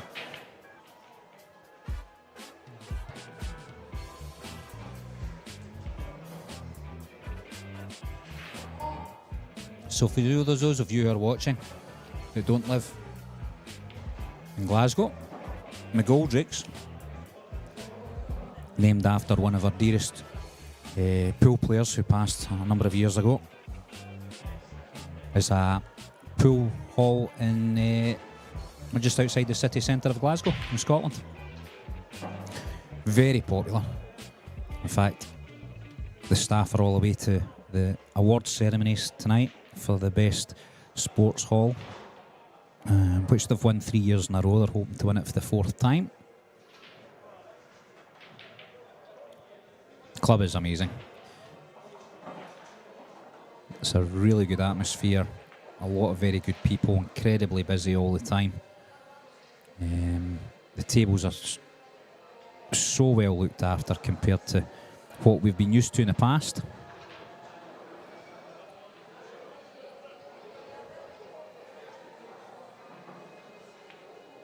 We're spoiled in here, there's no doubt. And I think that's why so many internationals come to this event. Partly because some of them are travelling to the UK anyway for the UK Open, which happens next week. But the conditions here are pretty identical to that UK Open. And so it's a good practice run for a lot of the players. So 1 ball drops, as it has been, to the middle bag. He's got the 7 wing ball. Oh no, the 7 get kicked in from the bottom of the pack. It wasn't the wing ball. And you can see the 2 ball, but he's going to have to either play a plant, make something happen, or find a safety. Well, these players really don't want to play safe, because even if it's a good safety, it lets your opponents put their hand on the table and literally anything can happen. If you were here for the last match, you'd have seen that. So if he can find a way to pot, he will look to do it. But here I think the right shots are safe. He's found the double. He's found the double.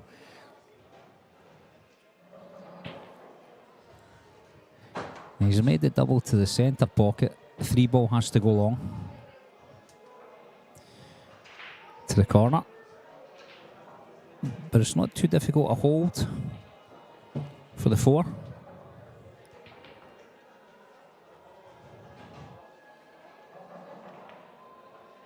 He's played that well, right into the corner bag, used the 9 ball to hold for the 4, and now he's got perfect position to take out another rack.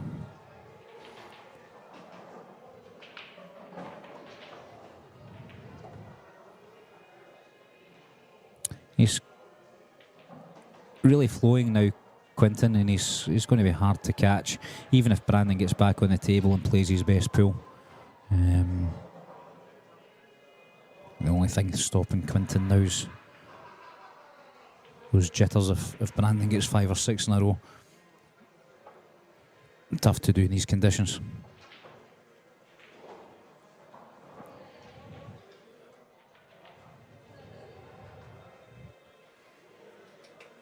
Just using extension to get a bit of reach.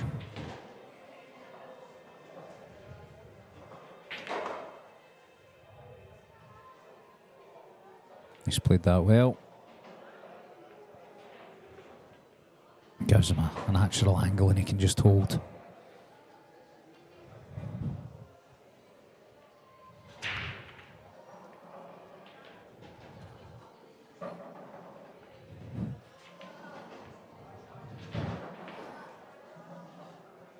Straightforward 9 ball. Down the cushion. Make it 7-1. And he's on to the hill. Here you go, John P. Yeah, also on the hill is David Alcady over Scott Gillespie, 7-3 there. And Flavian Scott's getting closer to the one in line, 6-3 over our very own Matthew Wrigley. George Antonakis is 5-2 up on Raynard Bierman. Roberto Bartol, Alan Brown 5-5 there. And James Jack 4-2 over Andrea Melioli. You can see Al-Qaedi on table 11 there. You've got Matthew on table 12.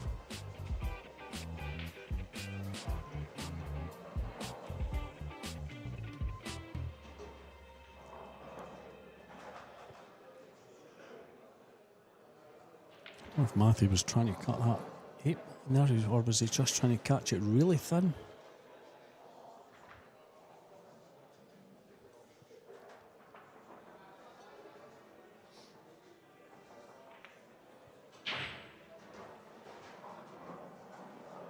Yeah.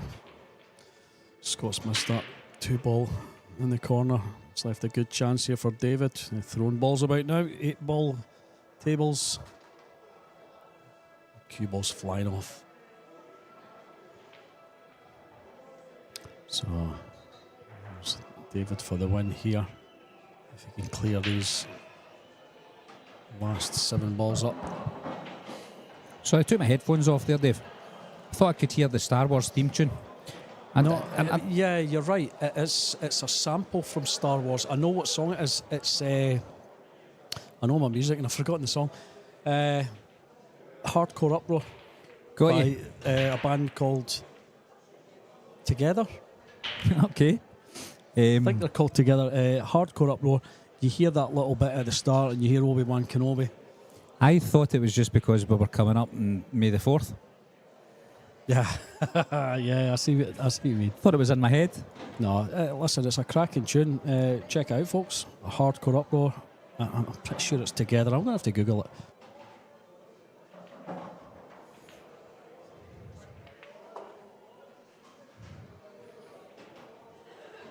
So you can slide the 2-ball up towards the 9 here and tuck in behind the 4, or you can go the other way. You can slide off the 2-ball and take the white up towards the 9, which is the one I would choose.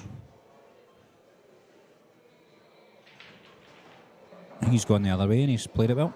I mean, the advantage of the way he goes is the 2 balls now at the right side of the table going 3, whereas it wouldn't have been otherwise.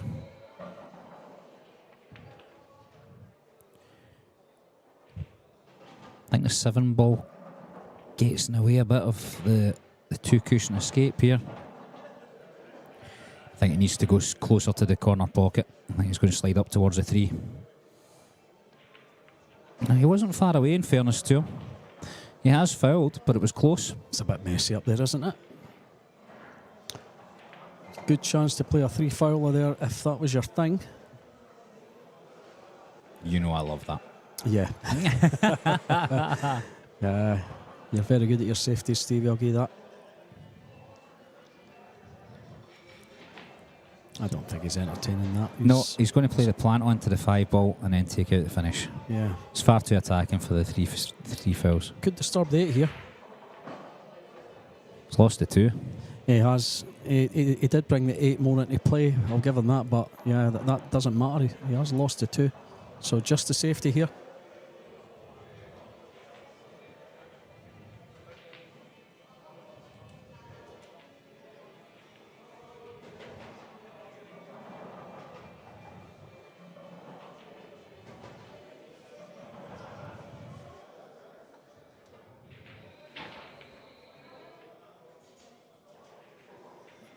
It's not as tight as he would have wanted, but he's got the cover, which is what he needs.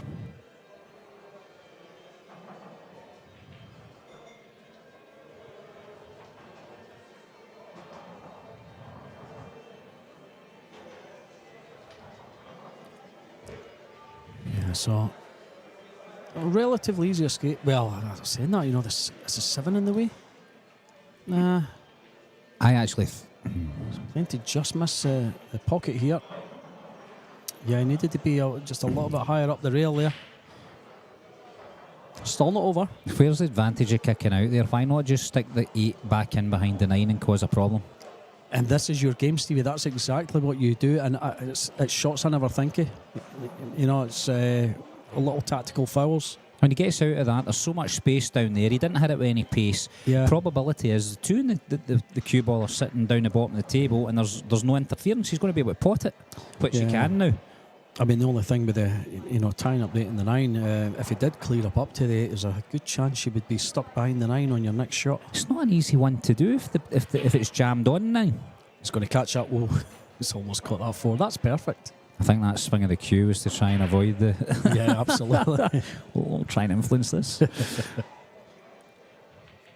Yeah, he's not bad though.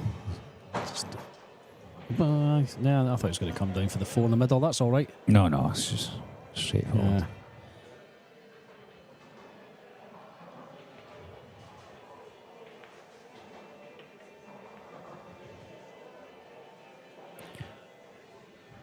He's got to get the cue ball.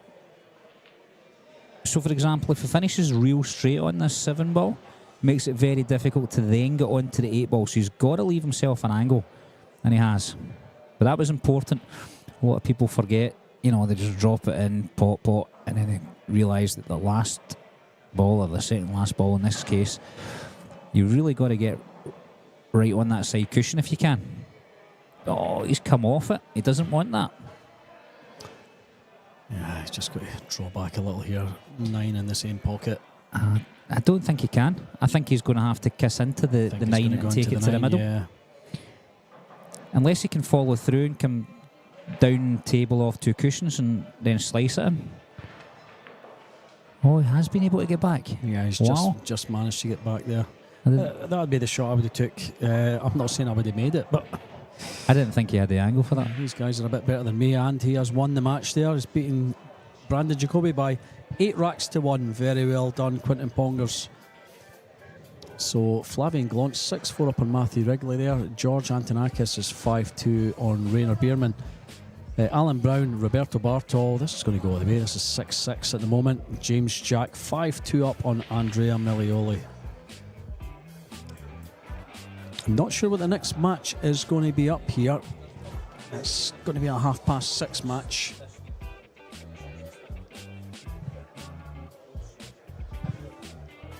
I'd like to see Glenn Murphy versus Bilatri. Glenn Murphy's quite a quick player. It's hard to pick one. You've got Richie McDonald, Pier Francesco Garcia. That could be the next match on table 21. It just depends what Craig fancies. But hang about, folks. All will be revealed very shortly.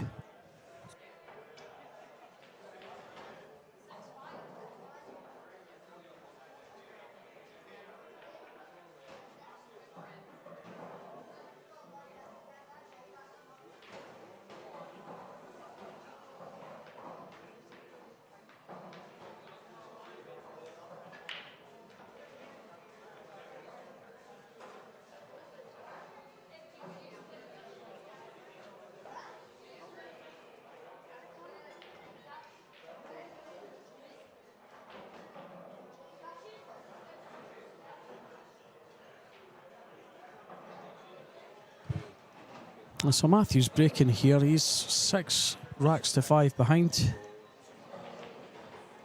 And you can see Matthew on table 12 there.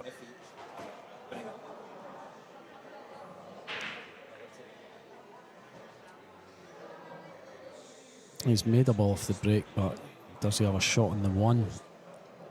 That's not the 1, that's the 9. Is that the 9 that's rolled up table? I think the 1 went in.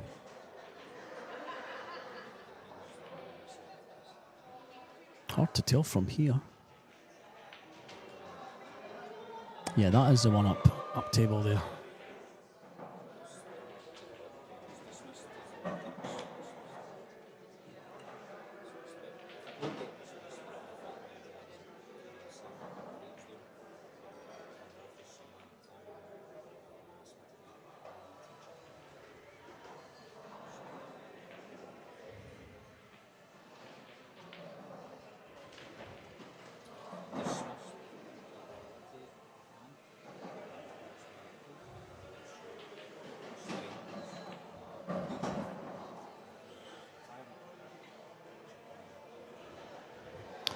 Zoomed in a little bit on Matthew's match here. He is on the 3 ball.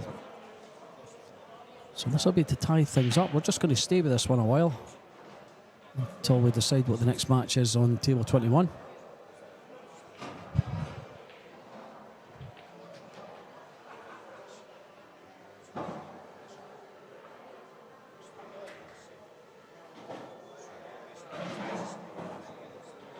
Could be a number of matches. You've got Glenn Murphy v Nguyen Belatre, Barry Hetherington and Andre Gianhuerta, Richie McDonald, Pier Francesco Garcia.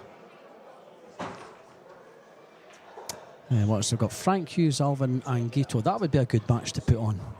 I'd like to see that one on the stream. Andrew Betts versus Chris Papagiorgio, Dimitris Siampanis v Yannick Pongers, and we've got Liam Monk v Moritz Neuhausen. These are all half-six matches. Oh, I'll tell you what, that's been decided. There it is there. Liam Monk v Moritz Neuhausen. I would like to have seen Frank Hughes on that one, to be perfectly honest with you, but Moritz has just been on the stream just not long ago. Should still be a good match. So Matthew is on the 8.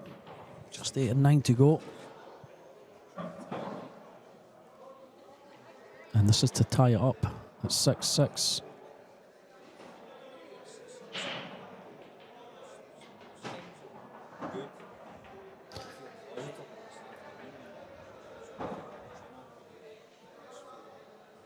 There's James Jack breaking. He is 6-2 to the good over Andrea Melioli.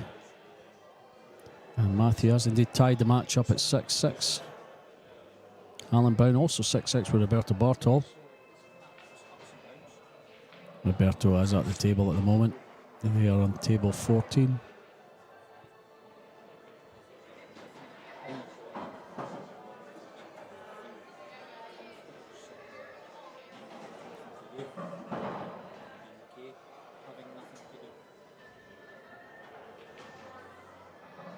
Yeah, John P's enjoying the tunes between racks. It's the same tune every time, but yeah, it's better than having nothing. Yeah, Funky Time would be a good between rack tune.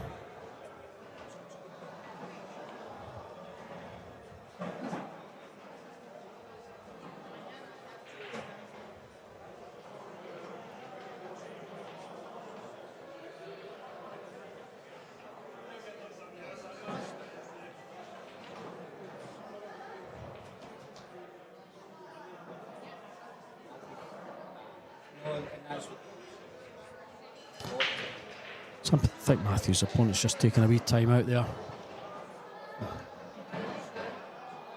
George Antonakis 6-2 up on Rainer Beerman.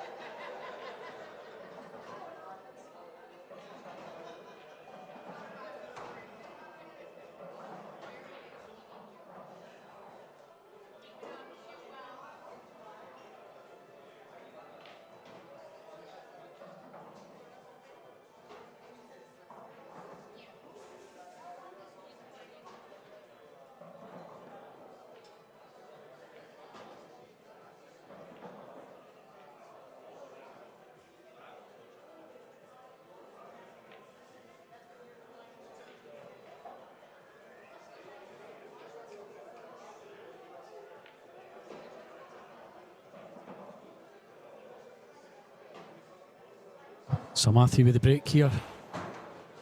Oh, Roberto Bartos went 7-6 up Alan Brown. He is on the hill. James Jack's also on the hill. 7-2 over Andrea Melioli.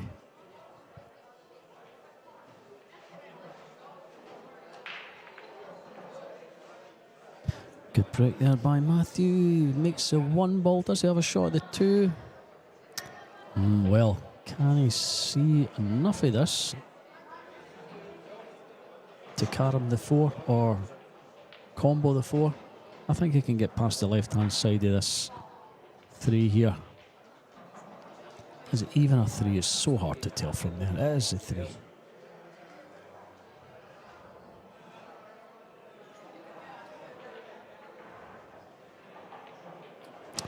Yeah, I can't see it. So just to push out. Yeah, has he changed his mind? Well, he's maybe changed his mind where he wants to leave the cue ball. He's just going to leave it on the rail. Make it as difficult as possible for his opponent.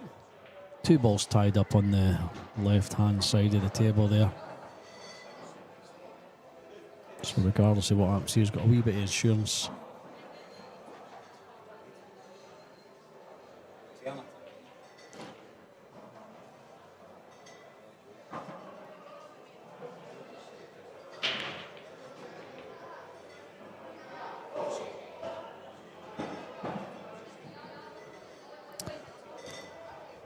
So he's taking it on himself, he's not handing it back.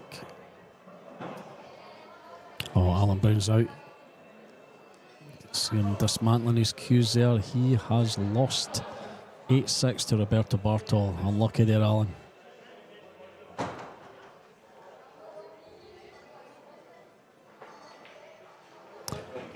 He's went for the carom there and he's missed it.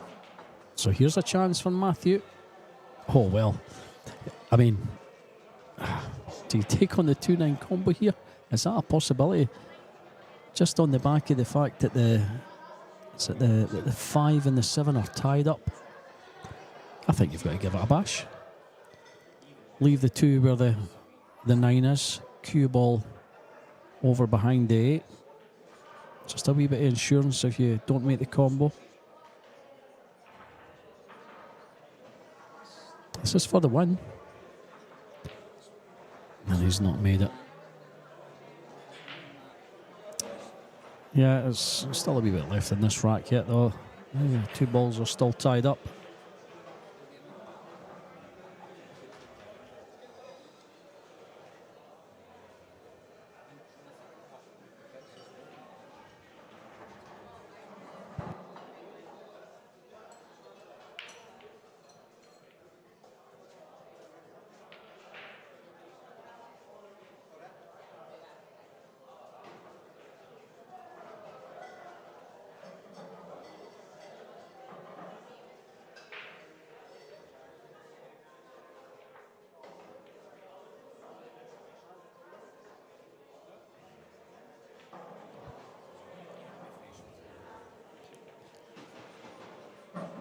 So he's going to do well to get a cue ball safe here. Where does he put it? Can he screw back behind the 5 and 7 here, send the 2 down the table?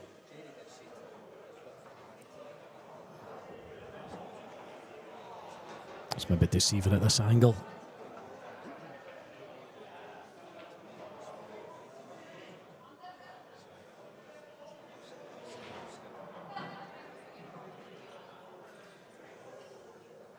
Taking a long, hard think over this one.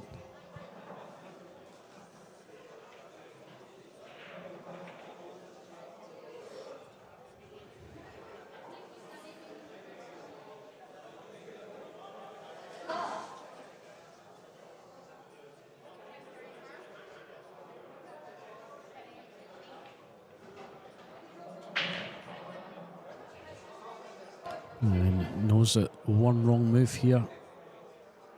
I've said that. I thought Matthew was on the hill. He's not on the hill. It's 6-6.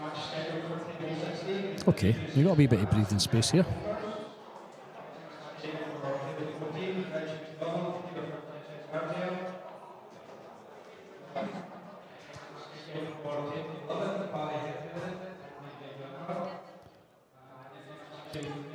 Selling it over yet.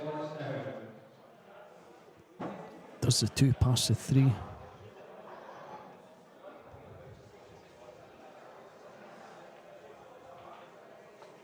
So he's perfect position on this 3 here. Yeah, he's.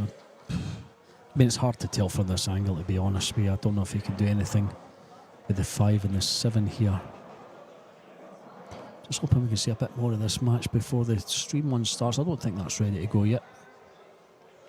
I think we've got a bit of time.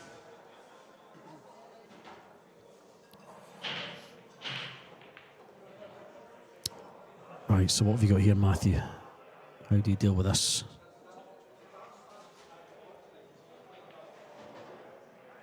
Yeah, it's not taking long on it.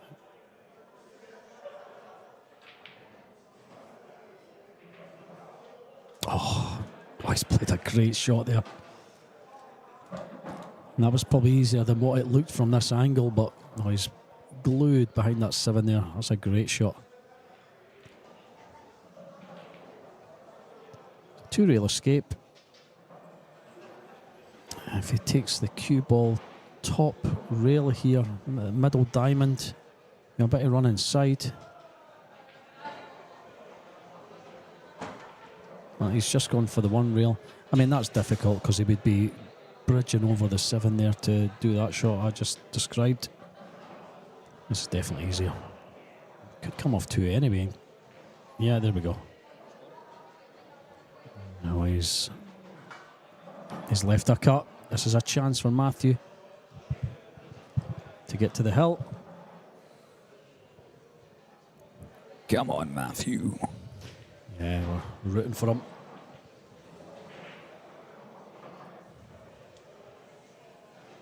Yeah, we've just seen Alan Brown go out, losing his match 8-6 to Roberto Bartol. Alan, another one of the home guys. James Jack, on the other hand, he's on the hill against Andrea Melioli, 7-3 there. Right, so he's taking care of the 5. Shouldn't have any problems here. 1 good positional shot on the 8 ball. 3 cushions.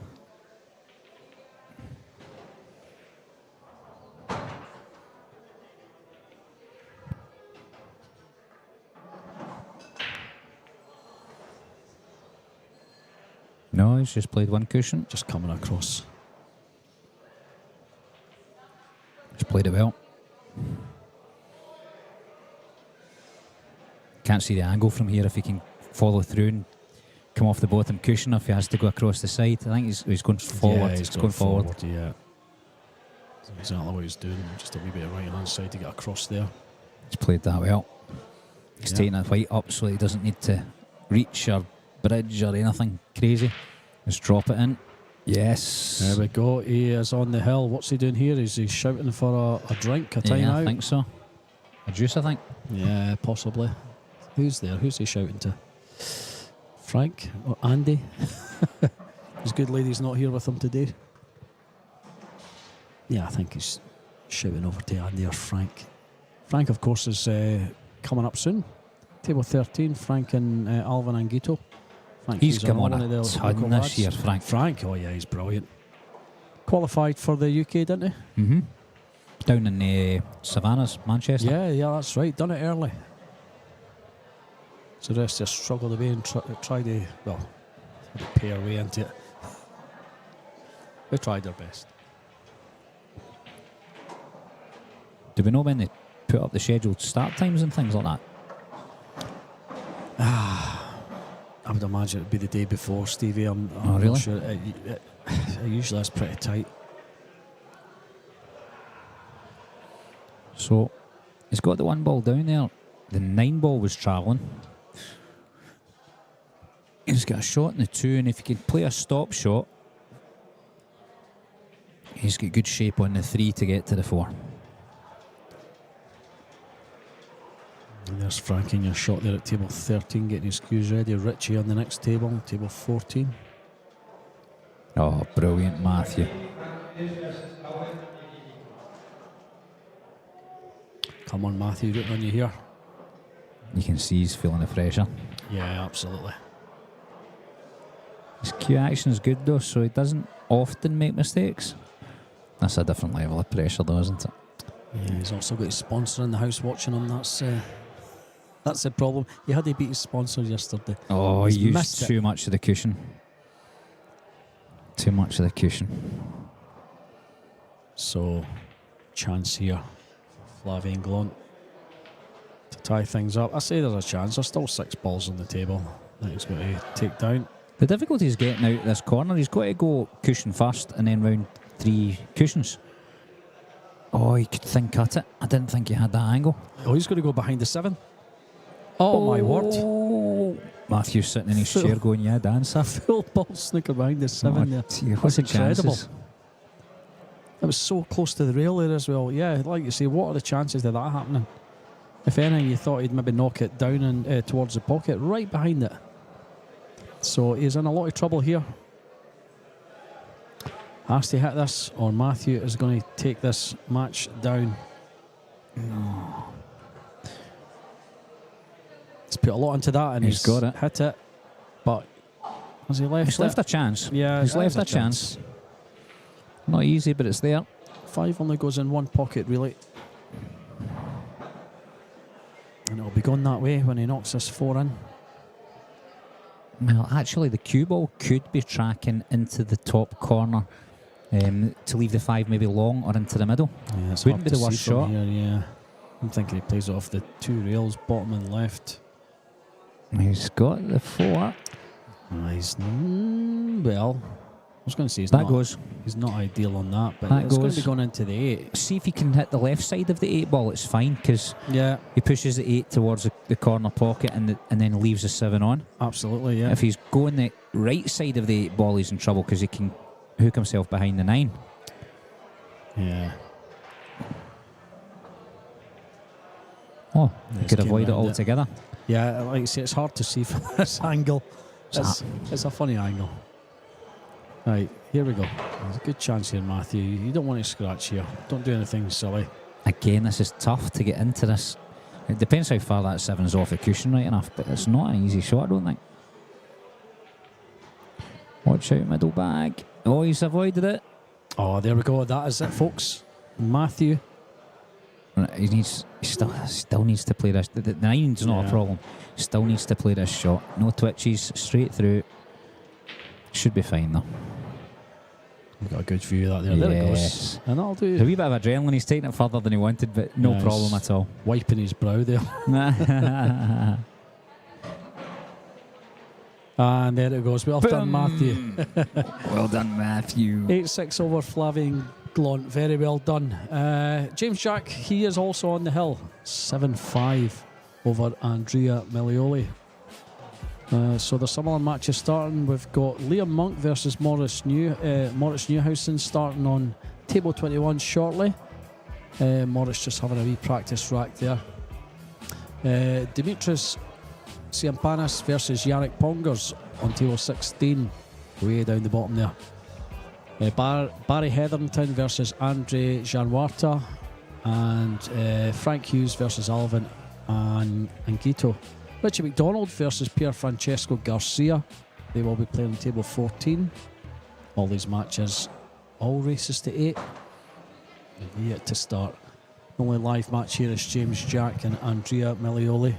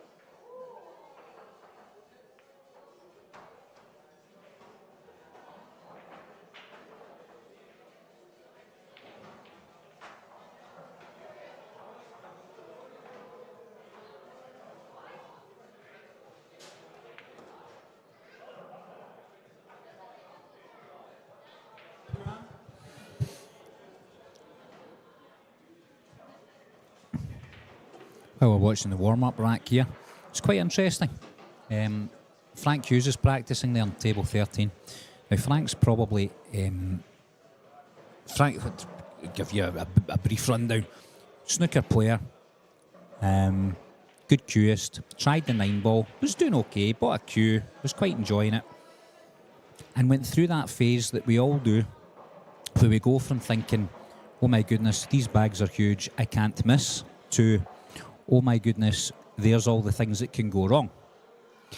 And it came at the same time as he took a wee bit of a negative criticism from some of the guys in the club because they didn't rate him as high as he rated himself. And to be frank, not to use his name, but I rated him. I thought that the judgments on him were a little bit out. I thought this was their practice rack. They've actually started. Have they started? Yeah. Oh, no, My apologies, guys. Oh, yeah, they have. But what I was going to go on to say is he took a wee break from the game and he's now back. And what a difference. What a difference. Yeah, I've always rated Frank as a player. Great guy as well, Frank. One of the good guys of the game. The only thing he's going to have to learn, and we'll see if it affects him this week here and down at the UK, is he's not played any of the big tournaments yet. So this is kind of his opener to these things. As a result, you just don't know how he'll handle the nerves.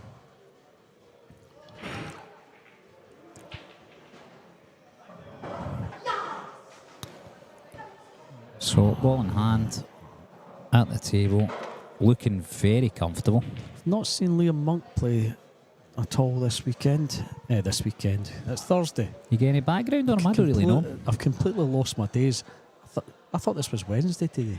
All right. I'm telling the viewers that what's on tomorrow? Dr. Wong Hang is playing tomorrow at 8 p.m. Until Craig put up a reminder. He's playing tonight.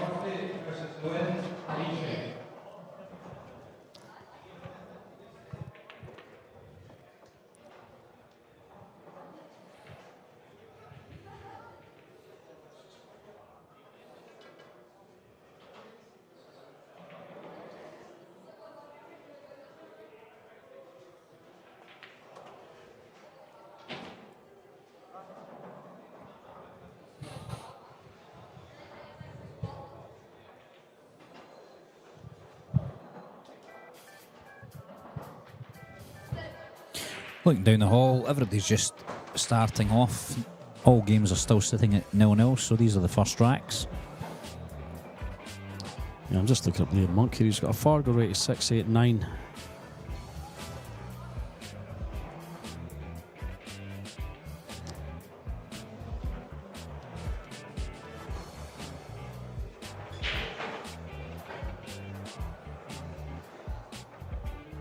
Yeah, that's all we've got on him, I'm afraid.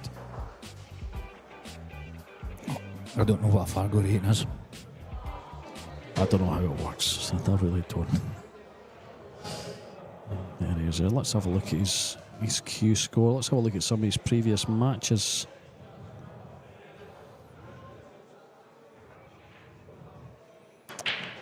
I'm not sure if this is his first match this week. It can't have been. Yeah, he played yesterday. Yeah, he got beat by Tuli Han 10-2 yesterday. Is that the only game he's had on Q score? April the 27th, they played Craig Bear 10-7. He got beat. April 27th, what tournament was that? Was that one of ours? Or could it be one of the qualifiers? I don't know. He beat Demetrius Siampanis 10-9 on the same day, and he also beat Ken Offaly 10-7. And he had wins over Ramesh Danikokil 7-6, Martin Correa 7-6, and Greg Mostyn 7-4. So yeah, not huge names in the game by any means, but he's come along today and he's going to give it a try.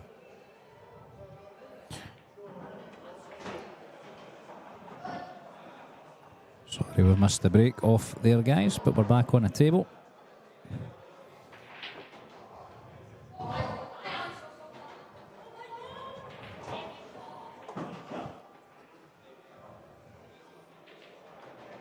So Murrett's at the table. Long 2 ball. You want to take this on, I think. It's a natural angle to run the white back down the table.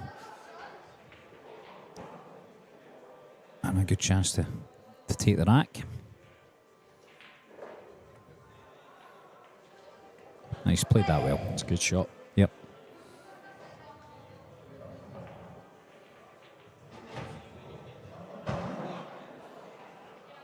So 3 to the 4 is no problem. Do you draw this back, or do you just run through and take it to the middle?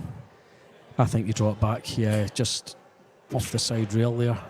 See, I go the other way. I prefer to run the cue ball along the break line. Yeah, that's exactly what he's done, Stevie. He's played your shot. I suppose it makes a 5 a formality, doesn't it? He's not got to do anything with the cue ball here. Just roll it in. Take it off the side cushion, I think. Back out. Yeah, he's not giving himself a great angle to go into the 6 here.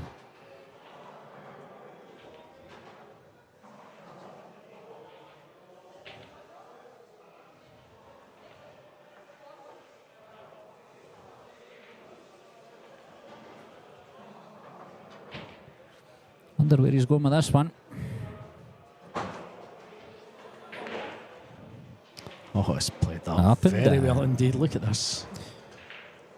Oh, well, does this go? Yeah, it cuts in the middle. He's Do you know gonna be what it coming- does? Tells your opponent, I'm confident. Yeah, definitely. And that's what it does. He's already had a match on this table today, which he won, of course. Sorry, I'm talking rubbish. He lost. He must have lost it. He did lose. He's in the losers. He's in the losers. And he lost to what's the young guys? It's fellow German, the 17-year-old. I forget his name. It'll come to me when I see it on the screen.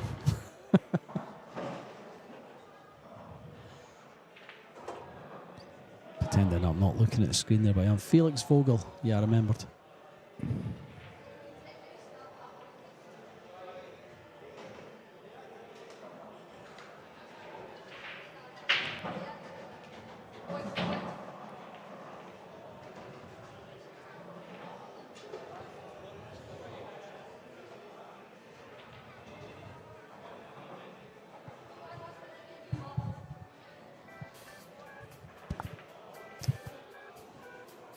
Yeah, there we go. 2-0 to Moritz Neuhausen over Liam Monk. No, Frank Hughes is 2-0 up on Alvin Anguito. That's the match I would have loved to have seen on this table. Dimitris Tsiampanis 1-1 with Yannick Pongers. The rest of the games have yet to score. We've got Barry Hetherington versus Andre Gianwarta. Andrew Betts v Chris Papagiorgio. Richie McDonald's playing Pier Francesco Garcia. And Glenn Murphy versus Nguyen Bilatri.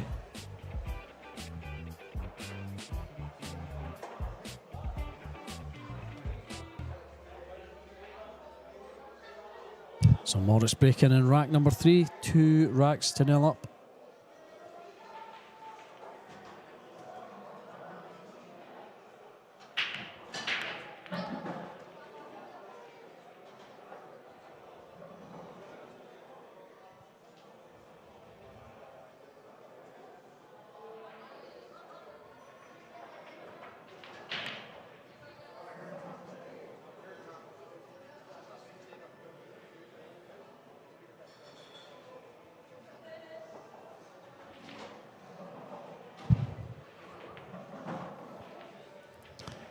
Slayed Nice. that well. Come round. Perfect. Absolutely perfect. That's a simple run out, this one.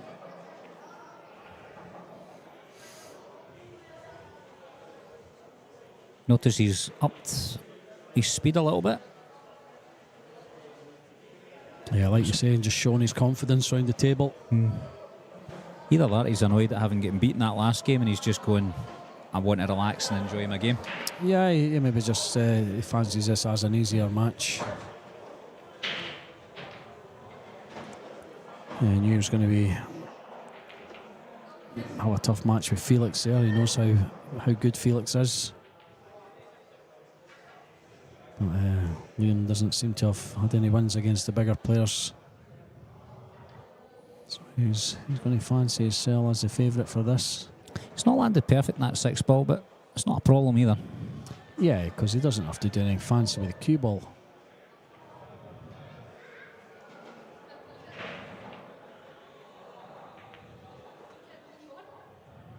That'll do nicely. There we go. He's got a nice angle to come off for the 9 and go 3-0 up.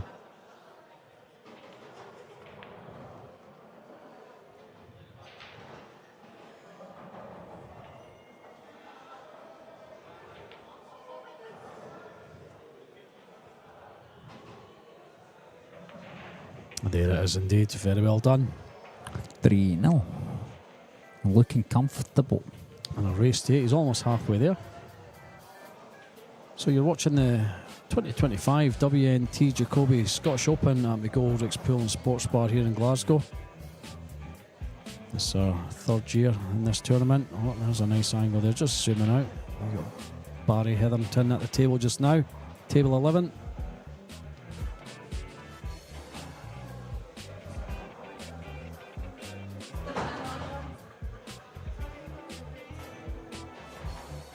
Julian just waiting patiently for him to play his shot there so he can continue brushing that table. Does a good job, young Julian. Most of the games are still in their first or second frames, but Frank Hughes is taking a 3-0 lead. Yeah, that's good to see. Home guy, Frank. Rich here, other local is a rack down. Yeah, that's going to be, I think that game's going to go on a while, this one. They're two very meticulous players. Don't think we're going to see that racing on in a hurry. I don't know, Pierre Francesco Garcia. He lost against, who did he lose against in the last match? I'm going to have to look that one up because my memory's terrible. If I can find it. So, good break there again. 1 ball goes down, 2 stays close to the pocket. White gives him position in the middle of the table. Yeah, he was beating 10-7. Oh, no, he's not played that right. Oh. He's not caught that one right. Now, I wondered if he was trying to get underneath it, which I would have. It's probably just going to Or he was trying to kiss the 9 ball, maybe, use the 9 ball to hold. Yeah. Not sure what he was trying to do there, but he certainly now can't do it. Just the safety? No. Yeah, there we go. Yeah, Kaci beat Pier Francesco Garcia 10-7. That match went on for 2.5 hours. Well, that means that this guy's long match. Means he's good, because yes, aye. To take 7 off a Kaci. Yeah, he's a very good player. So Richie's got a match in his hands here. So we're back to table 21. So Liam snookered behind the 9.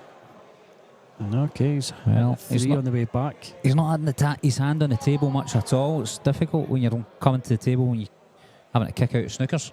Yeah, and he's probably going to be snookered again here behind the 4.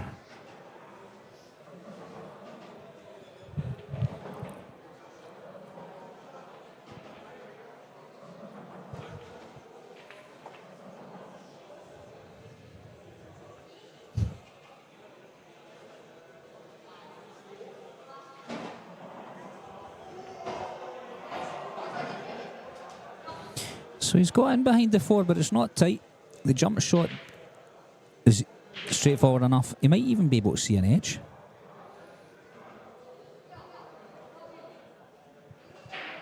It's not too difficult to get around. I mean, yeah, you're going to have to jump this. You don't want to be swerving it. You're going to take the speed out of the shot. Still quite a distance for the 3 to hit a cushion. So, I mean, for me, if I can't see an edge, I'd be jumping this. Thinks he can see an edge. That's tight. He's got a better view than us, though. Oh, yeah, he could see that, no problem. I think he was taking the 9 on then. Yeah, that was an outside chance there. He's had a good go at it. Why not? So, cue ball up behind the 7 and 9 here. Awake, not woke. Who's TC? Help me out. It'd be nice to see TC have a go at 9 ball. TC. Yeah. Tony Christie? Could be anyone.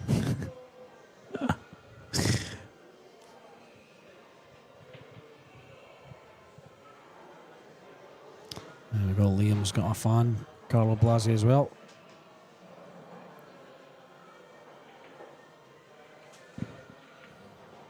That's coming from Capito. Wonder if he's related.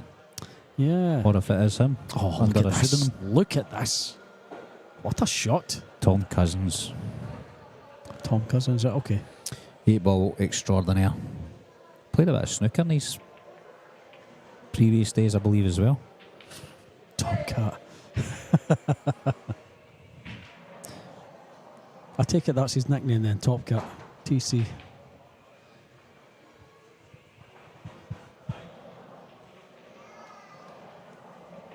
He's played that well. That can be difficult to judge at times, and he's absolutely perfect.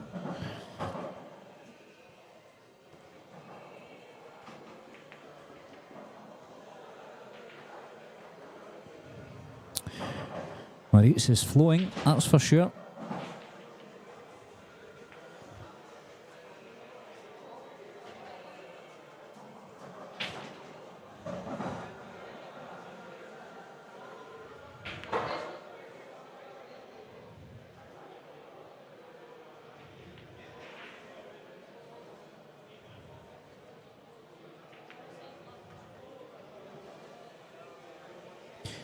He's taking him away very comfortably. He's not been out of position at all. And he's going to be halfway to the win. 4-0 against Liam Monk.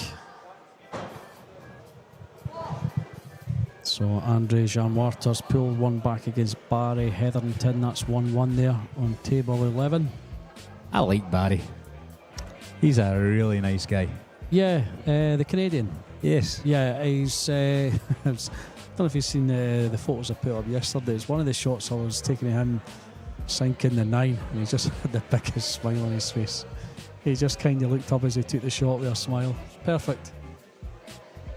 Andrew Betts 0-0 with Chris Papagiorgio. Frank Hughes 3-1 up on Alvin Anguito. Alvin pulling one back there. And Richie McDonald 1-1 now. Pier Francesco Garcia. Glenn Murphy 1-0 up on Nguyen Bilatri. Dimitris Siampanis 2-2 with Yannick Pongers. Do you practice these names when you're at home? Nope. I just honestly, I just yeah. Is it just have the a look DJ in you? Yeah, that's got to be it. I'll have a go, see what comes out. Yeah, why not? I'm a school teacher, so I've got the fear you say a kid's name wrong and they hate you for about 2 years. Well, that's it. Aye.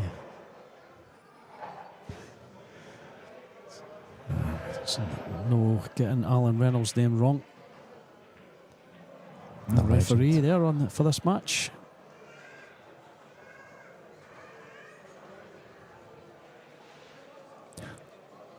Can he get this 2 past the 8 and 6? Of course he can. Yeah, this passes. Tough shot though. He's bridging over the 5 ball. Sorry.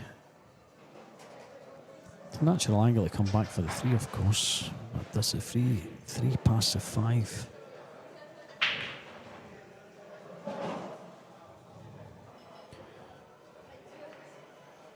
He's just playing a safety, but he's thinks he's left the gap. He's Yeah, got left an edge anyway. Yeah, so chance here for Liam to get a safety back again. Just glance off this 2, bring the 2 back in the pack here. Cue ball up table.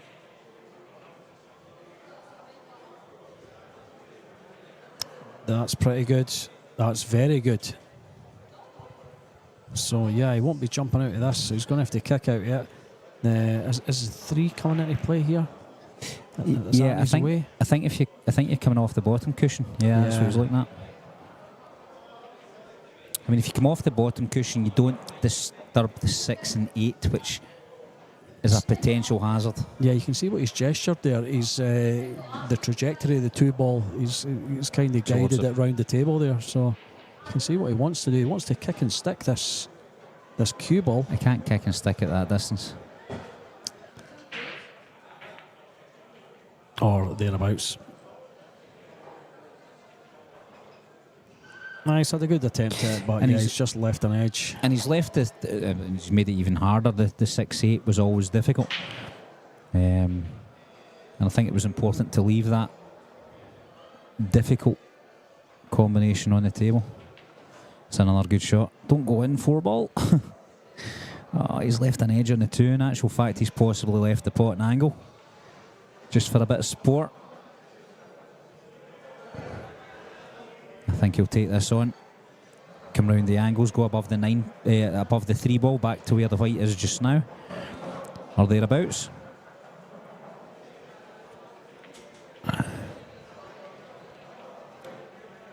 Can see this going. No, he's missed it. Well. Oh, there we go. That'll do. I mean, it's always played as a kind of a shot to nothing. I feel like, you know, you've got that cover coming. Absolutely. So just off the side and bottom rail here. 2-rail escape. Can I get off 1 rail here? Don't know if he's got the. I thought he could get between the 3 and the 4, but possibly not. I think he would have played it by now if he could.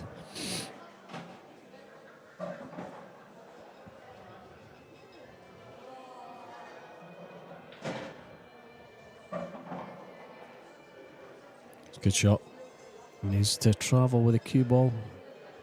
Get right up in the rail. We tapping the table there from Moritz. 6 and 8 are tied up somewhat.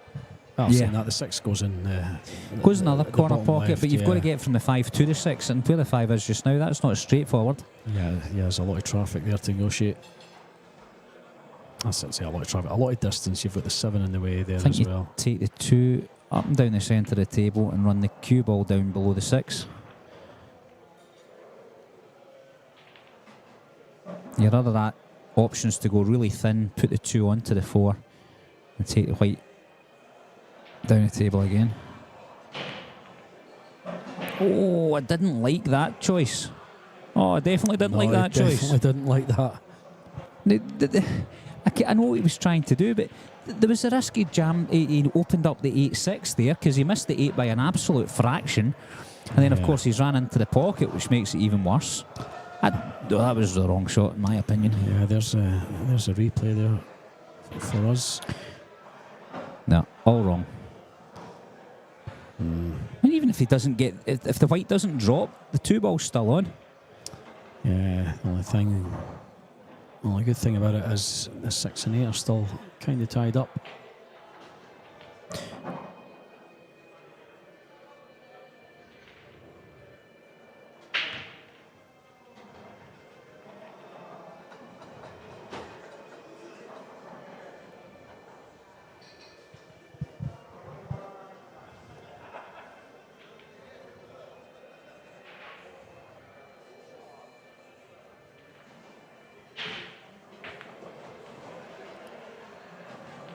Oh, he's had a result here. Look at Definitely this. has. Wonder if he's tried to play that, or what he's tried to do there. Is he trying to get Do you think it's possible? underside it? Do you think it's possible to do something? I'm not even going to say what I was going to say there. I think he was trying to get. No, I don't know what he was trying to do. He can leave himself on. Yeah, I am going to say what I was going to say. He can leave himself an angle on the 4 here to disturb this. No, that's not going to happen now. I was going to say to To run disturb into the the 8 and the 6 and 6. 8. Yeah, don't think he can do that now. Again, it's a bit risky, and all you're really doing is pushing the 8 up onto the 7, probably, Yeah, depending at the angle you go in at. No, I don't think that's the shot. But you know, you can get round to where the 9 ball is just now with the cue ball. yeah. Just have to get the right angle. So he's round to having a wee look at that. Oh, that's not it. he's bridging over these balls here. Don't He's having a wee wry smile to himself there. That was a nothing shot. Do you know, that wasn't. He didn't commit to that one bit. No, absolutely not. And you can afford to gamble, I think, you know, in this rack. The fact that the 2 balls are tied up, you know, there's saying that when your opponent's playing the way he is, he's playing very well. You know, you don't want to believe in anything. Don't want to believe in any kind of shot.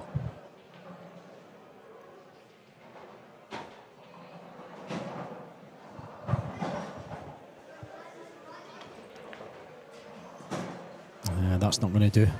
That's not the right side, and he's snookered. Can he see just a little niblet of this 6? Don't think he can. I think given what he'd left himself with, he had to take the white over onto the right-hand side of the table and leave that really narrow cut across the table from distance. He just wants to glance off this. The 6 will be going over by Can you see the edge? side pocket. I don't think he can. But he just wants to come off the bottom rail and push the 6 over by the 9.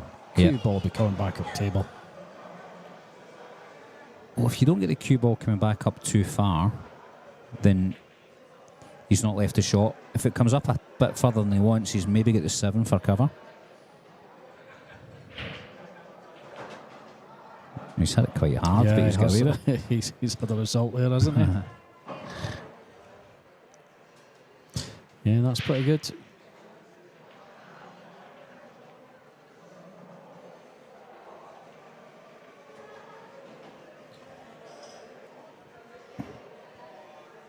So this is where I'm always amazed watching some of the top players around. He's having a look.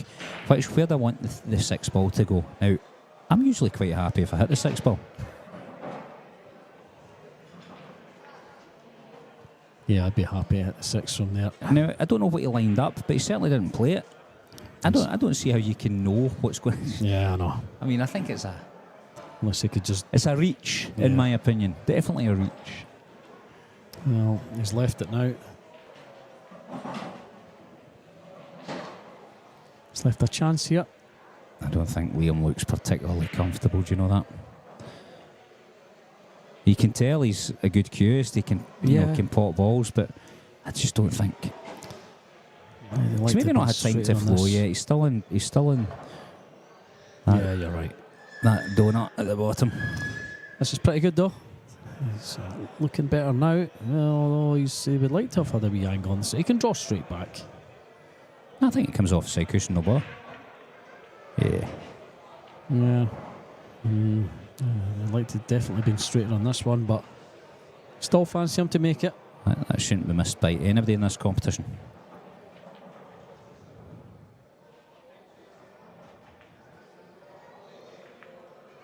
Yep, that's him. There we go, very well done. He gets his first one on the board.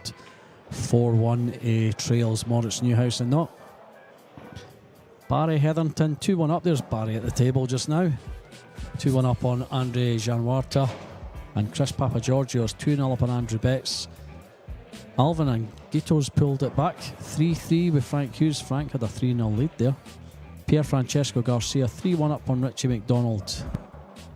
And Glenn Murphy, 1-1 with Nguyen Belatri. Dimitris Siampinis, 6-2 down to Yannick Pongers.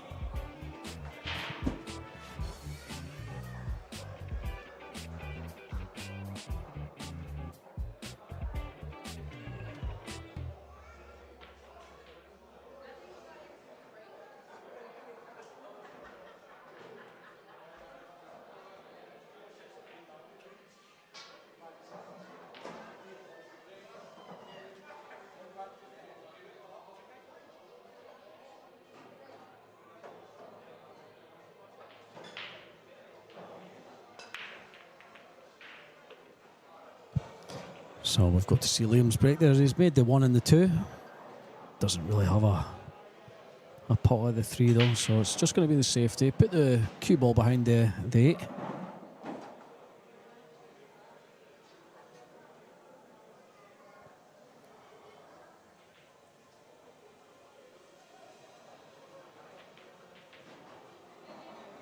Yeah, that's pretty good.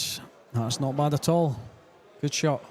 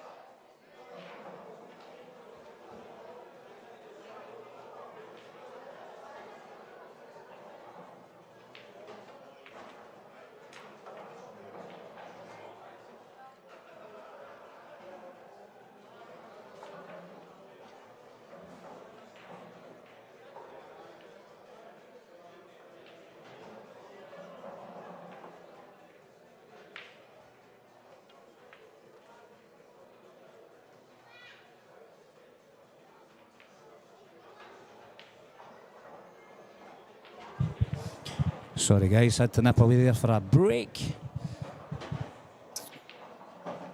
As did the players. 5-1 we saw. When I was last here, we saw Liam get on the scoreboard, which was good.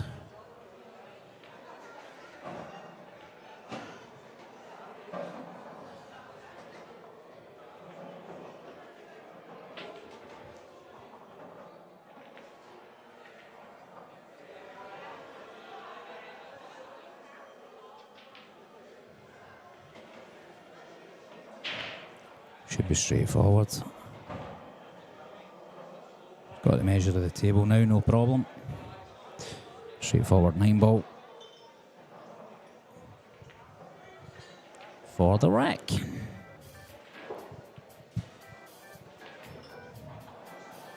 So looking down the hall, let's just keep you up to date with what's going on. Andre Geranta here on the table next to us is 3-2 behind to Barry Hetherington, but drops that 9-ball in and levels the match. On the next table down, long 7-ball to the corner pocket, which he makes. That's Chris Papagiorgio, and he's playing against Andrew Betts. Chris is 3-0 up at the moment. Needs that 9-ball to go 4. Table down again, we've got Frank Hughes playing against Alvin Angito. And it was 4-all, that's right. Alvin's just gone 5-4 up. So he'll be breaking in the next rack. Richie McDonald is playing Pier Francesco Garcia. And Pier Francesco is winning 5-1.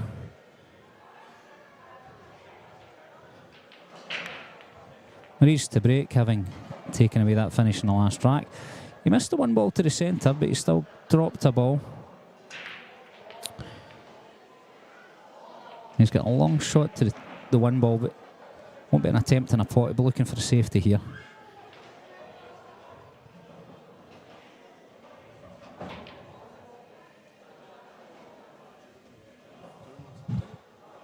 Put them on.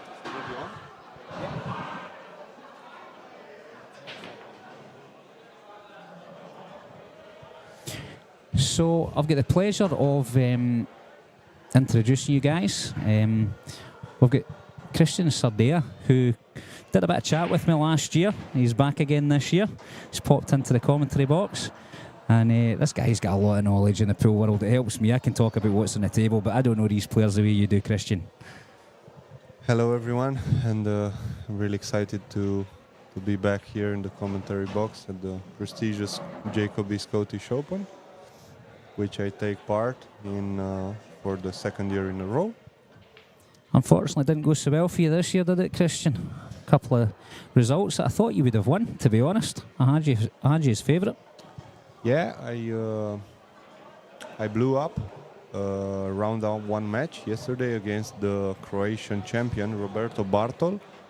I was playing very well to move up 4-0 and 8-4. Unfortunately, didn't get some chances there to get on the hill and kill the match.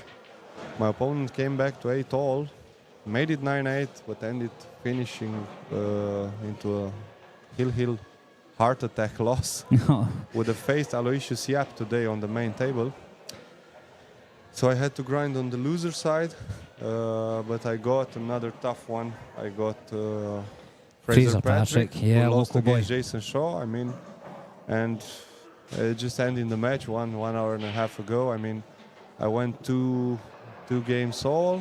I hit a super safety, and Fraser jumps, runs out, and puts on a 3-pack. So I get my next shot, a 6-2, where he rolls and rolls and rolls. I don't see anything until the end of the match. That's sick.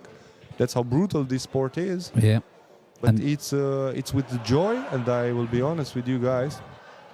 As I turned pro this year, recognized by WNT Matchroom Board, I will play a lot of tournaments, a lot of worlds, so I have to invest a lot. It's the way the sport is. So I'm really happy that I face these situations, So I get used on the mental side, because this game is all mental, folks. You gotta be able to take these losses and just recharge for the next tournament. Yeah. I'll end my speech here because Well, you're I down in want the you U- to say your opinion. Yeah, your next tournament's you're going down to the UK Open next week, yeah? Yeah, of course. So, yeah, you just pick yourself back up, don't you? And you go down with a winning attitude that you brought here, and hopefully some of the shots that went against you today, some of the luck that didn't go your way, that changes for you, and you get some results. I mean, people know me also back at home, where I play almost all day, around 8 hours, because I train half of the country in my 2 academies that I own at home. I'm co-owner of 2 academies with one of my best friends in Timișoara, Romania, the second city after Bucharest. So I play every day around 8 hours, but training 20-25 people is almost crazy. But as I get involved in a lot of action there and in games and sparrings and like that, people know me as a always lucky kind of guy. But it's for kind of a very first or second time in my career where I couldn't do anything for 6-7 racks. Yeah. That's the game it is, and I'm happy that it's showing to me, because it's helping my brain to get through this in order to get a champion. Well, these things do happen, and as you say, it's just the nature of the sport. I've seen some incredible runs in my days, and I've been on the receiving end of a few as well. But Crete Champions Billiards Club say hello on the chat, so they wanted to say hi. Yeah, hello everyone. You play in the Crete Champion Billiards Club often? Sorry? Do you play in the Crete Champions Billiards Club often? No? It's just some Crete. Yeah. The guys from Greece. I don't see the comments. no, it's just that they say here. Yeah. Hello, guys. Greetings to Sardia from Crete. Hello, guys. Hello. Evharisto for the experience there in Greece. I was in vacation last summer in Greece. Hello, everyone there at the Kazakis club. One of the players who's here, a very naturally gifted player. I've been there in vacation to kind of disconnect from pool with 2 of my very good friends. So we stayed away from the game for 5-6 days. And guess what? The guys they are kind of action guys. They like to have a small bat to just play and like that. And as we were tourists, they said, Christian, let's go in the club. And they found themselves some action and put me into some set with some semi-pro players. And we ended up playing for 5-6 hours in Greece. It was very fun because it was 40 degrees outside and we had fun. Yeah. So it's awesome. The guys in Greece have a great spirit. I love the country. I've been many times and for sure we'll be back there one day. Very good. I played against a Greek lad last Which week. one? I'll look up his name. My memory's not what it used to be. Why? I'd tell you, but I forgot. But we saw Liam win that last track there. And, Where you played him? Played well. So in here last week we had or 2 weeks ago we had a qualifier for the UK. Okay. So there was 3 Spanish boys came over and qualified, and there was a couple of Greek boys came over to try and qualify, which was good. And he's one of the guys that is playing here in the field? No. Okay. Then I won't guess. I know at least 32 players from Greece with right, okay, I'll get his name for you. But yeah, I had a game. He was a lovely man. A very maybe Nick Hatoupis, left-handed, because I heard he's into the UK Open. He's a very strong player from Crete also. So he didn't qualify because he had to play me in. No, Nick is qualified, but let's see. I found out from Kazakis. Okay. Meanwhile, here Liam Monk is. What a miss! Why like that? I think the 8 didn't pass the 9. He wanted to stun power. The cue ball. That's a hell of a miss. A lot of movement there down the shot. A little tester here for Neuhausen. One of the nicest guys on tour. Unbelievable how humble this of the elite players can be. I mean, he's the recently Premier League pool winner. Great character, a very helping person. I was asking him for the practice system he is promoting on social media. That was a very nice shot. Good recovery. He's got a shot at the 8. Do you kick into the 9 here, or do you try to take it up and down the table? No. Gentle with a touch of inside. You just let the cue ball. Yeah, and No. just let it pull Yeah, across the the rail table. is going to catch the inside here. The rail is going to catch. It's going to compensate the slide that comes automatically. But you got to deliver gentle because it's big deflection here, just like that. Wow. Up and Textbook. down. Called it. So I was saying about Moritz, it's unbelievable how nice guy. It's very appreciated. So I got to the point to ask a lot of stuff about the game and study, because we have a lot of enthusiasm back at home where people watch the matches on big screens in my club, which gives a lot of enthusiasm in my country. So you are talking about Ilias Stipas. Yeah, he was a lovely guy. Spoke It to him must last be a week. young player, or? No, he's maybe my age. I think he's maybe 45, 50. Let me tell you what, I've never seen this guy, but 2 years ago in Copper Box Arena, I remember some history made by Greek carom guys. I will maybe not remember the full names, but Vangelis Stefanopoulos and one other guy, one of them beat Skylar Woodward in round 1. Yeah. And another one made also some great match. I've seen Stephanopoulos play. Yeah, another one got to Hill against Billy Thorpe and barely lost. Okay. Yeah, well, it's unbelievable amount. It's been around more than 10 Greek players at the Copper Box. Wow. Yeah. So, Moritz has broken there. I think the one ball caught the low knuckle in the middle bag and then ran up into the top corner. Yeah, so we are racing to 8 here. Let's see if Liam will get another chance at the table. This isn't easy. It's a very thin cut and he's got to take the cue ball up the table. No, he's going to just save this and... I would agree with you normally, but he's been incredibly aggressive. I think you may be right. It's a lot of traffic, but... He can go round underneath the 4 ball and back up. Yeah. Behind the 4, behind the 5. It's close. No, he's not. He's going safe. And that's the right shot. Yeah, of course. That's why these guys are so elite players, because they won't be fooled by the scoreboard. Yeah. They will always play the right shot. Especially Moritz. It's absolutely fantastic rising player in the last couple of years, 2-3 years. It's crazy. Pairing with Joshua. As I heard from another German player, Niklas Dor, who is playing Bucharest Open and all the main events, another guy to watch from Germany. They are a very strong contingent there in St. Augustiner in Germany, where Joshua is based, Joshua Filler, Moritz, Chan Salim, a very strong player, and Niklas Dor. So with 4 players like this, they are the sparring team of Filler. And also Pia Filler, who now is playing world-class pool. Nobody wants to draw Pia because he's coming to the elite. So with 5 players like that. Well, if I'm lucky enough to win my first game down in the UK, I get to play Filler in the second round. That would be good. You got to prepare well. Nice strike. So yeah, I look forward to commentating in the next days if the guys find this helpful, because it relaxes me. It's kind of a warm-up, and also I do study by myself, sometimes late at night, sometimes early morning, because the schedule is very tight. But I will also look forward to hit the practice sessions every minute that is available, because I need to play around 5-6 hours a day to prepare well for the UK Open.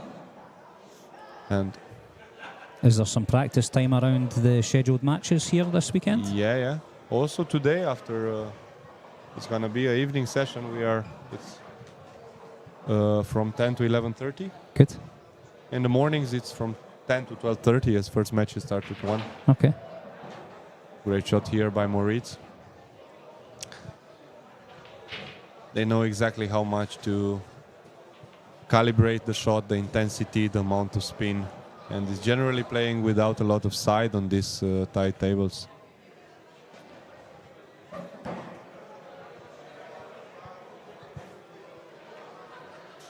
you don't get much reaction from side on these cushions. Yeah. Slide.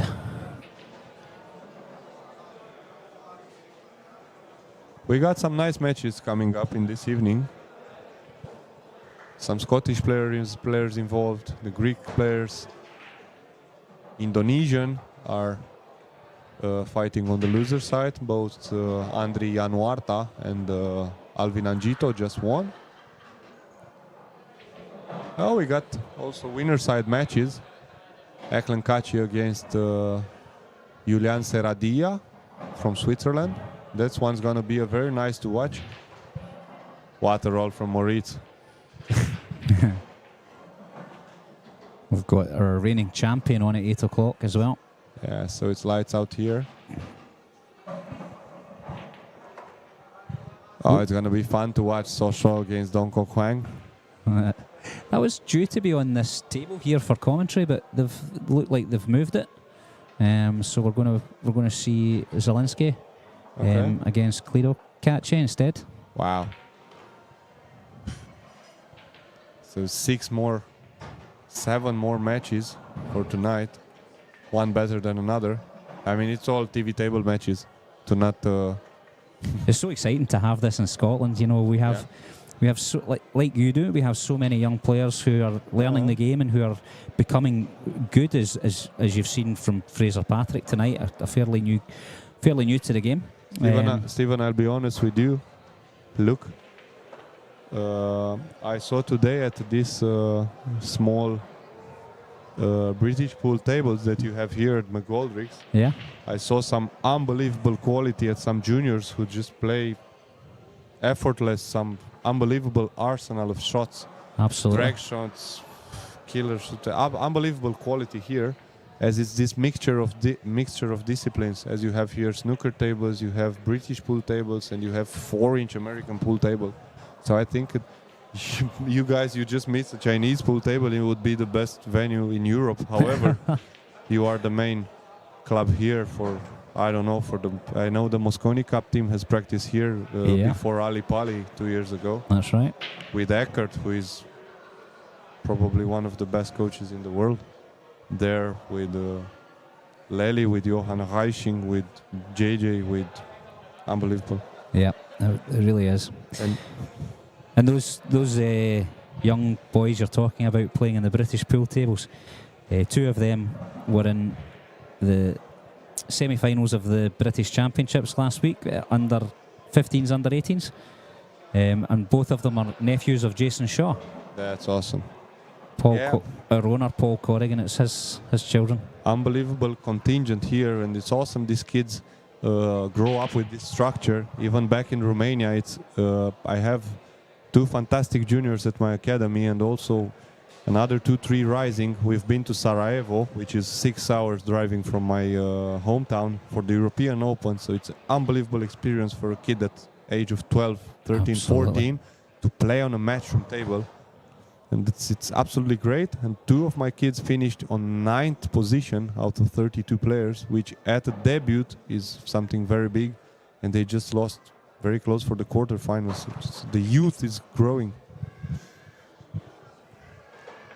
What do you think, Stephen, about this mixture of, let's say, it's a lot of debate. Let's say we are American pool players, want to be climbing the rankings. What do you think about practicing a little bit of snooker, a little bit of British pool, a little bit of Chinese, let's say? Yeah, I think it's different for different people.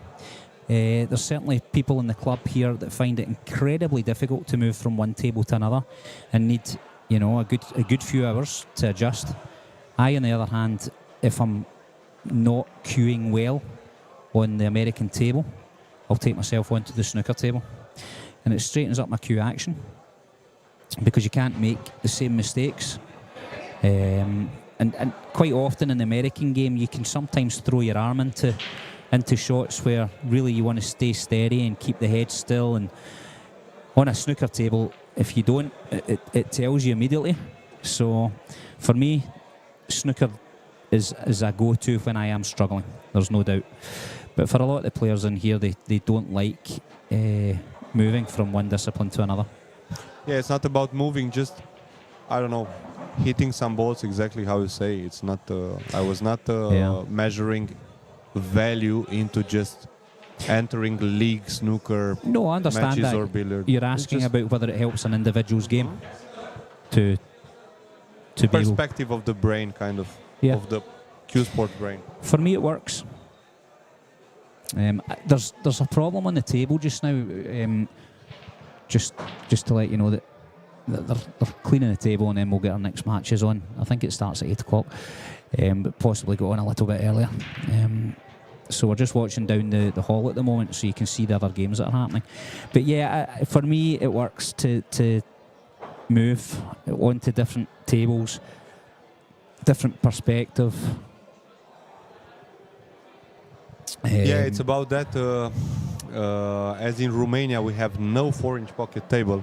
I made a big effort to drive by myself to Germany to take a Mr. Sang Rasson Acura table, the one that is playing in Saudi and in Hanoi Open. Okay. Because it's kind of the most affordable as price, because the options are, this Rasson Victories, the Diamond, and that's it. Yeah. And that's why, until I had this table 1 month ago, imagine myself investing in tournaments in a country where I have no 4-inch pocket. So I was kind of borrowing some shots from snooker. Yes. Because it's the only thing I could do to kind of limit myself from playing with a lot of side as you play in normal clubs.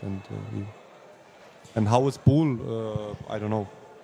Until 2021, because we are in a new era since 2022 with the breakbox era and like that. Sure. I think as well, we have 2 tours here in Scotland. So one of the tours plays out of this club, where the tables are top class, as you can see, and you've played on. The other tour that gets played is in our nearest city to Glasgow, which is Edinburgh. Okay. The tables are very different. It's a club which is open to the public and used by drinkers often more than pool players. So the conditions are different. It's older. The cloths have to be thicker to manage the traffic that goes on them. And as such, you run a cue ball into the cushion with some side. You can really rip angles. I agree, but most of all, even the guys there have old cloth, or let's say what you say, it's a lot of customer-oriented club. Yeah. It's very important you have the 4-inch pocket. I will tell you a little secret. The guys from Greece can agree, and in the comments, the table of Kostas Kazakis, who is one of the most promising guys in Greece, watch out for him in this season. Guy has been last 64 2 times, once in the UK Open, also Hanoi Open. He beat Tyler Steyer in Sarajevo, so he's playing the pool of his life, and he's, I think, 26, 27 years. He has his own club, owned by his father, so he has everything. He has old cloth in his table. He has some Greek brand of table, I think CVCDs. Okay. I don't remember, sorry if I miss. But you cannot have, like Joshua Filler, to change the cloth 4 times per year. Some people, for some reasons, cannot afford. For example, in Greece, it's humidity, it's, the club conditions like that, blah, blah. But at least if you have the pocket correct, I will tell you another big example. Sanjin Pelivanovic, the superstar from Bosnia, the same, has a diamond table in his club of his father, the Predator Club in Sarajevo, where he set his own table. He was also having old cloth, but still, if you adapt to the pockets, you're gonna be having huge value coming into the tournaments. Yeah. Yeah, exactly. The guys from Greece are saying, so it's clash table. Yeah. Yeah. Thank you guys for the mention. Yeah. So I was wondering when I went there exactly what you thought. I was saying, Steven, the cloth is old, he's reacting different, but look at the Kostas results, who's playing the pool of his life. Sure. For sure he will change I'm sure his father will change the cloth when he plays the Florida Open, the US Open, and the Hanoi Open and everything. But Kostas is breaking incredible. Pure happening. I was at the same table with him today. In practice session, the guy is missing 2 balls in half an hour. So he's just playing absolutely brilliant. Yeah. And it's hard to, compete with that. Yeah. So it's kind of helpful. You gotta have the pockets, because even if on older cloth, you're gonna miss more. Yep. Before taking the table, I asked last year the guys. I asked Dominguez, I asked Filler, I asked everyone, what table should I take? And Joshua was the most funny. He said, I have Gabriel's table at home. He said, Christian, whatever 4-inch table is good. 4-inch table is good. And he's right. I know certainly the lads here that have tables at home, who are lucky enough to have tables at home, they go for 4-inch or smaller in some cases. I think Adam Smith's 3.75. We have a guy in Romania who played last year the European Open, Alex Florescu from Craiova. He has a Chinese table at home in a country where we have no Chinese pool table. And the guy plays snooker. He went last 64 in the WSF in Albania last year, because we have some wannabe snooker guys in Romania who try the 5-6 station per year in the World Snooker Tour. So Alex Florescu has Chinese pool table. He recently won a main event in Romania, which I'm very happy for him, because he is a kind of line 2 player who needs to show up and who has the resources to come international, and is great. And after his win, a club in his town, in his hometown, said that he's gonna take out some snooker table and bring 2 tables to make a setup with 8 pool tables, and we're gonna have some very big national event on 8 tables. So very good. It's nice when some player booms that in that particular town things can change. Yeah. This is amazing. Well, we've seen it here. So it won't surprise me if Greece, I'll be very honest with you, I heard an interview with Kazakis some years ago. Kazakis is exactly my generation, 91. Kazakis said in an interview, Greece is like the Philippines of Europe. Yeah. And he's very right. I mean, in Greece, I can tell you there are at least 25, 32 players that can beat anyone in the world. It's frightening. Wow.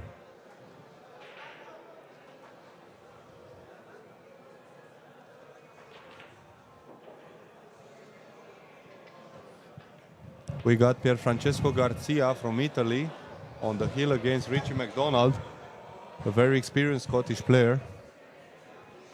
Garcia just lost a close contest against Kaci earlier today. He was fighting very well. I had to wait to play at that table, so watch the end of the match. Kaci just crossed the finish line, I think 10-7 or something. It was with very much joy that I met in person Kuo Po Cheng, a legendary player from Taiwan. When I started playing in 2009, one of the most interesting matches in that era was the final between Kuo Po Cheng and Wu Cha Ching from 2005, where Kuo Po Cheng was 16-12 on the hill to win the World Pool Championship, and broke dry with the old rules break with one on the spot winner breaks, and Wu Cha Ching completed the win with a 5-pack to win the World Championship and stay in the history as the youngest ever 9-ball world champion and 8-ball champion at the age of 15. Wow. Both in 2005. So Kuo Po Cheng was one break away to become a world champion. And it's impressive to see him now. I think he's in his mid-40s or something. Okay. He's one of the very first matches that I was watching 15 years ago when I started playing.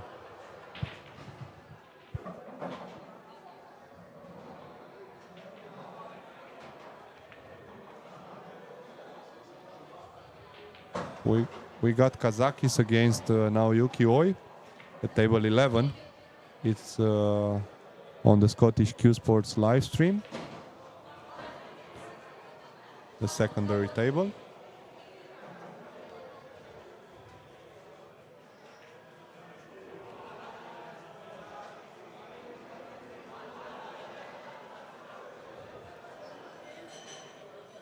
So you're here. I know you travel to many countries and play in tournaments, but you're here in the UK this week and next week. Do you find it difficult to relax and enjoy yourself because you put pressure on yourself to do well, or can you enjoy the journey? I can enjoy it, and I choose. It's always a choice, I tell people. But the instinct, because it's a competition, people suffer when they lose, because we all invest energy, we train hours, weeks, days, months to come here and hope for the best. And it's there a little bit of heart attack when you lose, even if you lose a close contest or you play bad for any reason. Yeah. But the secret in this game, I think, is to take care of your health, because you gotta be able to take those losses and bounce back. Otherwise, you won't be able to grind in the rankings, and you're gonna remain kind of a good player. Because the toughest transition in this sport, it's to pass from the good player to the elite player, but you're gonna walk through fire to get there, because it's the most difficult step in this game. Okay. Yeah. It's my point of view. Now, to be honest with you, I will give my example, my facts, my acts after a loss. I lost a cruel game, probably one of the toughest losses in my career, without having a chance to shoot. And yesterday, I lost silly a match, so I blew up this tournament. But personally, I choose to commentate here. It's with very big joy I do this. It's kind of helping me to enjoy everything, and it's with more joy that I got a ticket for the weekend for the Rangers-Celtic match, which my dream as a kid. I posted yesterday on Facebook, and today in my hometown Timișoara, the local team Poli, 45 years ago beat Celtic Glasgow in what still until today is the biggest match of the football in my hometown. So it's history. The name of the stadium of my team, it's Stadion 1st May. So to remember the 1st May 1980, when Poli beat Celtic after 2-1 here and 1-0 in Romania with 50,000 people. It's unbelievable. Wow. So exactly 45 years after, I have the blessing to be able to play here near the Celtic Arena. And also because my dream was to be a goalkeeper. Imagine, I'm 2 meters tall, guys. If someone at the age of 13, 14 would have told me, Christian, start playing snooker or billiard, I would have started crying, because I played football until the age of 16, 17 when I realized I cannot make it, because I started to play at 14. I couldn't play with the kids that started at 7, at 8, especially being a very tall. And as a goalkeeper, if you are not the first option, in a team, you're gonna stay substitute for 5 years, 10 years. Sure. So I studied medicine. I'm a physiotherapist, and I discovered pool as an adult. So it's 15 years of work. I'm 33, and my only luck, as I'm an always lucky kind of guy, was that I was watching on TV the snooker since the age of 12. So I had 6 years of snooker. When I discovered 9-ball, guys, the psychology of a Romanian kid, when I realized the rules, that it's a dynamic of safety similar to the snooker when you have no collars, I told myself, wow. So I would instantly know what to do. I just gotta be able to run out the table, because you get rewarded in 9-ball if you put a 9-ball. And I was used to, in snooker you make yellow, green, brown, blue, you are winning. Yeah. But I got there. So the passion was so bigger than my height, and I stayed until today. And as a physiotherapist and a 2-meter guy tall, everyone is asking me how on earth you can play and you don't have your back destroyed. And I tell them, because I do stretching, because I do swimming, it's not easy, but I do 10-15 minutes of stretching every single day, and it's what keeps me here. And I play the best game of my life, and I think it's a matter of time until I beat some of the top guys. And I beat a lot of top guys because I love it. That's a fantastic story. Yeah. Really is. Love listening to that. You speak so passionately as well, Yeah. It's my way. When I say passionately, it's not just with joy, because I see some of the things you're saying. It's with pain, that you've not managed to realise some of your dreams. But I love listening to it. It's an incredible story. You know, I was blaming my parents all my life. I told them, Mom, you didn't let me make football because I could have been goalkeeper of the local team of that. Because now my team is in 5th league. I had the chance 5-6 years ago to go as second goalkeeper, imagine, and I signed, but I played 1 or 2 matches and trained a little bit. Imagine as a 28-year-old. So I've been there, but kind of I blamed my parents because they didn't let me do. And now I stopped doing this because it seems like it was meant to be for me in this pool. And I'm not limited by the age. The only motivation keeps me, from history, Efron played his prime at 44, of course in another era. But I feel in 2-3 years, because I have a 3-year plan, that's why I'm calm.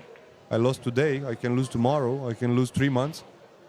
Ruiz, who is a player in my generation, FSR, the number 1, I think in the Euro Tours has lost for 8-10 years, couldn't reach higher than last 16, last 8. Yeah. He won the Euro Tour in Antalya 2021, and look at what he achieved in 1-2 years. Yeah. Of course, excuse me the comparison, because I don't have the fundamentals, but I think it's doable to some point. Yes, I agree. Yeah. So Rangers Celtic, I got a ticket for Sunday. It's absolutely crazy for me. Fantastic. It's a dream for me to be there. When the guys told me that I may not get a ticket, I told them, okay, Jason, no problem. I spoke to Shaw and to Paul. Paul said he made it, but I told them at least I will go there to hear the noise of the crowd because I grew up on the stadium. Yeah. I mean, I grew up on the stadium, and as a goalkeeper, you shout at your team. You kind of, it's what I do with the kids in academy to educate them as athletes, because you got to be a little bit of an athlete. Well, I'll tell you this, it'll be noisy. Yeah, It will be noisy. And I'm neutral here. I'm not a fan of Celtic or of Rangers, but a coincidence, the son of Hagi, the legend of Romania, plays for Rangers. So who knows, maybe Hagi himself will be in the... He watches almost all of his games. Yeah, he comes in Scotland to watch his son. Yeah. Yanis is fantastic. He hits ball with both legs, better than his father. I think he will be there. It's unbelievable. So for me, it's a dream. How could I be upset because I lost? Because I lost against Fraser Patrick. Can you imagine you had to play? Can you imagine you had to play in the quarterfinals instead of the football? Yeah. Some comments just from the chat. The lad from Crete is saying that he was the one who lent you his Shane Van Boeing cue last year.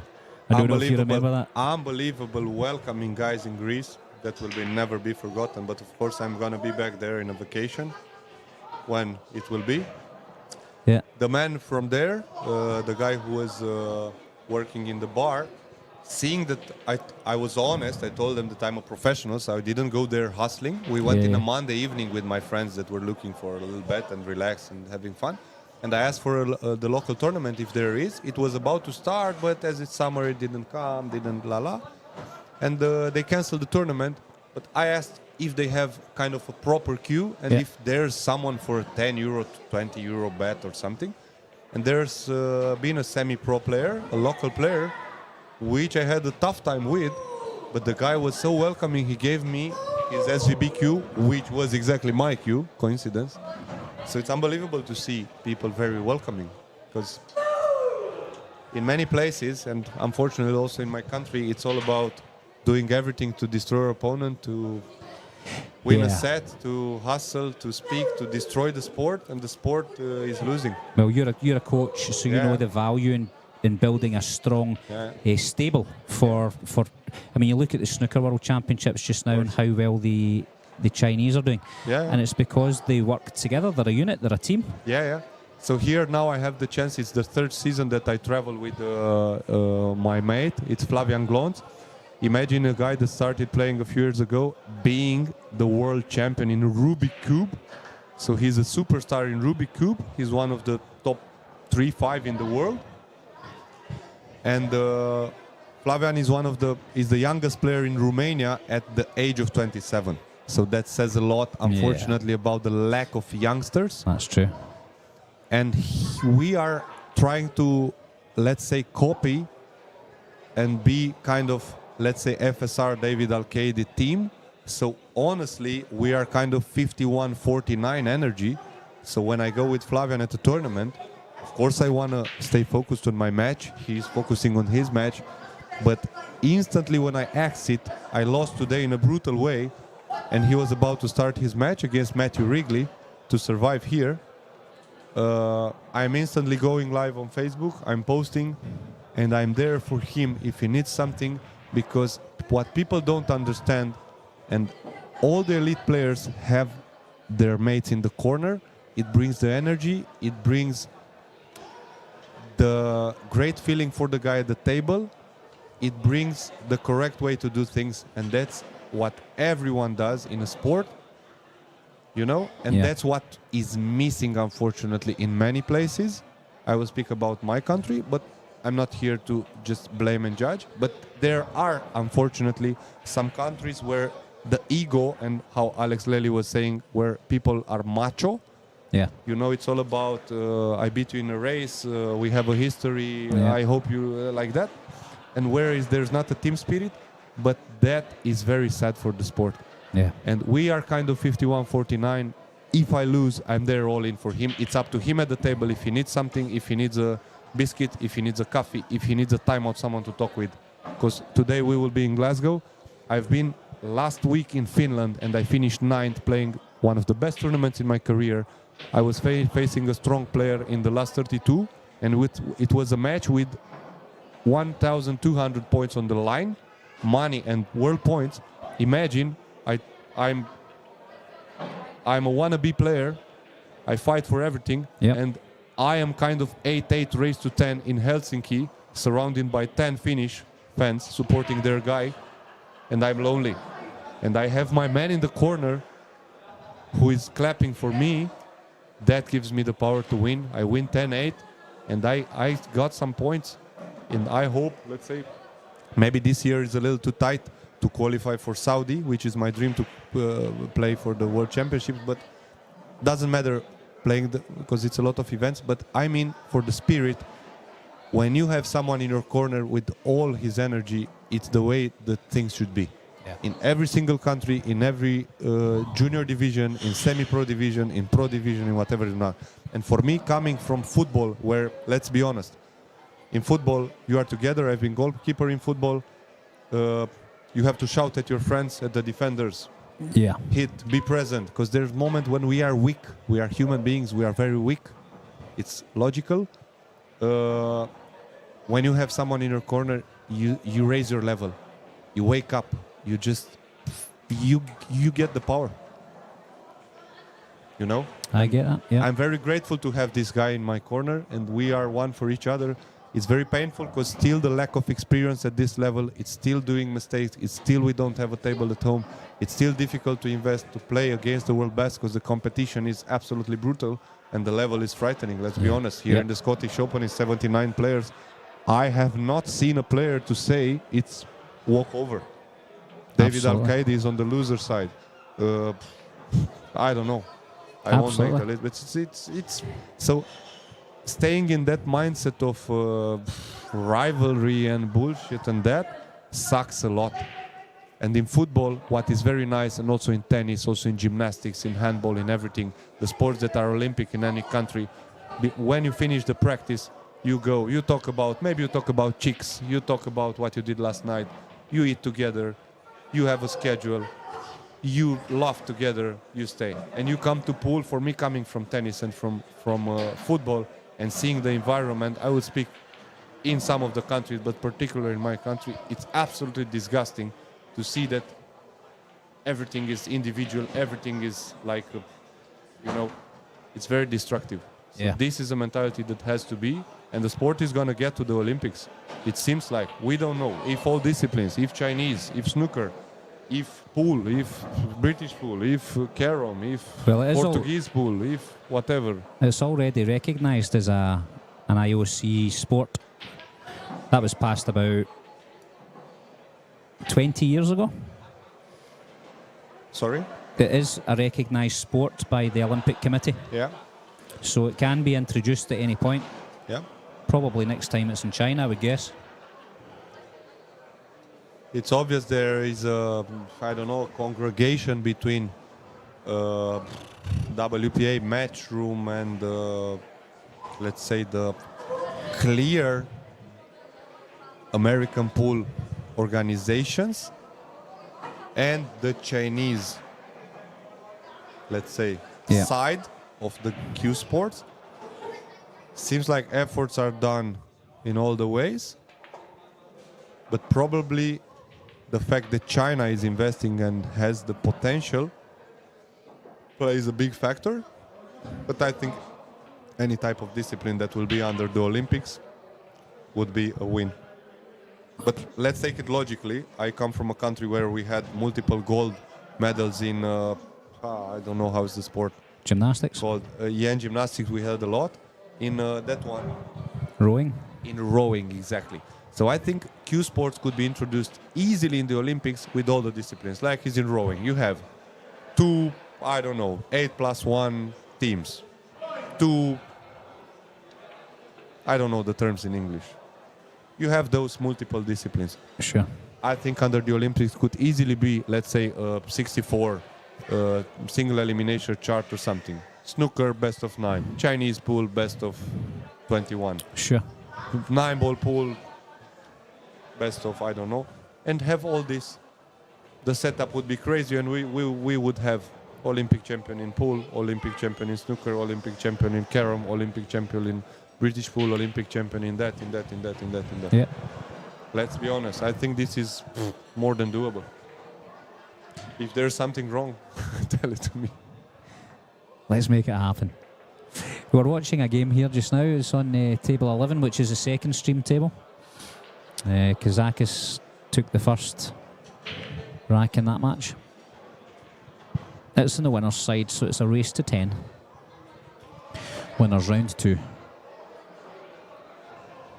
And shortly on this table we're going to have Zalinski versus Kaci, Toledo Kaci. So, yeah, big match coming up.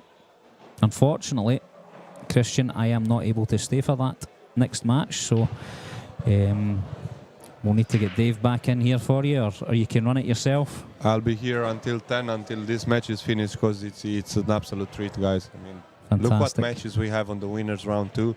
So this is for the winner qualification. So we got 16 matches, if I'm not wrong. Yeah. So we got 32 guys with 2 wins. Exactly. So we have tonight Eklen Kaci, Julian Serradia, Sosho Donko Huang, Victor Zalinski, Claudio Kaci, Salvador Garcia Fernandez, Mickey Kraus, Tolian Han, Kuopo Chang, that's a Chinese clash. Tolian Han made a great win last night against David Alcaide from Spain. Absolutely great comeback from the experienced Singapore player who was pairing Aloysius Yap a few times in the World Cup of Pool. Unbelievable amount of pressure he put on Alcaide, who missed a clearance with bowling hand with 5 tables. I was watching from my room. Wow. So 9-8, David got bowling hand, extracted bowling hand, but couldn't make the 5 balls on the table to cross the finish line, and resulted a hill where Tolian Han crossed the finish line and sent David on the loser side. Another fun match to watch is going to be Mika van Berkel against Carlo Biado.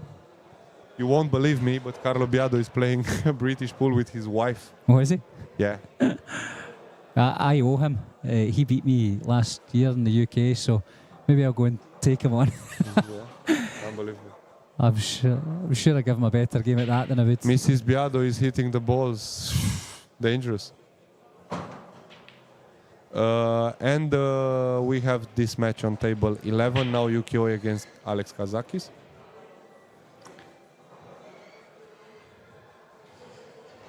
So I was speaking about my mate. A great match, but heartbreak match for Flavian Glonț, the Rubik's Cube superstar, who is rising in Romania, and he's doing a very good job in the pool world. He was 6-3 up against Matthew Wrigley, but got beat 8-6. Nice comeback there from Matthew, who just took care of some misjudged safeties from Flavian, because it's always about the moving balls game, about percentages, about playing the right shot, and here's an area where we need to improve coming up in these events, because people know very well to play this department, and even if you run out well the balls, if you don't know to move the balls well, you can be in danger. Yeah. Matthew's fairly new to the game here. He's not been playing for as long as many of us, but he's taken to the game so well. His cueing's excellent. He's fearless, as you need to be at times, and he really goes for his shots. And he's gone from strength to strength. He won his first kind of national event not that long ago. He's got a wee bit to learn on the safety side of things. If he knows the right shot, his safety is excellent. It's just sometimes making decisions about shots that. But he's now playing. He got a pro card, WNT card. So he was through in, I think it was Bosnia. He was in Bosnia in the European Open. Went through to Bosnia, and then he's obviously in the UK next week as well. So these experiences will be brilliant for him, and make such a difference to his game. He's a smart player, and what background he has? British pool or snooker? Yeah, so I mean, he's played a bit of snooker when he was younger, but not to any recognisable level. What's his age? Oh, I don't know. I think he's maybe about 23 or something, 22. Maybe an injustice. Maybe he's not. Maybe he's younger. I think it's perfect choice to stick to American pool. Let's be honest. With this structure, he has a lot of potential here. Absolutely. Being from his area, is he from Glasgow? Yes. What more you could want to be the WNT Pro recognized, having these practice conditions? Absolutely. I was speaking with another player who didn't sign up at this tournament, the guy from Pakistan, who's from here, Kadir. Oh, yeah. Impressive guy. I mean, I won't forget his quality. He beat Niels Fayen last year, something like, he was 6-0 up and won something like 10-4, 10-5. Unbelievable quality. He's a British pool player. Yep. And he said he's gonna show up more, because this game got his attention. I don't know exactly why he didn't sign up here, but he'll be for the UK Open, I heard. Yes, he's travelling with me actually next week. So imagine for me coming and watching snooker since 2003 and knowing all the history, because I was dreaming also to be a journalist. That's why I step up in the commentary so fast. Kadir told me now that in snooker he beat John Higgins, he beat Stephen Maguire, he beat Alan McManus.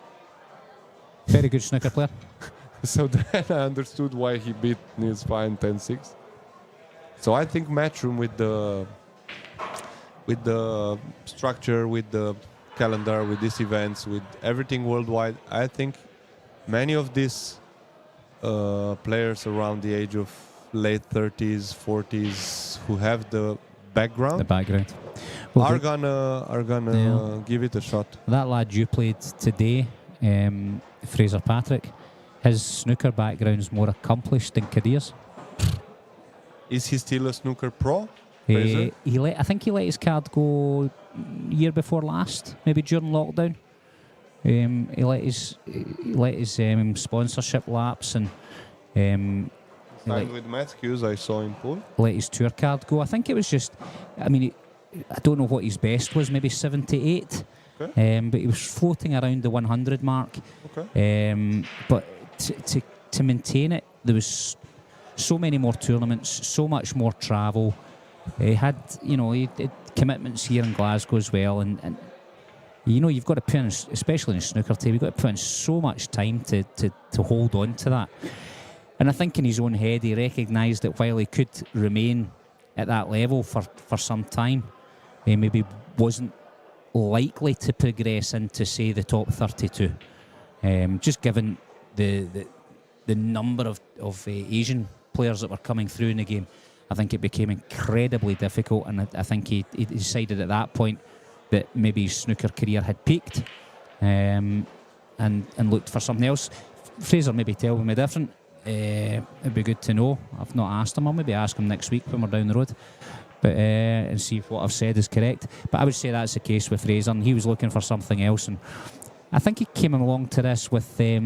He played this a couple of times previously, but not in these conditions that we've got here in the club. It was in the clubs I was mentioning earlier on. And he was possibly a bit disenchanted because after coming off the quality snooker tables that he had done, where he could trust a table to do what he asked it, he was finding himself having to play percentage shots, not trusting his, the table, which then made him doubt his cue, which then, and I think he just went, this can't be good for me. But when he decided to hang up his snooker cue, in these conditions and these tables came in, that was when he went, right, okay, wait a wee minute, I could possibly do something here. And he's actually won 7 out of the last 8 tournaments, I think, here in Scotland. Certainly in the Scottish Tour, he's won quite a few, and he's now Scottish champion. And he's done well. We have a Rasson tournament sponsored by Rasson here in the club, 4 or 5 events a year. Well, it's actually 8 events because there's 2 events on over the weekend, and it's 4 or 5 weekends depending, and he's done well on that too. Yeah, it's amazing. You have to make these adjustments and decide how to go, where is the value regarding to age. So it's always going to be a puzzle to see if you're going to be able to make it. And I tell you what, you mentioned very well. One of the best qualities, I think, not just in sport but in life, is to be able to make some auto-diagnosis and be honest with yourself, stay honest. Because if you can do that right and make the right choices, it's going to be good. Yeah. But Christian, I'm going to have to say cheerio to you now and leave you in the graces of commentary until David comes back and gives you a hand. You'll be on your own. But some good pool about to start, so should be some exciting watching. When I get up the road, I'll put it on and listen to some of your chat. And I'll see you again over the weekend. Hope you enjoy the Celtic Rangers game on Sunday. Yeah, for sure. Can't wait, but I still will enjoy the practice here. The matches, it's 2-3 hours of pool today. The progress of the tournament tomorrow and Saturday, of course. I will take everything step by step. The conditions here are great, and for me, coming from a country that doesn't have these tables, will be interesting to see if maybe there's value to fly to USA, maybe from here or maybe from Finland, because it's a lot of contingent of players. Thank you, Stephen, and see you in the weekend.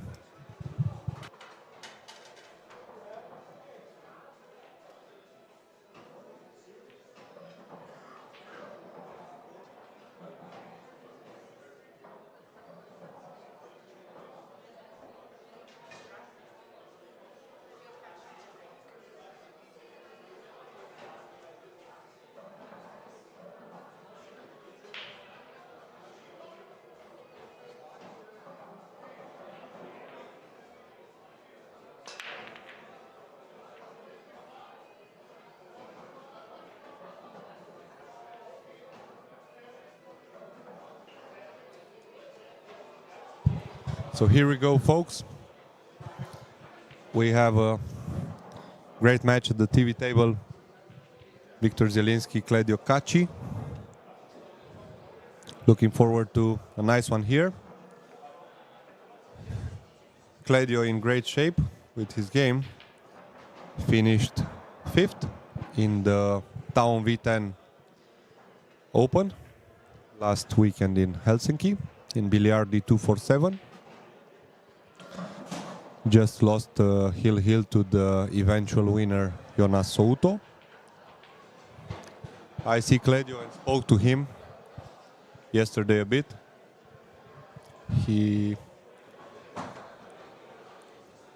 decided to quit snooker, as he was a very strong snooker player with ambitions to get in the World Snooker Tour. But of course, inspired by his brother Declan Kaci, who is a legend already in Albania in the world of pool, multiple times world champion, decided to switch to pool, and he is doing it very well. A very consistent player, very good temperament. At his age of 19, already with honestly a lot of qualities to go all the way in this world-class event. As his brother says, Cledio is not a very big fan of social media and like that, but we can all notice his quality, his capability, and what Ekland is predicting. I would also share this point of view. I think Cledio is a world champion material, and it's no big words, because this guy, for the very first time when he joined in the World 9-Ball Tour event, he went all the way to the last 16 into the Spanish Open 2023, which is a huge achievement in a 256 field. I remember he beat players like Tyler Steyer and stuff like that to get into the last 16. Tough shot here, needs to recover the cue ball. No spin here, just firm hit, deposit the 8-ball. Cue ball gets just okay for the 9. Take care of the 9-ball and score your first point.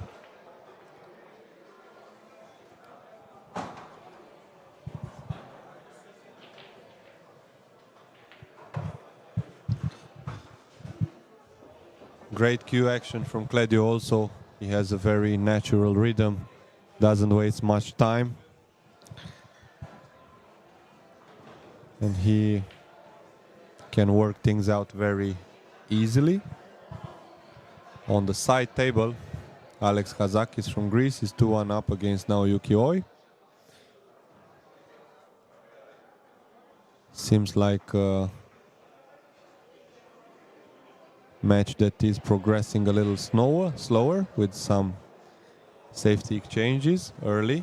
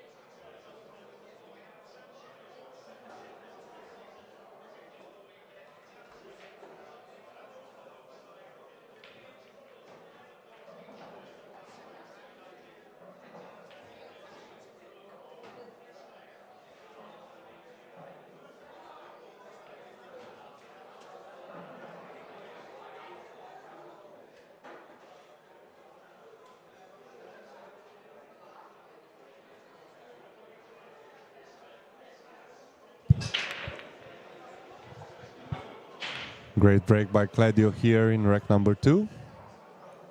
Got the one in the side. Got action also on the 9-ball. And landed perfectly on the 2.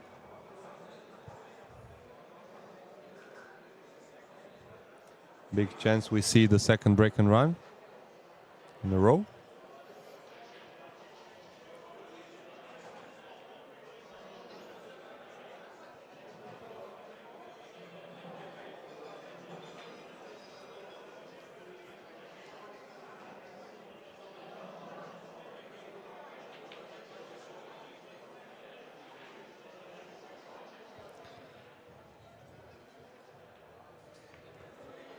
Working the cue ball very well. One of his biggest weapons. Keeping things very simple. And that comes for him from his snooker background. Is the way you have to play this game.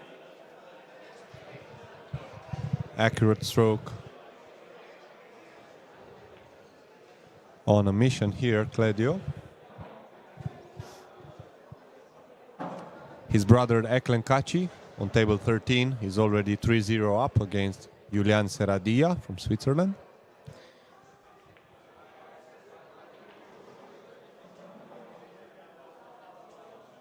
Kuopo Cheng 2-0 up against Tolian Han in the Asian Clash.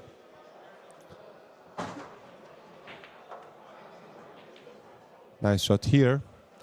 Needed to punch the 7-ball a little bit. Another power one coming up here. I expect he's gonna play with power and bounce the cue ball from the side rail. Or who knows, maybe he can also soft draw for the 9. We'll find out soon. That's the Kaci stroke.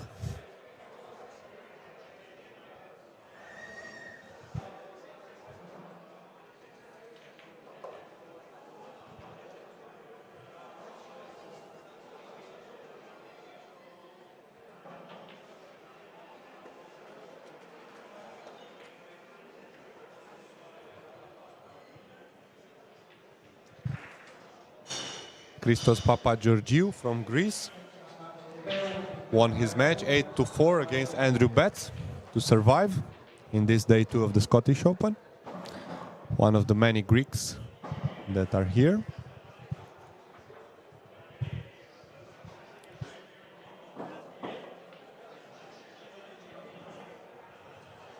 Glenn Murphy is on the hill against Wen Bailatri from France.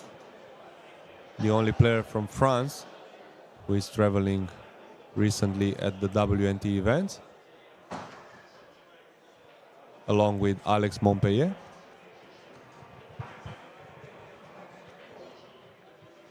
Dong Kok Hwang, the superstar from Vietnam, the winner of this event last year, opened his account against So Sho in a very spectacular match going on at table 14. Interesting to watch Dong Kok Hwang, if he is going to be able to defend his title this week in Glasgow. He's practicing very hard every morning. He's the first in the practice room. I think it's a culture for all the Asian players.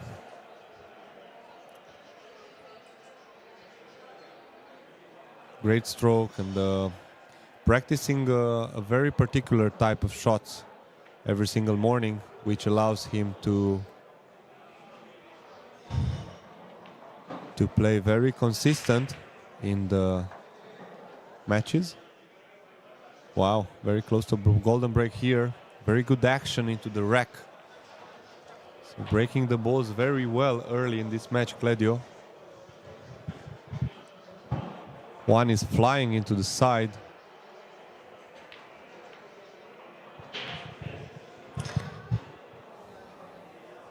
Interesting to see what he's going to choose here. He has multiple options.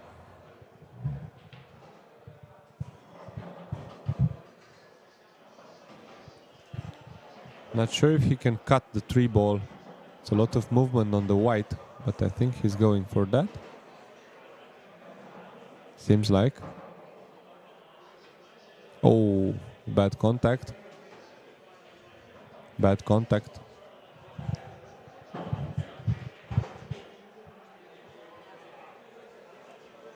It was worth to try that shot because the scratch was covered by the 6-ball.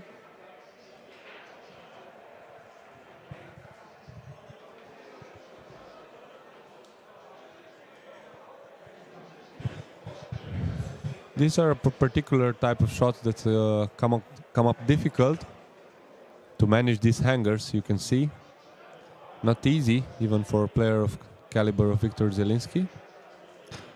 Very unlucky roll here to at least not have a clearer path to the 4-ball, even if he lost position for a run out. Tough times here for Viktor. I think he may need to kick some sort of and send the 4-ball. Very finesse shot here on the edge. If he clips the 4 with a thin kick, he has to be very careful to not scratch. Let's see.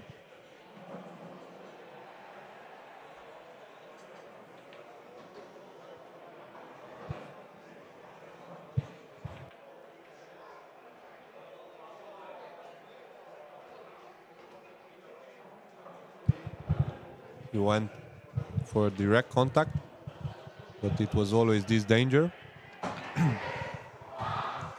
He won't like his next visit at the table, assuming Kledio is gonna play a killer safety. He needs to focus on the cue ball.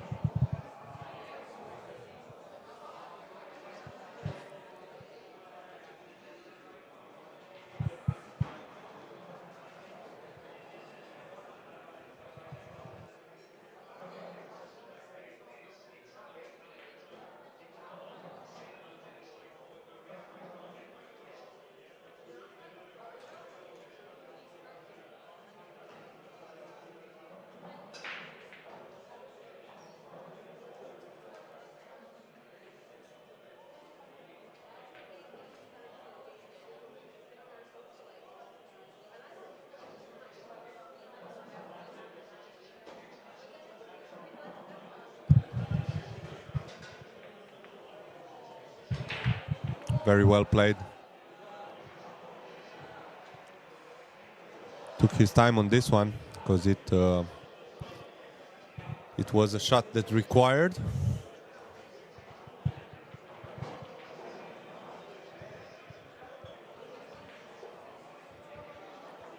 Lost initiative of the table. Viktor didn't punish his opponent for the miss on the 3-ball.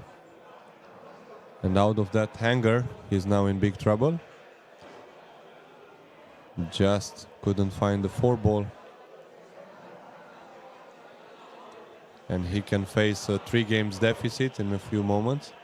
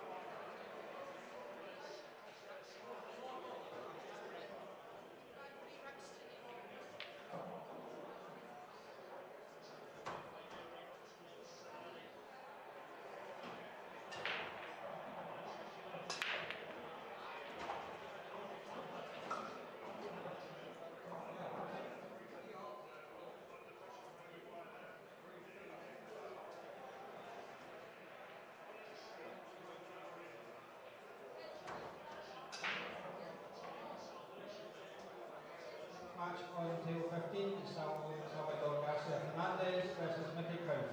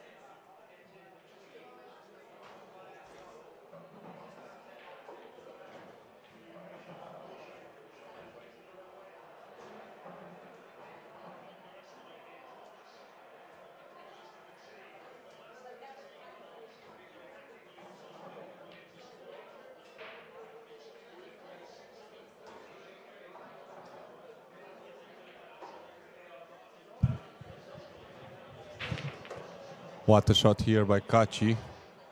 He had to go for it.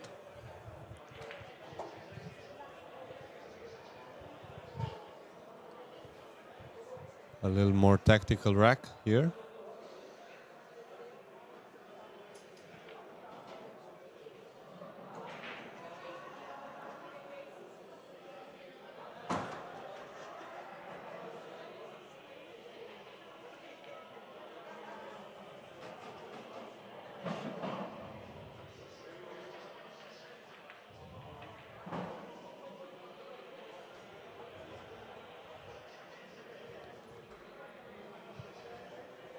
He has to manage a one rail kick here. And of course, with the right speed, you are always kind of rolling the dice in this type of shots when you are honestly out of control. Oh, it seems like he has a clear path to the 3-ball. That would make things more predictable.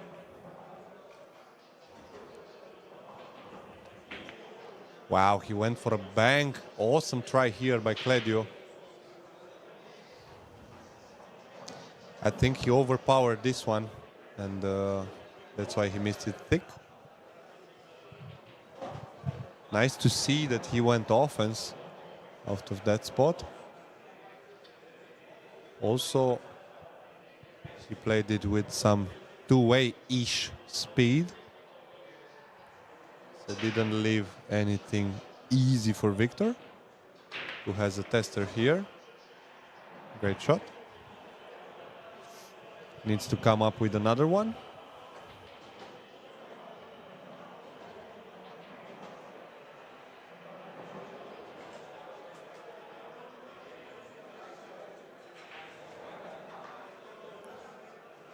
He has to draw with confidence. He's a little on the wrong side.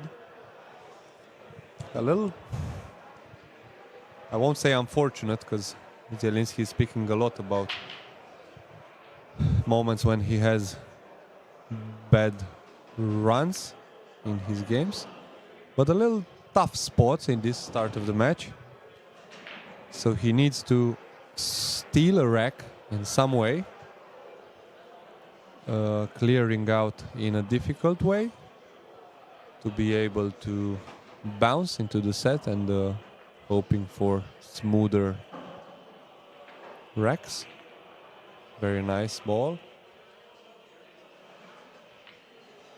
You can see in his eyes he's ready to come back. Great shot here.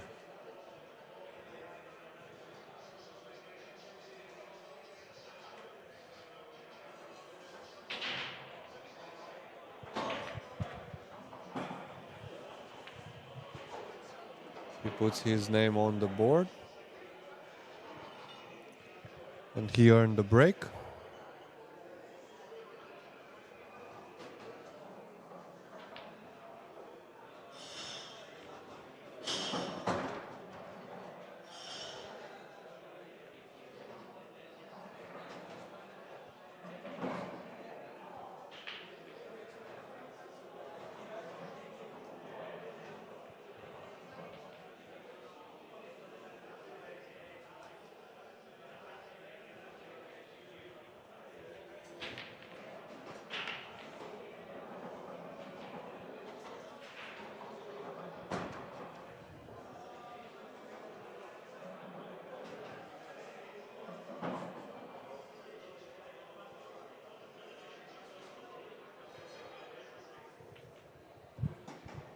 So people were asking in the chat earlier, John, McGean, how did Matthew Wrigley perform?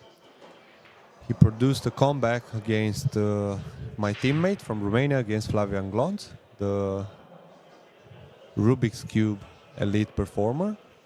Flavian was 6-3 up against Matthew Wrigley in the race to 8. Matthew did some early run-out mistakes, missed a couple of balls, and managed poorly some safety exchanges that led to that deficit. But stayed composed in rack 10 and didn't let his opponent get on the heel, so was able to steal rack after rack. And was a very nice exchange at 6-3 at the 8 ball, where he was very smart and just played one extra safety to put pressure on Flavian. And from there, the momentum switched because he stole the rack, making it 6-4. And right after, he boosted himself, he suggested himself with confidence. And he started having some impulse, running the racks with confidence, sending message to his opponent, and was able to punish Flavian heavily for the mistakes, and produced the comeback all the way to stay alive for day 3 of the Scottish Open. Yesterday, Matthew also played a nice match against Carlo Biado, where he lost 10-7, so this says a lot about the quality of this young Scottish kid, who in his early 20s got the recognition of WNT as a professional, and will play this year all the main tournaments.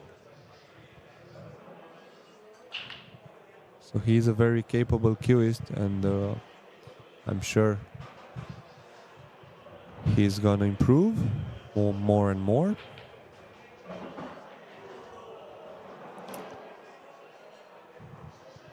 (3-1) for Dong Kok Hwang on the side table against So Sho. 7-1 Kuo Po Chang in the All Asia contest against Tolian Han. So 7-1 for the Taiwanese runner-up in the World Pool Championship 2005, the legendary player, against the man from Singapore, Tolian Han. Another nice match is about to start at table 15, Mickey Krause against Salvador Garcia Fernandez.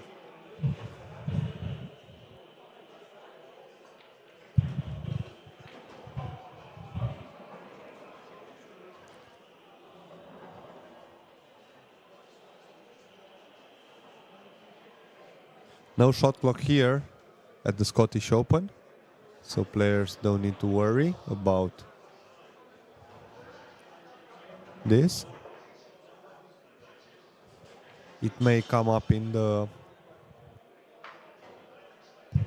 in the later stages of the event. Kaci almost completing a whitewash against the Swiss Julian Serradia. Kaci is breaking on the hill at 9-0. That's a strong display from the Albanian Eagle, who is going to play very hard in this week, because next week he is looking forward to the major UK Open, where he grabbed the trophy 2 years ago in that nice final against Joshua Filler.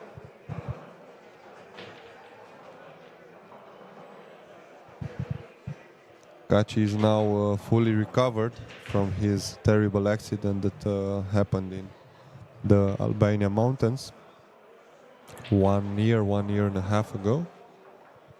He's back in full power and played in the Mosconi Cup, one of the main players in the World 9-Ball Tour, one of the greatest in Europe for sure. And what could be more inspiring for Cledio, his younger brother, than that? To follow his legendary brother in the main tour. Yeah, he took a lot of time here on the 2-ball and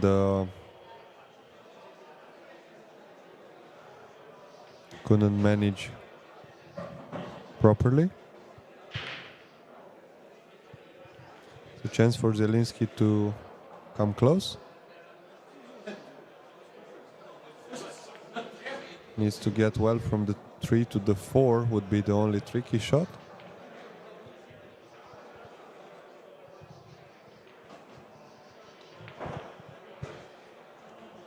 The world junior champion Mika van Berkel from Holland, 2-0 up against Carlo Biado. Few balls away to extend his lead to 3-0. Van Berkel, member of elite generations from Holland, rising up, along with the Pongers brothers, Yannick, already himself also a world junior champion, and his brother Quinton Pongers. These three are starting to produce a world-class pool, also in the adults tour, in the main tour, and seems like they make a very nice transition. As you know, it's never guaranteed after these guys win the major junior tournaments that they're gonna be right into the front line. Good shot by Victor here. Needs to punch this 7-ball and get close to the 8. Keeping things simple. 2 balls away to score his second rack.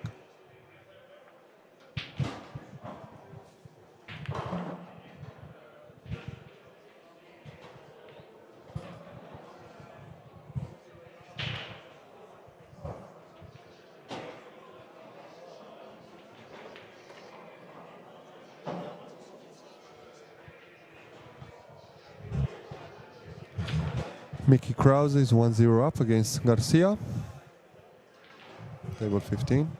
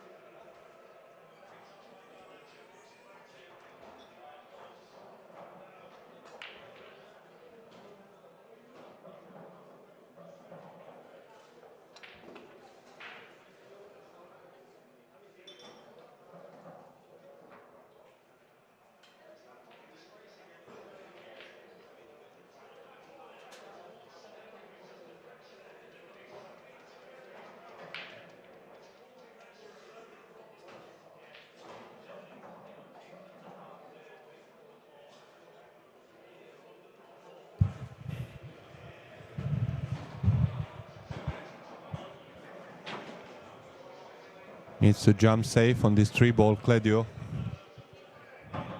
He's a big favorite to get a safety here. He just needs the 3-ball to avoid the 4 and the 7. That would be ideally.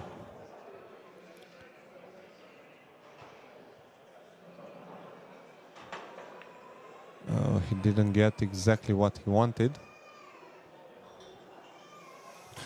At least he didn't leave anything easy here for Zalinski. So let's say a mini roll here for Kledio.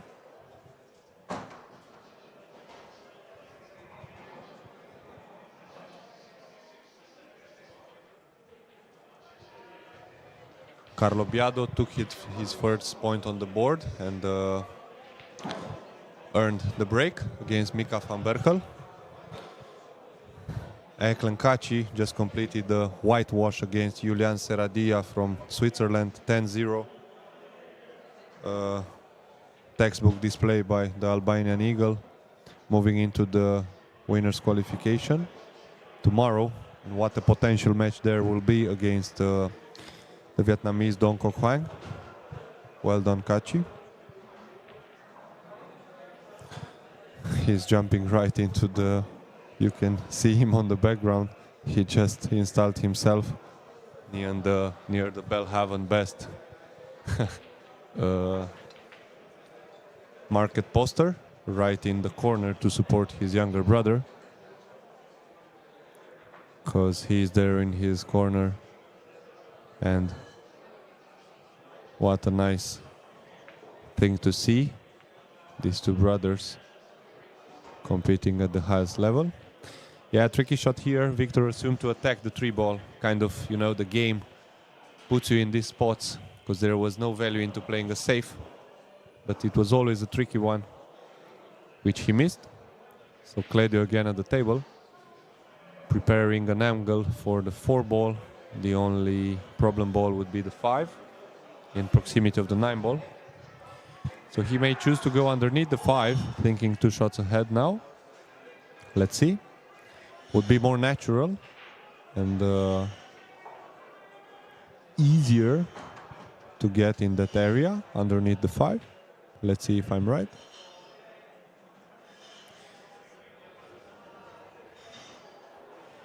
He may also just gentle roll the 4. He has a window to play in a different way. Let's see. It always comes down to the player.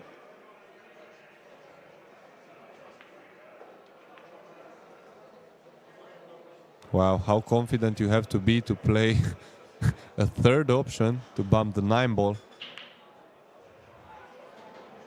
Here you see that these are particular snooker shots where you have to go and control more bumps into small areas. Super quality selection here by Kledio, and a very particular one. Wow.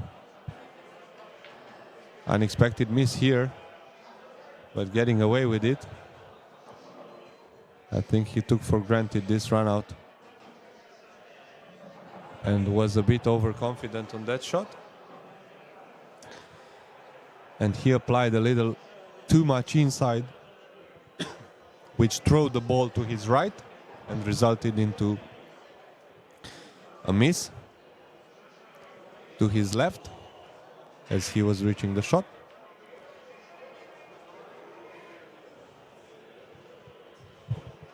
A little annoying for Victor. For the 3rd time, Kledio is missing and not leaving anything easy.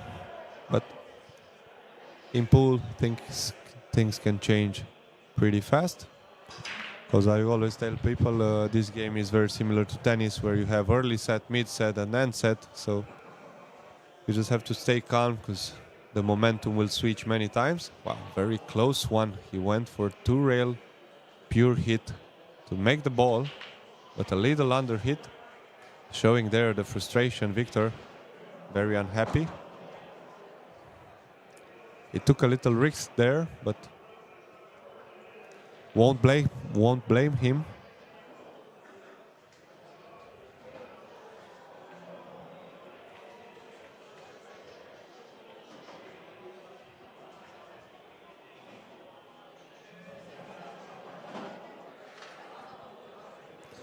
Alex Kazakis moved his nose in front of now Yukioi, 4-3 on table 11.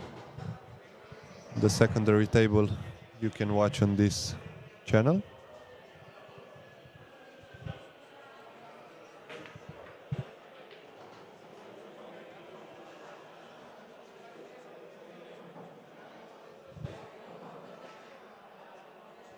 This 9 for a 4-2 lead for Claudio Kaci.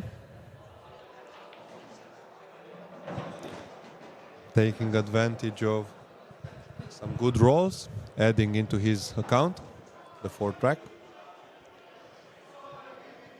The winner of this match, Zalinski Kaci, is going to play in the winner's qualification. The winner of Mickey Kraus from Denmark and Salvador Garcia Fernandez from Spain.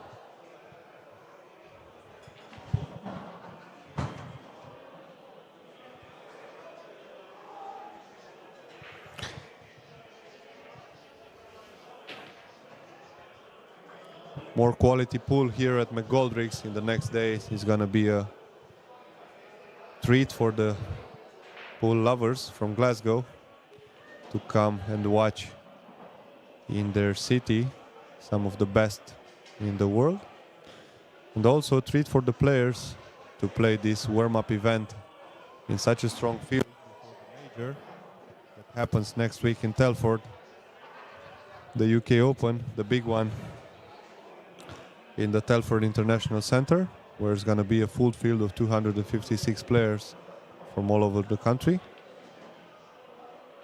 So 3 times more players, as we are playing a 79 player field here. But as I mentioned earlier, absolutely a packed field with players here in Glasgow. There's absolutely super high standard tournament. You look around, you see the best players from Philippines, Hong Kong, Singapore, Japan, Holland, Finland, Spain, Germany, Greece, Austria, Scotland, UK, and so on. So it's kind of anyone's. I forgot to mention Vietnam's, who is represented by the winner of this event last year, Dong Kok Hwang. Chinese Taipei has his man here, Kuo Po Cheng, just completed a 10-2 win against Tolian Han from Singapore and advances into the winner's qualification for tomorrow. Kuo Po Cheng will play the winner from Mika van Perkel, Carlo Biado match, where Mika is leading 4-1 against the Black Tiger, Carlo Biado. Meanwhile, Claudio Kaci at the table in rack 7, looking to extend his lead. The momentum is obviously on his side. A little underhit this 3-ball. Would love to get even straighter on the 4. Still big favorite to make this shot. What's very nice, he's taking his time. He's coming across the table to visualize. It's what I always tell the students. It's what all the big players do. Even Filler, even Shaw, even Kaci, even Chua, and everyone. Give yourself time to set up for this key shot, because it's the key shot of the rack. Don't rush and miss, because you're gonna leave a gift for your opponent. Take your time, and you see he runs the ball very smooth and balanced. It's very easy to fall into the trap of mispositioning and just let your nerves kick in and just rush the shot routine. Needs to play a good shape here. The cue ball arced a little more. I'm a little surprised he didn't slow play this with inside to play for the right hand side middle pocket or for the up corner towards the 7-ball. He wanted to go a little more complicated route, in my opinion. And now he's facing a pretty awkward shot. He needs to elevate. This is a hell of a tester.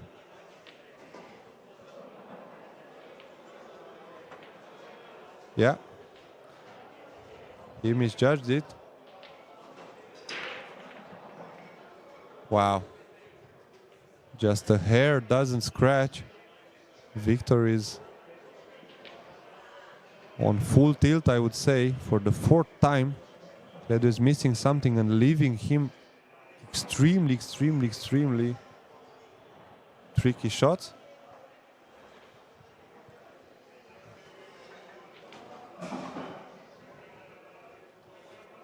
Forced to attack this one. A little funny because the cue ball is a little out of control.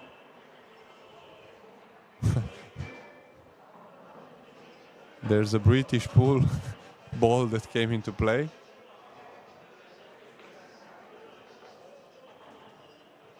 Let's see, big shot here in rack 7.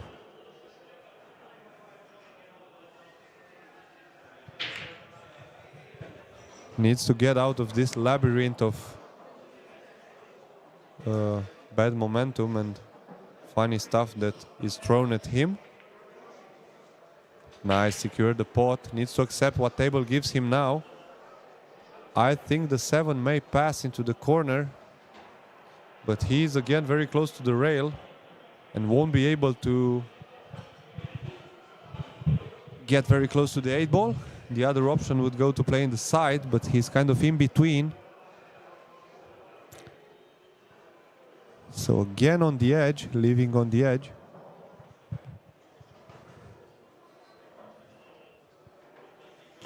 He's going for the corner. Needs to take care of the pot and come with the cue ball closer. He's there, very well executed. He'll be very relieved to complete this 2 balls.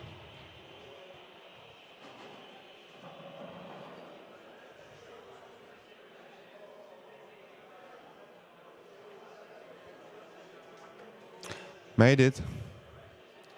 So he needed to take all the arsenal of shot he had in his bag to take his rack and retain the break.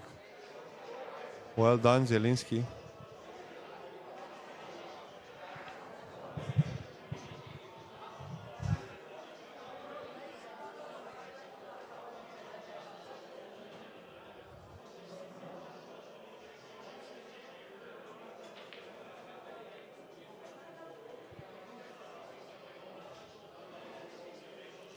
Great weather these days in Glasgow. A lot of the players have been around to make a little bit of sightseeing. As the field was not full, Elliot Sanderson, the host of this tournament, was choosing for a slower format with 1 match per day for every player in these first 2 days. So there's plenty of time for players to walk around a bit, relax, recharge, and come back to the pool hall. Because it's always good to not remain stuck in the pool club between matches. And there's a lot of value having sunny days here in Glasgow. Everyone who is a fan of sports is looking forward to the traditional match of Scotland between Glasgow Rangers and Celtic Glasgow. That's going to be on Sunday on Ibrox Park, the home stadium of Rangers. Here at McGoldrick's, Jason Shaw is a big fan of Celtic Glasgow, and many players here are fans of Celtic. Last year also Celtic was playing a match at home during the Scottish Open, and even the guys from Vietnam, Agnet, Bui Trongan and Nguyen Antoine and the others were excited to go on Celtic Park to watch the football match. And it's with big pleasure that the The guys were from here were very nice and got me a ticket for Sunday. So right before flying to Telford, will be very nice to watch the match here. Back here, rack number 8. Victor at the table, making the 1 ball into the side and gaining initiative on the table. He's going to bump the 8 ball. Wow, not sure. He went for the bank. Bad executed, and for the very first time he gets a roll. But he executed very poorly this shot. He wanted to fire the 2 ball at the 7 and go offense. I was assuming he was gonna play safe because he had a pretty standard safe to just bomb the 2 ball here down table and hide by the 4 ball. Probably having the tendency to go offense a little more as he wants to send a message to his opponent.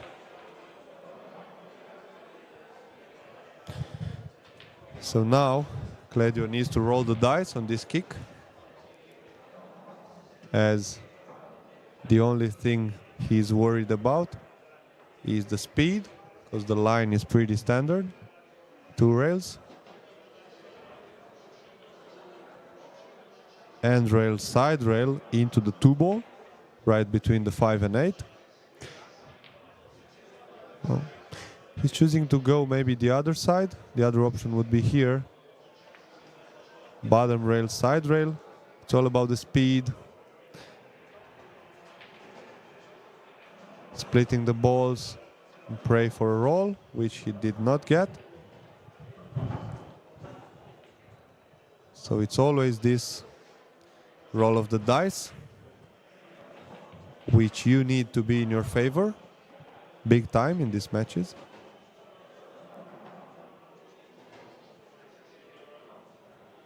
Chance for Victor here to draw level at 4-4 if he completes this run out.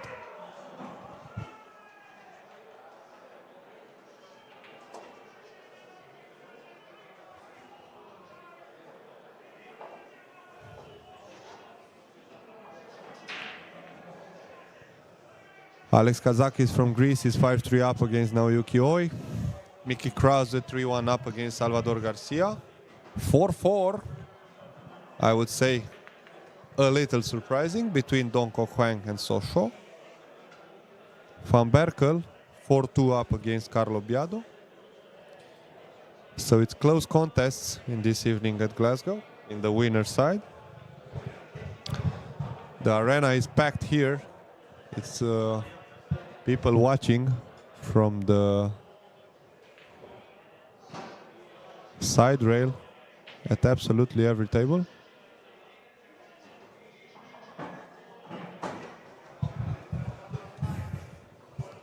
Great matches coming up also tomorrow, right afternoon.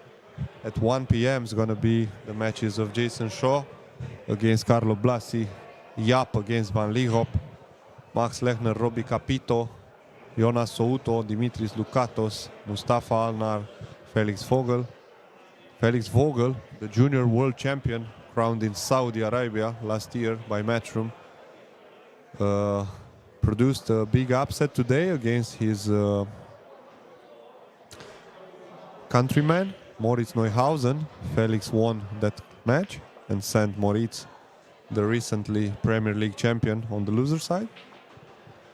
What a match we got also tomorrow at 1. It's Pius Labutis, the superstar from Lithuania, winner of the Derby City Classic in USA in January, the Bigfoot division. He's going to face AJ Manas, the prodigy of Philippines, who is starting to show up overseas. That's going to be a great one to watch. And finally we have Petri Makkonen against Niels Fehn in a veterans contest. Zalinski wasting no time. He'll be more than happy to draw level here, keeping the break and starting to build the middle of the set. He was fully stretched technically and mentally in these 8 racks.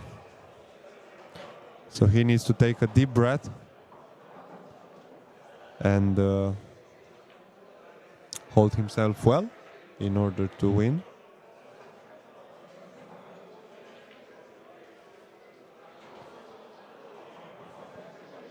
Dong Ho Kwang moving in front, 5-4 against So Shaw. Very spectacular player from London, So Shaw, taking part in the majors, and also action guy, very expressive player, won't mind having some action between matches. And also can trap some of the players with his style, because you would say some of the players would see themselves big favorites, but So Shaw, with his huge experience, has produced not once but many times a lot of upsets. Dry break for Oi here, who's very upset on the side table. You can see he was struggling with the break even in Finland, where he was looking to defend the title of 2024. I was practicing in Finland even at 6, 7 a.m. in the morning, and Oi being from Asia, of course, the time zone was, let's say, in his favor. So he was showing every single morning. As he lost to Quinton Pongers in the round 1 there at Helsinki, he came to break. And one day he broke for 1 hour, 1 and a half, absolutely non-stop. And he said that he's still struggling with the break. He knows better, but it's clear it happens. Let's take a look at Bichu's break, how the friends in Poland call him, rack number 9. One in the side. Seems like the 3 is gonna find gravity, perfect position on the 2 ball. Finally, sunny days for Victor.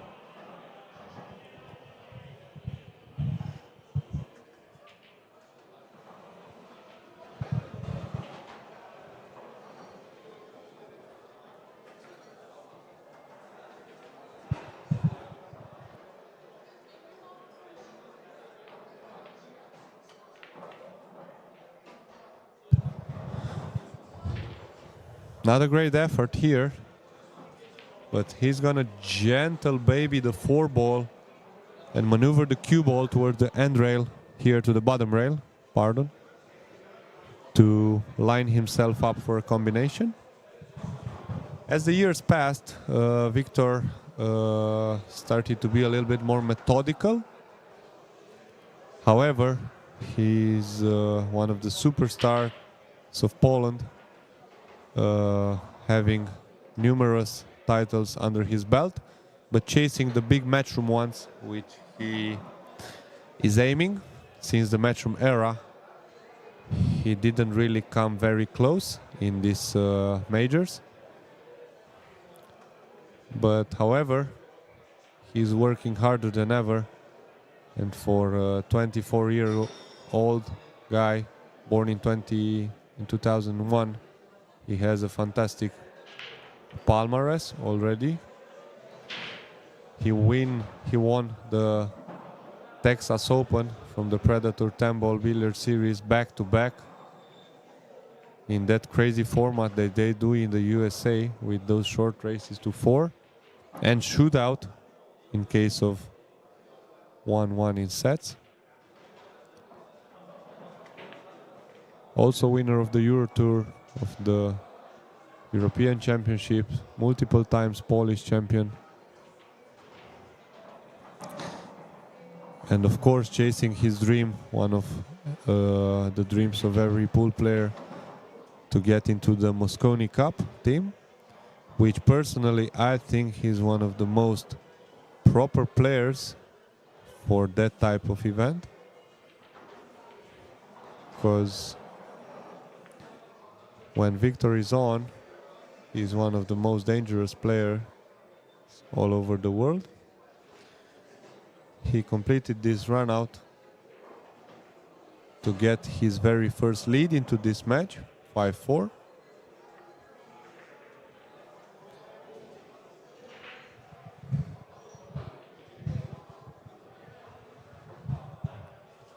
He'll be more than happy that he was able to catch up with his opponent.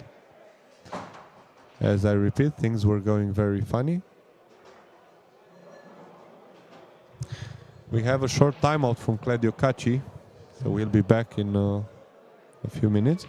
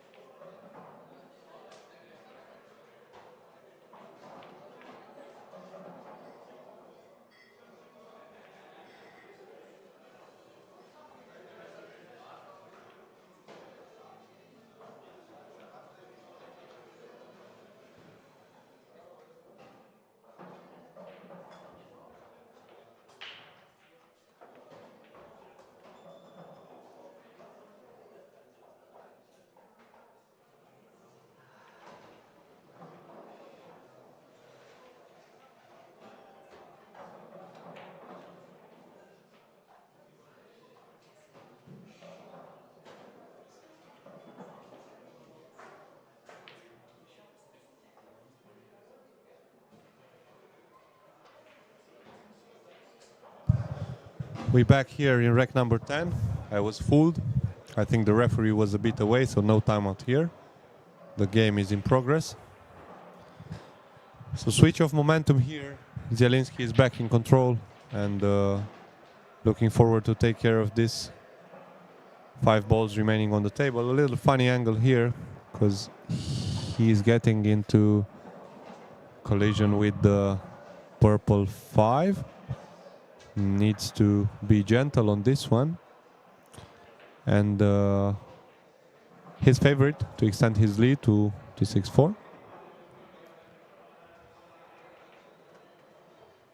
He avoided the collision, but he's a little straighter than he would have wanted. He will work this cue ball a little more precise.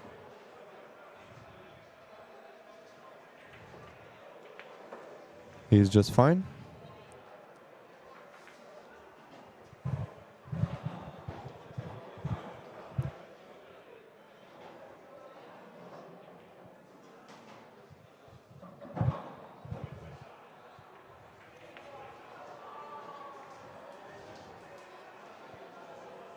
So second break and run in a row for Victor.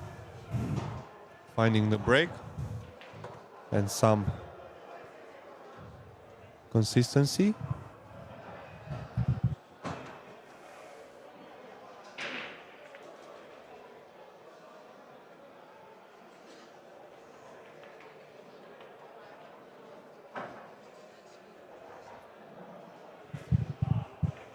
Very well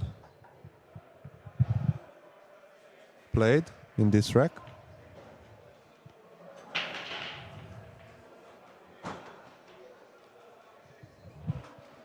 The winner of this match is going to play the winner from Mickey Krause and Salvador Garcia, where the Viking Mickey Krause is leading 4-2. Carlo Biado is making it a close one with Mika van Berkel. As you see, Biado is at the table. Mika is still leading 4-3, but not with a very happy body language, because he's feeling Carlo back into the match. And the Filipino world champion is at the table with a chance to draw level. One of the toughest men to beat on tour, Carlo, a very complete player by the opinion of many analysts. Very strong in every department.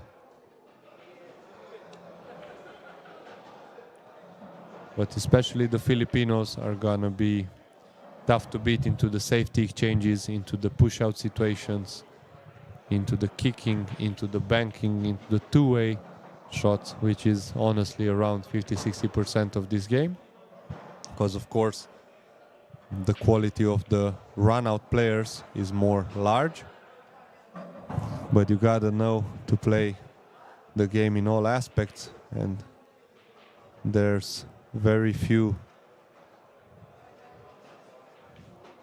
players that complete all this puzzle. But the Filipinos heading to the UK Open are ready to play their best here in Glasgow.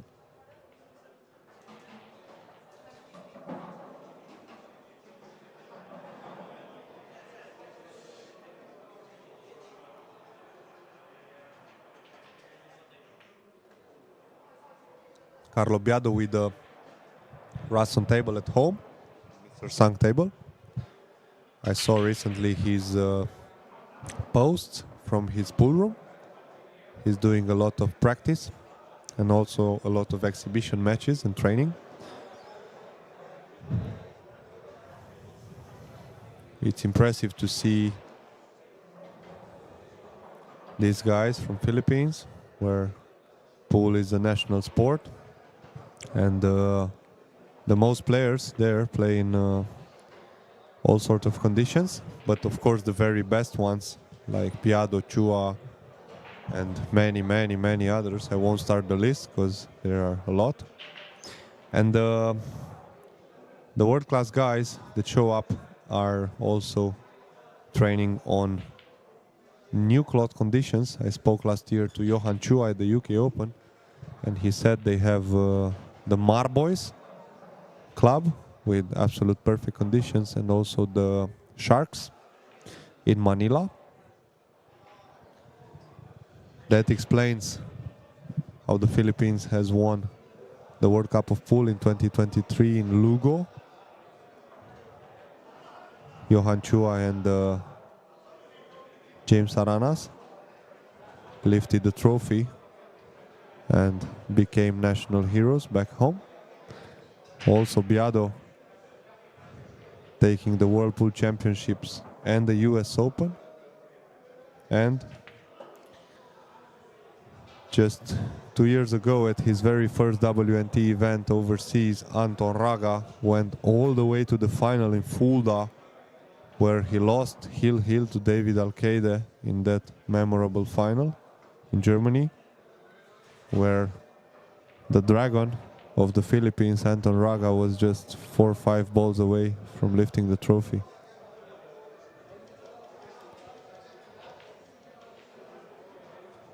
AJ Manas here at the Scottish Open, as I mentioned before, all the eyes are on him. He's been also in the Premier League pool in Sarajevo 1 month ago. He's a rising star in the Philippines, and we are expecting for him to show his best. Close contests at other 3 matches. 6-5 for Dong Koc Hoang, the Martian from Vietnam against Sochaux. 6-4 Kazakis, Alex against Naoyuki Oi. And we have 4-4 at Mika van Berkel against Carlo Biado. The only more consistent lead is held by Mickey Krause, 5-2 up against Salvador Garcia Fernandez.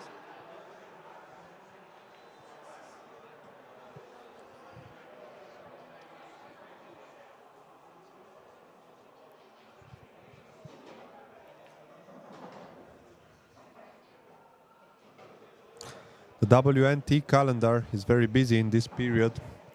Lots of tournaments, and also the Spanish guys, I spoke to them recently today.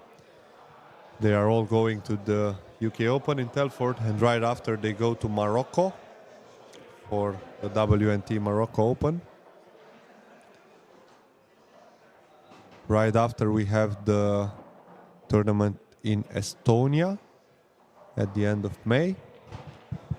And in the first weekend of June, we're gonna have the Bucharest Open in Romania, my home country. A full field of 256 players.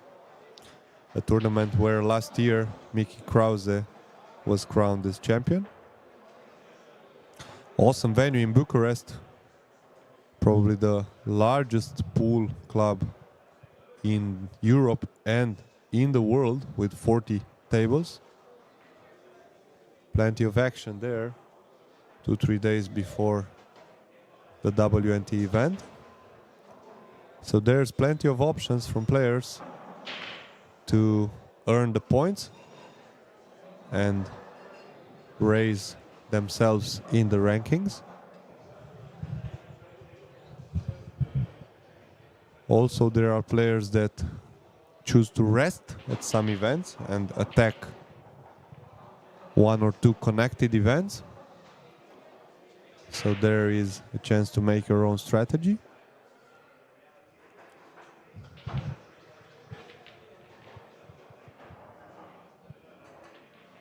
Cledio needs to come up with some good shot here. Oh, he chose to pass back the push out. Didn't see any value in taking this shot.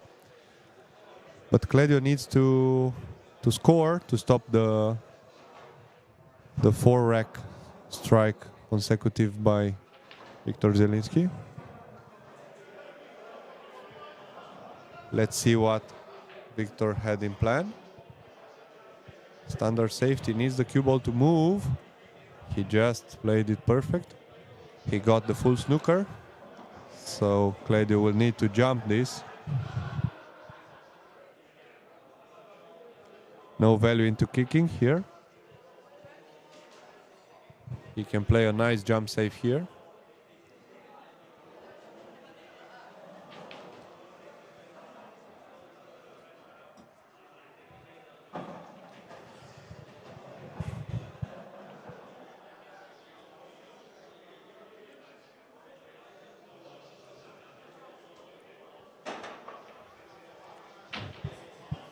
Let's speak a bit about the matches on the loser side tomorrow.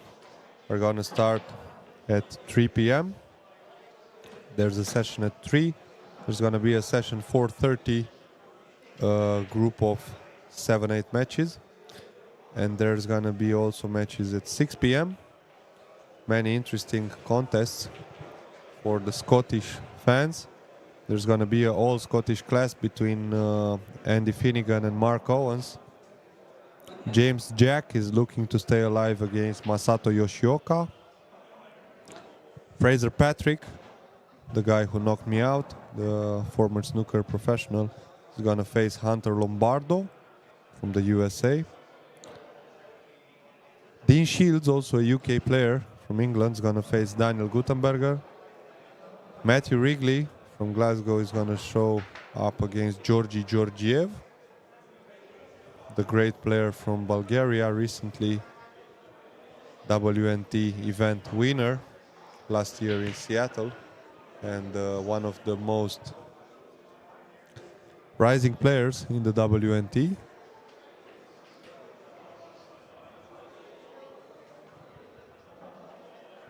Sullivan Clark, the player from New Zealand, is going to play against Italy's Pier Francesco Garcia.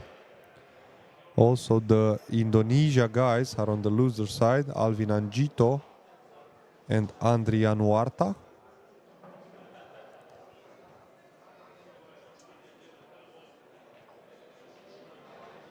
Nice clash on the loser side also. Maurice Neuhausen is going to play Tom Stavley at 3 p.m. tomorrow.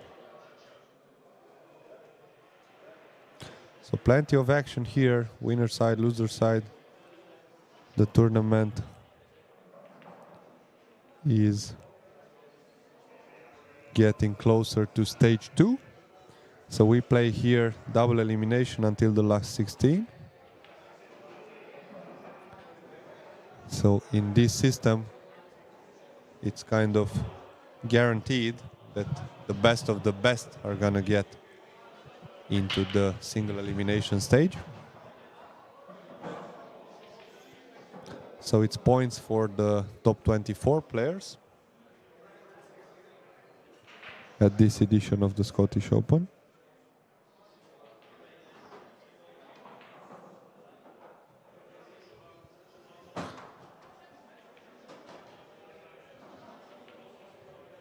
Let's see Claudio here, taking his time, putting in balance.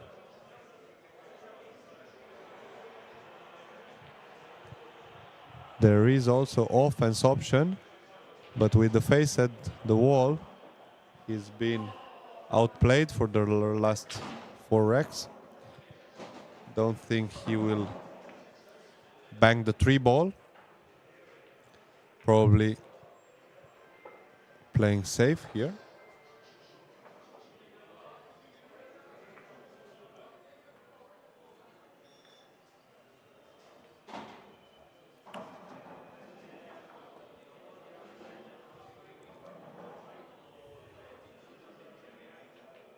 Taking plenty of time here.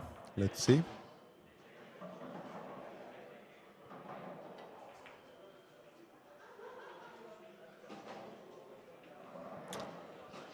Missed it, both cue ball and object ball.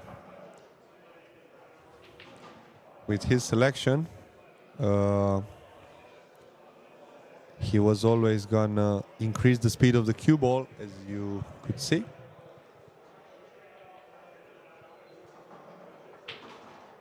I would say this is more of a creative snooker safety.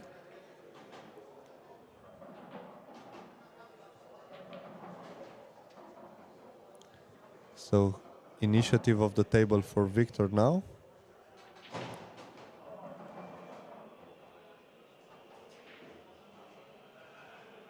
Not great here, won't be happy at all. He sell out big time here. He could do whatever he wanted, but he executed very poor this safety. He's gonna be very upset in the chair. Caught the 3 ball way too thin. Let's see if Claudio will take advantage of this mistake. Came out of nowhere, to be honest, because Claudio himself played a poor safety shot.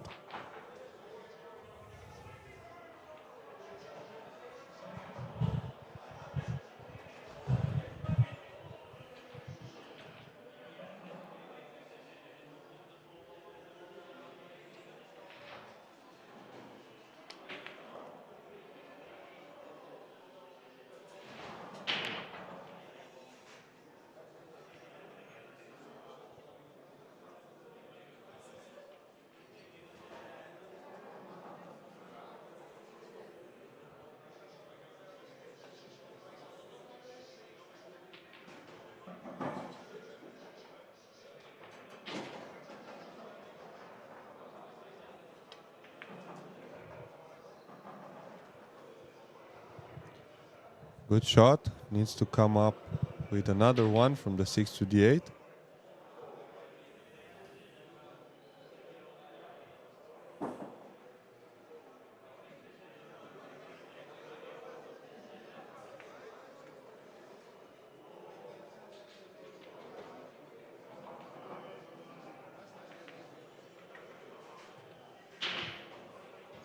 Great shot. So Claudio Kaci is stealing his rack from Victor Zalinski, assuming he's going to complete these last 2 balls. Wow. Maybe this was a sign to never guarantee. There was no bad contact there. For the second or third time in this match, Claudio is, I think, relaxing himself at these easy shots. Could have costed him the rack, but he's ending up stealing his rack, and Zalinski is gonna be very annoyed. Again, kind of into a critical mental point, because it happens when you make unforced errors.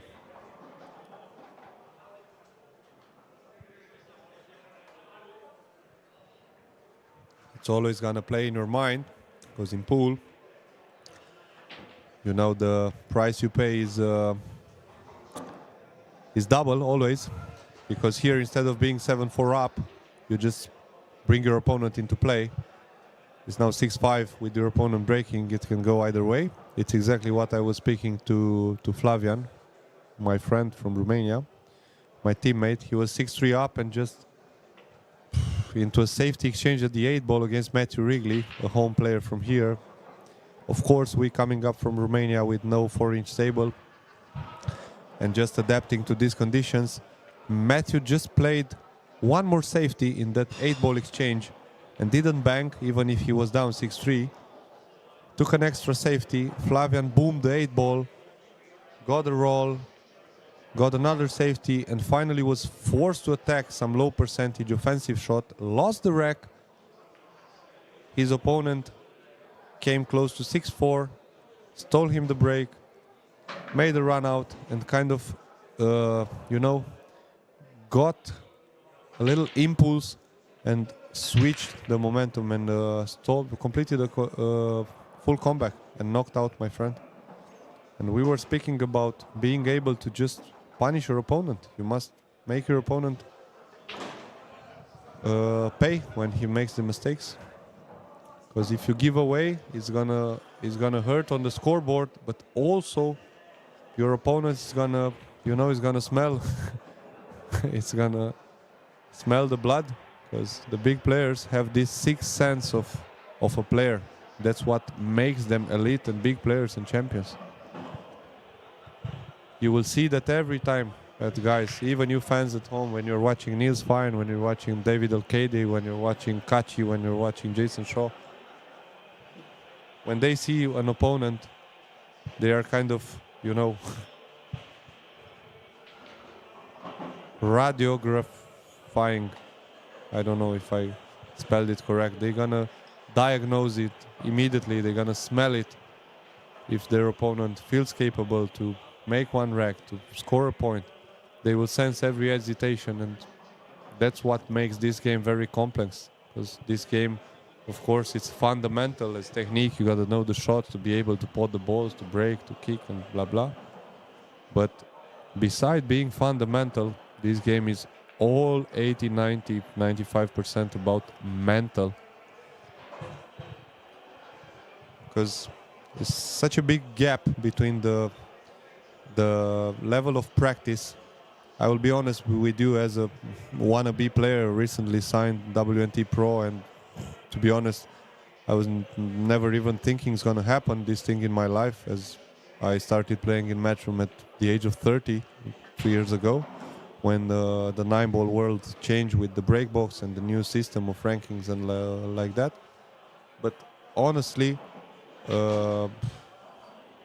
when you see the practice sessions at the majors, for example, and it's the UK Open next week, I've been a few times the European Open and UK Open, and for this year is going to be the season of my life, being able to compete in the US Open and the Hanoi Open. I tell you, I make you a confession, when you see the practice session at these major events, there are moments when you think as a player that you would like to withdraw. it's frightening how quality you see into the practice, and when you, as a viewer, of course, as a player, it impacts you more seeing that practice session, but it's a huge difference at 3/4 of the field once the tournament starts. Suddenly, some of the players don't hit the ball same way because the score plays in their mind. They think they play against X, against A, B, C player. And all this stuff blocks their natural game. So that's how psychological this game is. And that's how somehow... So when I noticed this, I decided to stay as calm as possible as a player coming up and trying to climb these rankings. Because even if, let's say I play a decent B game, because in practice I would play my A game, let's say, or maybe A plus game, the tournament will decrease your level a bit, naturally, it happens to everyone. But at least if you play a B game, you will be able to steal some matches if you stay stable in the mental side. But if you don't have your mental game, you are a victim in the WNT, as the level is absolutely frightening.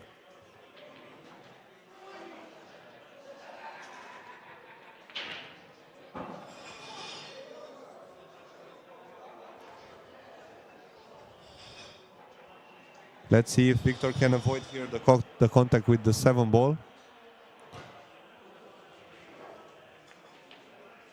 Yes, he could. I'm always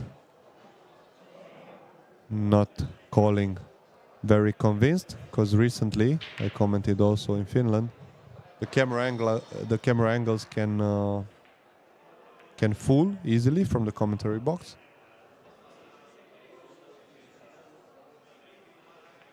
Gentle drag shot here, perfectly executed.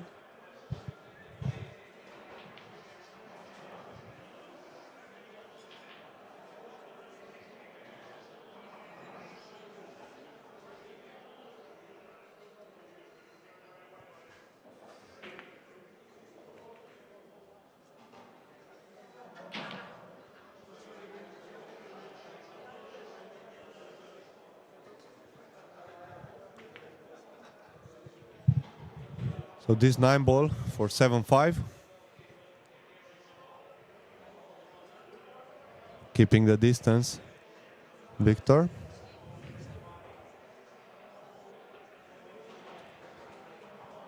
Now needs to stay in the present.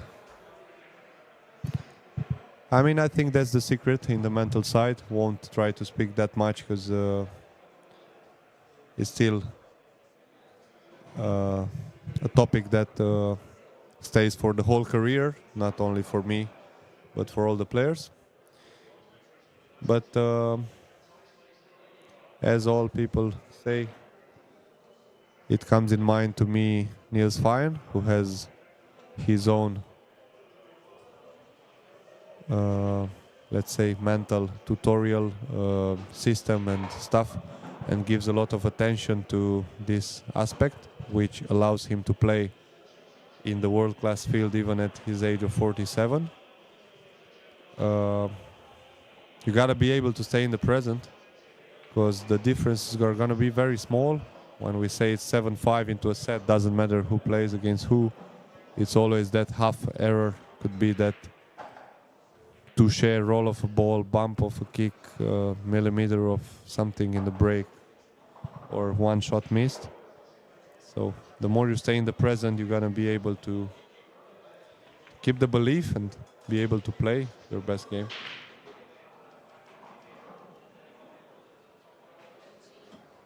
Carlo Biado is doing a great comeback against Van Berkel.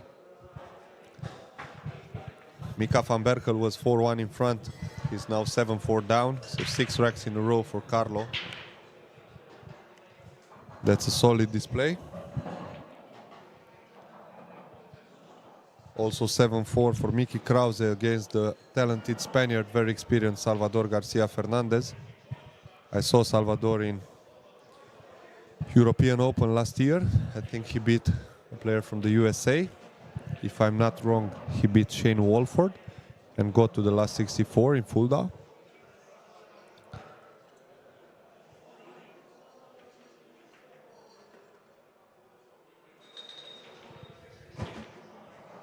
Shane Walford or Billy Thorpe, not sure. Close contest between Naoyuki Oi and Kazakis, 6-6 in table 11. Donko Huang, the defending champion of the Scottish Open, is on the hill against Sosho, 9-5.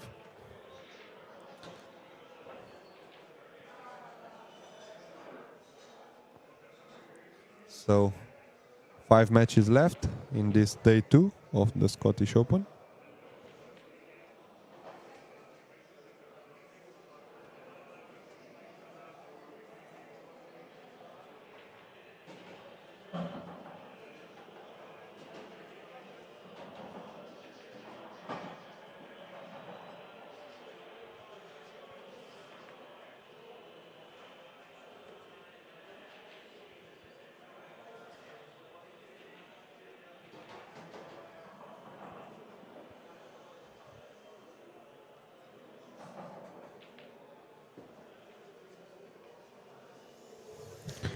Zalinski with a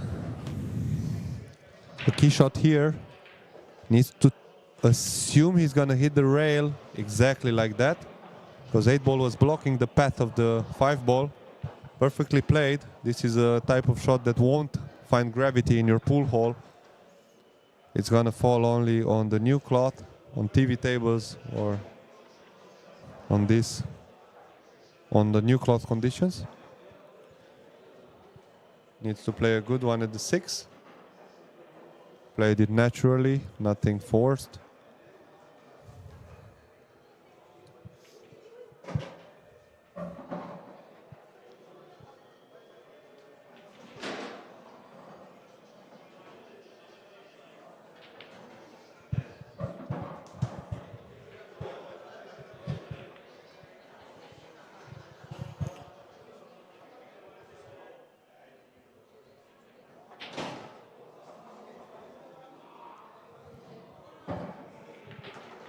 (8-5) for Viktor Zalinski here.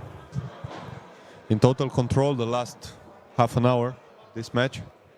From 4-2 down, he completed a pretty nice comeback and is in pole position for this end of the set. Claudio needs to somehow steal the break back to be able to hope for some comeback. With some safety mistakes, Claudio allowed Zalinski to score.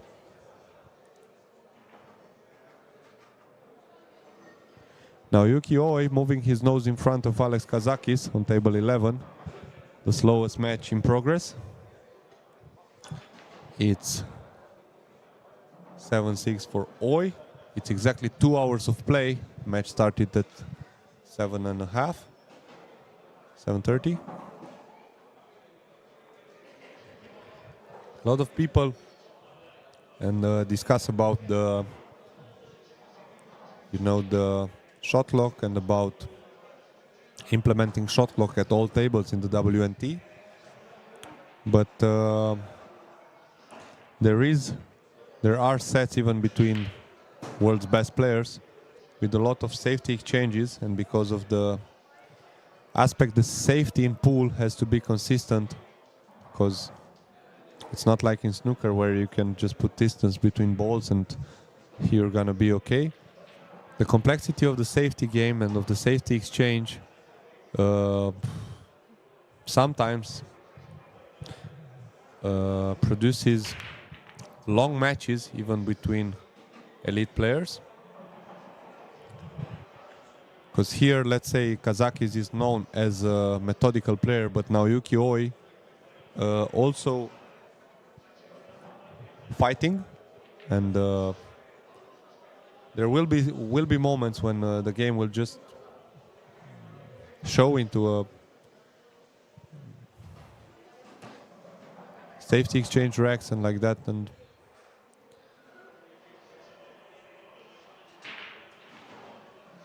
also they put the rule with multiple toilet breaks, because also people were saying, well, in pool you are just allowed one timeout per match, but look at that example. It's 7-6 after 2 hours in a race to 10. It's pretty normal that maybe one player would need the second toilet break or timeout to just recharge himself, because always people are making the comparison to snooker.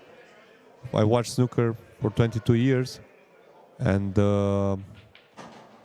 nobody says why Ronnie is going, let's say, in the dress room after every frame. Maybe he goes for 2 minutes to wash his hands and don't know, have a deep breath and come back.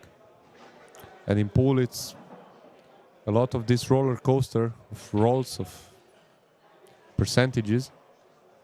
So it kind of requires a special energy. Needs to find the rail. I think he fouled. Wow. Consecutive errors from Kaci. That's a very poor shot here. Can't believe he underhit this ball.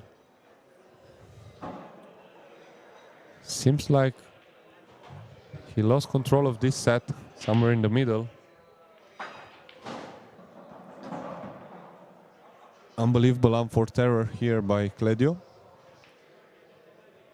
This will hurt him very much if Zalinski completes this table and gets on the hill, because this was kind of a lifeline rack for Kledio Kaci.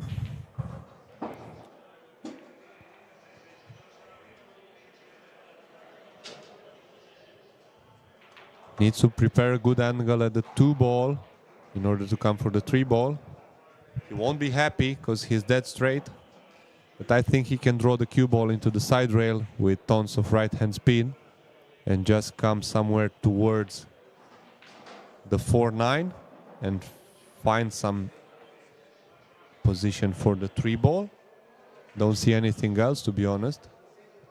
And seems like he's a bit off angle, so he'll be able to power draw this, but gentle with side, just like that. It's a very technical shot, which he managed absolutely perfect. He also got some nice angle here. It's always, you need to have a little bit of roll, let's say, because you cannot control the position of the cue ball, and you can land dead straight.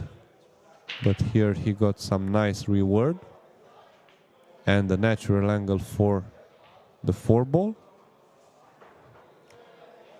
The only key shot will be from the 7 to the 8. He'll easily take care of the 4, 5, 6. So looking 4 shots ahead, he'll just need to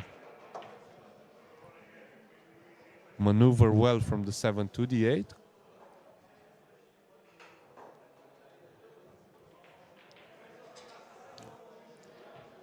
Yeah, it's funny how this set has absolutely completely turned around. Seemed like the first half an hour, whatever Zalinski was doing was going against him. Whatever Kaci was missing was landing super funny for Victor, absolutely impossible. At some moments, Victor was on full tilt because he's showing the emotion. He's a very emotional player. And in a blink of an eye, the switch of momentum just turned things completely.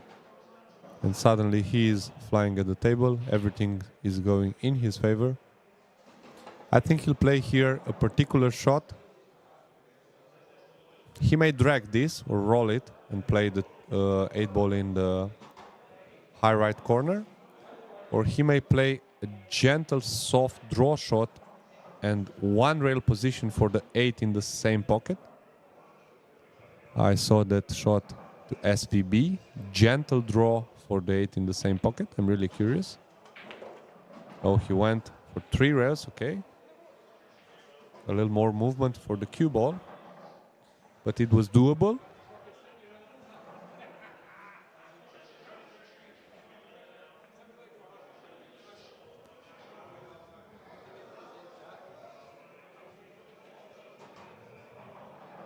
It's many people that don't notice that shot because you are dead straight, and there that is a shot that you can execute only on new cloth. You saw the cue ball arc, doing the arc very, very visible, and allowed Victor to get the 3-rail position. So total command here, 9-5, raised to 10.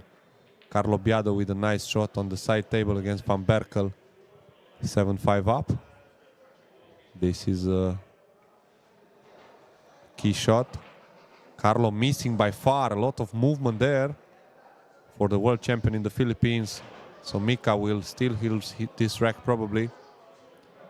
That happens on the new cloth, on the tight pockets, when the Filipinos go with a lot of movement, let's say, but also hitting the ball, I think,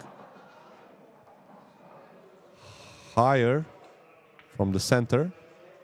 I mean, it's that tendency for them, and that is, as a percentage, more missable. But Carlo had to go for that shot. So instead of 8-5 Biado, it's going to be 7-6. Van Berkel, 2024 World Under-19 Junior Champion, crowned in New Zealand. One of the game's most valuable juniors. I remember seeing Van Berkel in 2019 at the tournament in Serbia. He was just 6 years ago. He was just 12 years old and beating Sanjin Pelivanovic at the tournament in Novi Sad, some Balkan event. It was absolutely shocking to see a 12-year-old guy beating Sanjin, who was by that time, I think, already superstar, was already crowned the world junior champion. And Mika starting playing the Euro Tour events since the age of 11. Remember, he played the Euro Tour in Holland. He played a nice match against Oscar Dominguez. Zalinski's gonna go with a super nice shot. Gentle draw, but with authority.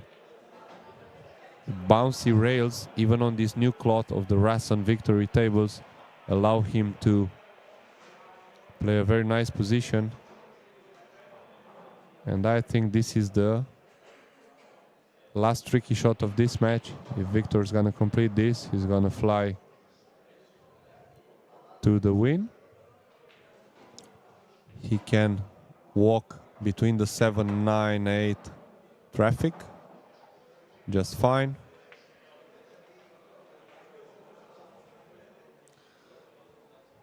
As he landed a little awkward, he needs to come up with one more.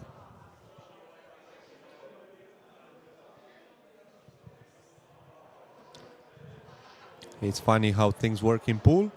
It's all the time 1 or 2 tricky shots in the final rack to score the win. Just played it with the right intensity.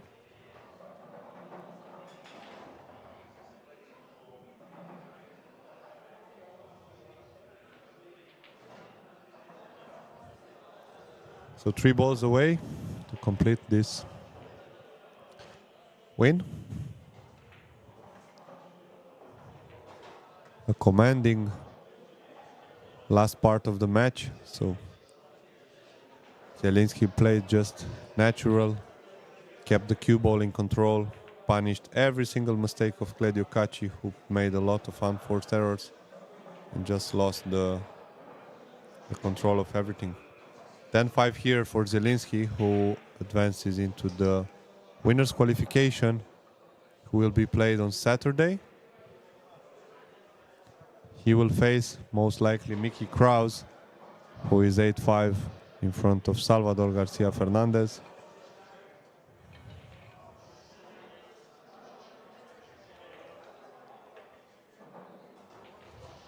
Alex Kazakis 3 balls away to make things even with now Yuki Oi to 7-7.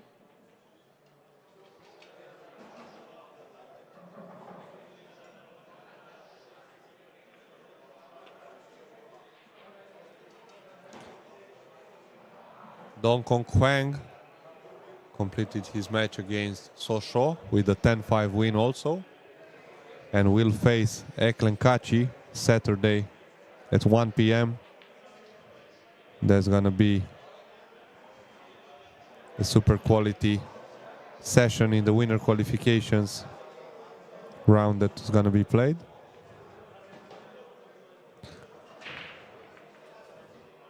And the final 16 of this event are gonna play from Sunday at 12 all the way to the final. So the last 16, quarterfinal, semi-final and final will be played on Sunday.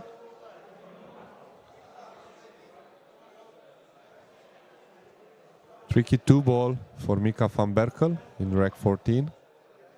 7-6 trailing to Carlo Biado. Let's see if he can go offense. Seems like. I expect, because Mika is an attacking player. Needs to go up and down the table. Very nice shot.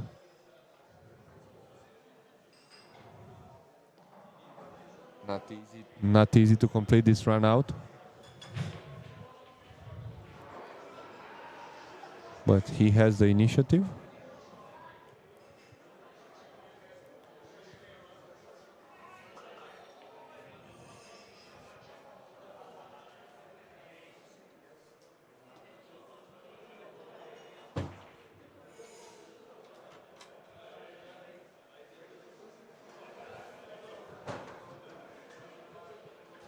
He can go sort of 3 rails like that.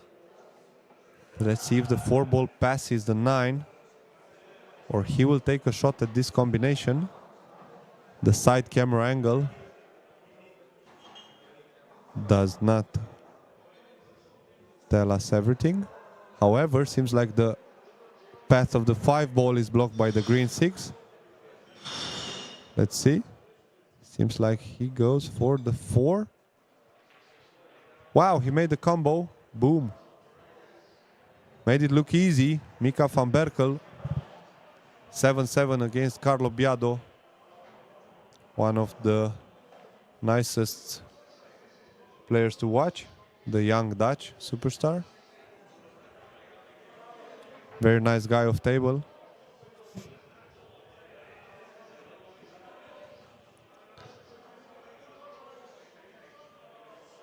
Let's take a look at Alex Kazakis' break in frame 15. 7-7 also against now Yuki Oi.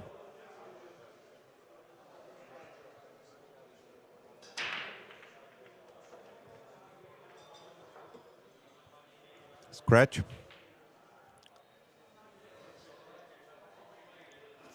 And let's see Oi. Very fast player by default. Let's see how he will choose to play at this close score line. The right choice would be to go natural.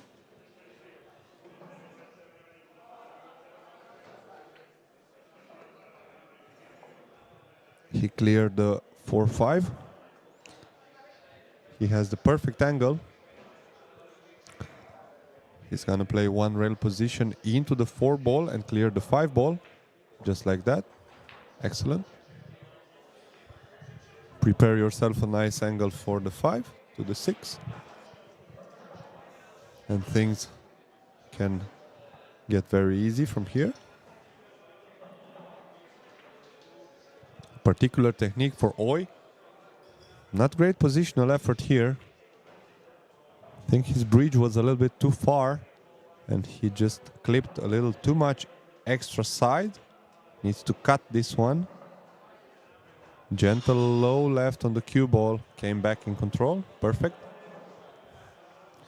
I think he's gonna go with the inside. Top right. In between the 7 and 9. Wow, can't believe he came very close to scratch. Very risky line because the slide from the side rail was always gonna go very close to a scratch. Very risky. Got away with it.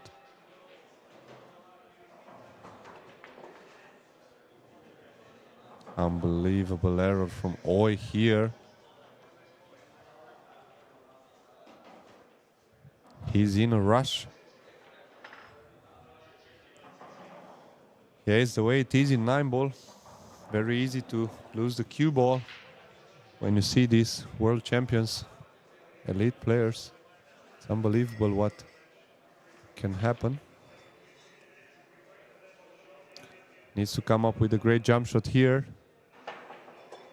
which he does. Spectacular comeback from Oi. Nevertheless, he will be upset on himself because he complicated himself a lot in this run out. But he'll take it. This one for 8-7. It's in. 8-7 and breaking here. Took advantage of the scratch from Alex Kazakis.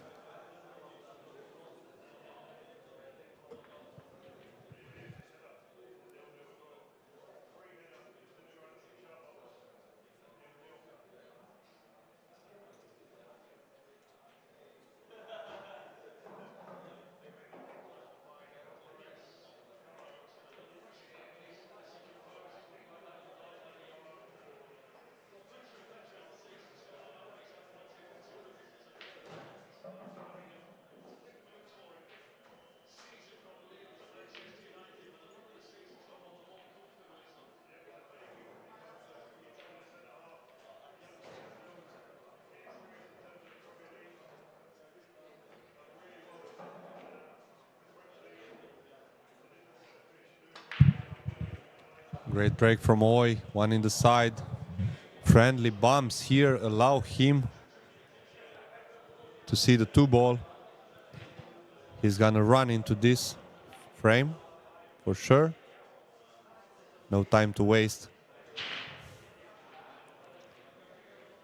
We had a similar player in Romania, I won't say his name, when I started playing. And I, as an amateur, I was asking him why is he playing so fast, and he told me he's faster than emotions.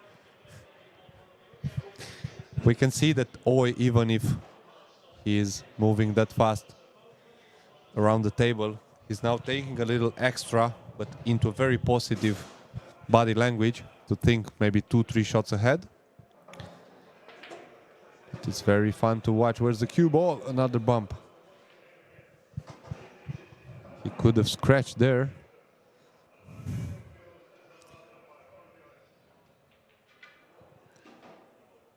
I think he will play for the 4 in the side. Needs to kind of slow roll this one. Okay, he went slower, so he's gonna play in the corner. Yeah, I miscalled it. It was always this selection. Was no reason to play with more speed. Now the land just between the 8 and the rail. Excellent shot. And now prepare yourself an angle from the 6 to the 7. That scratch at 7-7 could be very costly for Alex Kazakis, as Oi stole his serve and is in pole position to run out now. Perfect. He'll just draw gentle to the side rail.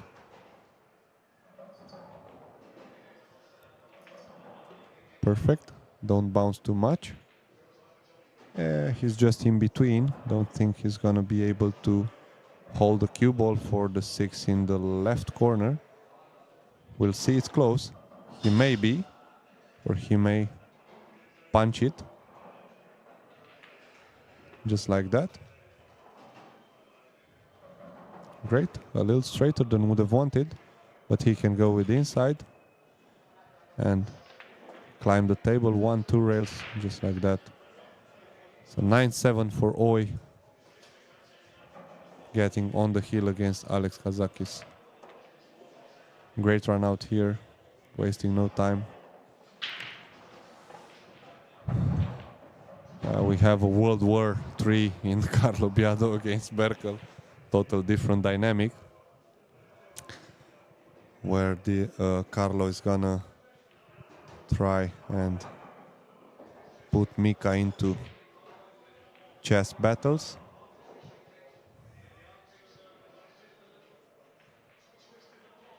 I think he just got frozen. Perfect safety bar by the Black Tiger. Not sure if Mika has the one rail kick. Hopefully he has for him, otherwise he's big problems. Desperately needs to find a 2-ball to not give away a ball in hand.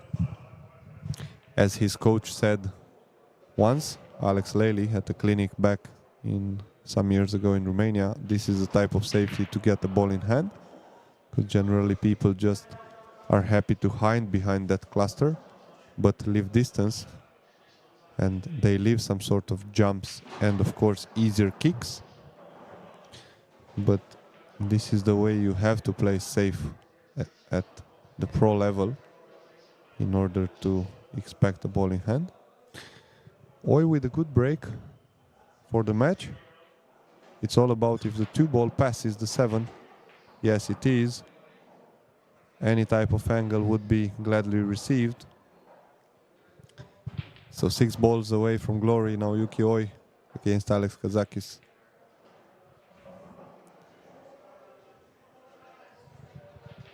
Though I think the 6 ball won't pass the 7.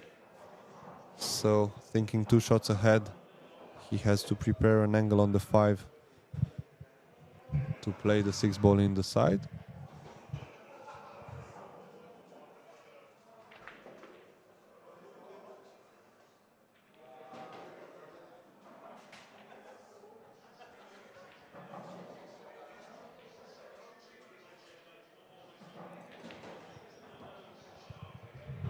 I think he can play 1 rail just like that with a touch of inside and come all the way down. Just like that, speed control, needs to go, needs to go, needs to go. Just fine, perfect, perfectly speed control.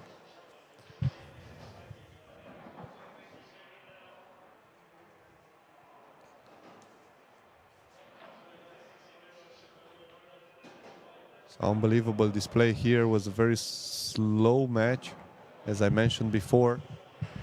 So scratch at 7-7 could be the last shot for Alex Kazakis.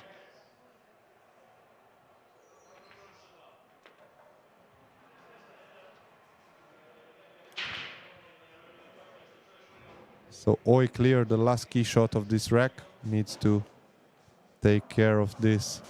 One of the easiest layouts possible in the game of pool for the Japanese superstar to get into the winner's qualification, and he will earn himself a day off, as tomorrow Friday is gonna be playing some others, winners round 2 and loser side matches. Excellent navigating into these runouts and completing a great end of the match. Well done now, Yuki Oi. Brilliant display. 10-7 against Kazakis. Oi will play the winner from Biado-Berkel match. 8-7 Carlo Biado, who by containing safety took the ball in hand from the Dutch young player. The dancing fingers player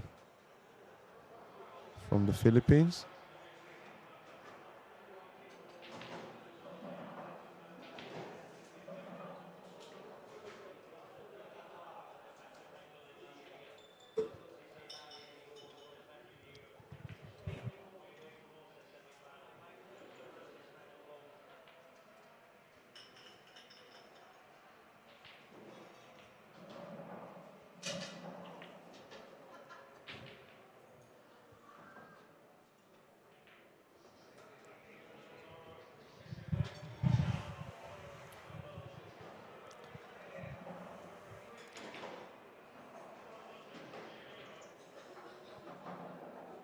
Possibly some contact with the 8 ball. Yeah, managed absolutely perfect.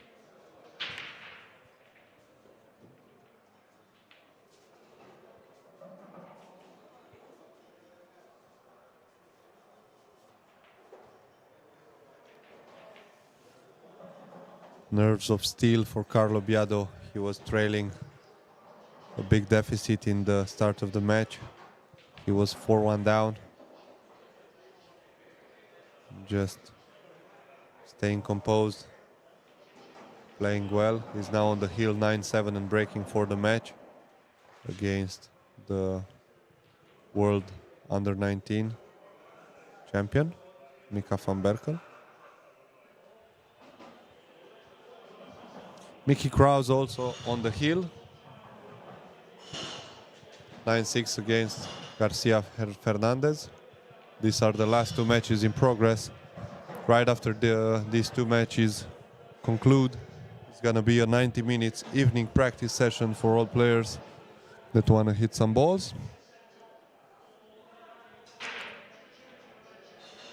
Awesome venue here at the McGoldrick with a lot of people relaxing, playing snooker, watching the World Snooker Championship in Sheffield, watching Premier League matches, watching all sorts of sports, watching darts. Great food here. It's a treat for the pool lovers.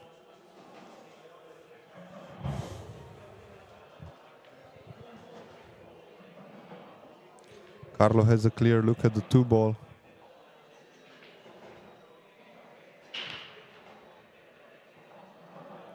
And seems it's gonna be lights out here. We'll fancy Carlo running out from here. Needs to recover the cue ball. He's gonna have to travel 3 rails for the 4 ball. Just between the traffic, very close to catch the 6 ball. Would have been disaster. Back in control. 5 shots away from completing a win.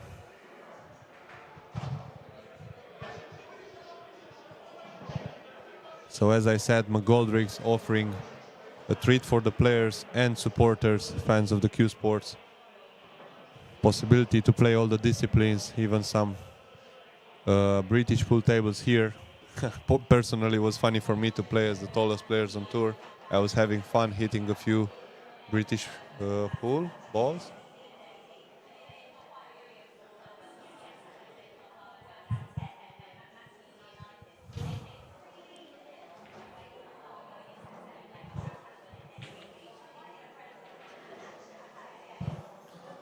Needs to stretch a little bit for the 6 ball. Just speed control for the 7. And he'll be out. Mickey Krause from Denmark is packing his cues. 10-6 win against Salvador Garcia Fernandez, who's gonna be forced to fight on the loser side.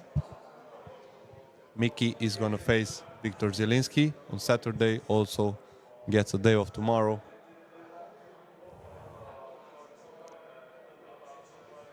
So we take a look at this last match in progress, who could be over very soon. Let's see this shot. 1 rail, 2 rails. I think just bounced enough. Perfect shape.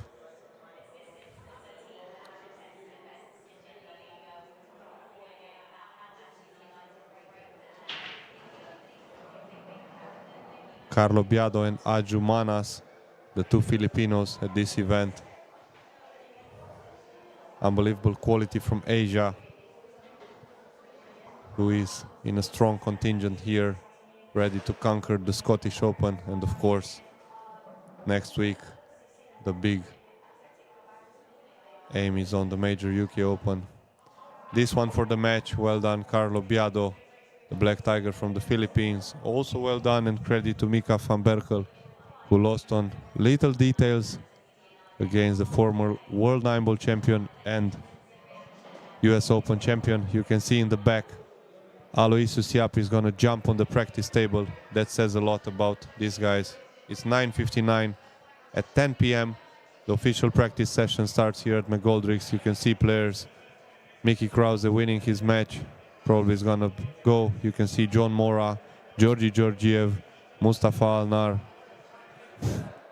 I have to drop the microphone and get there, maybe get a spot, but seems like a lot of players that are involved are gonna practice, so I'm not gonna steal their time on the table as I got kicked out of the tournament.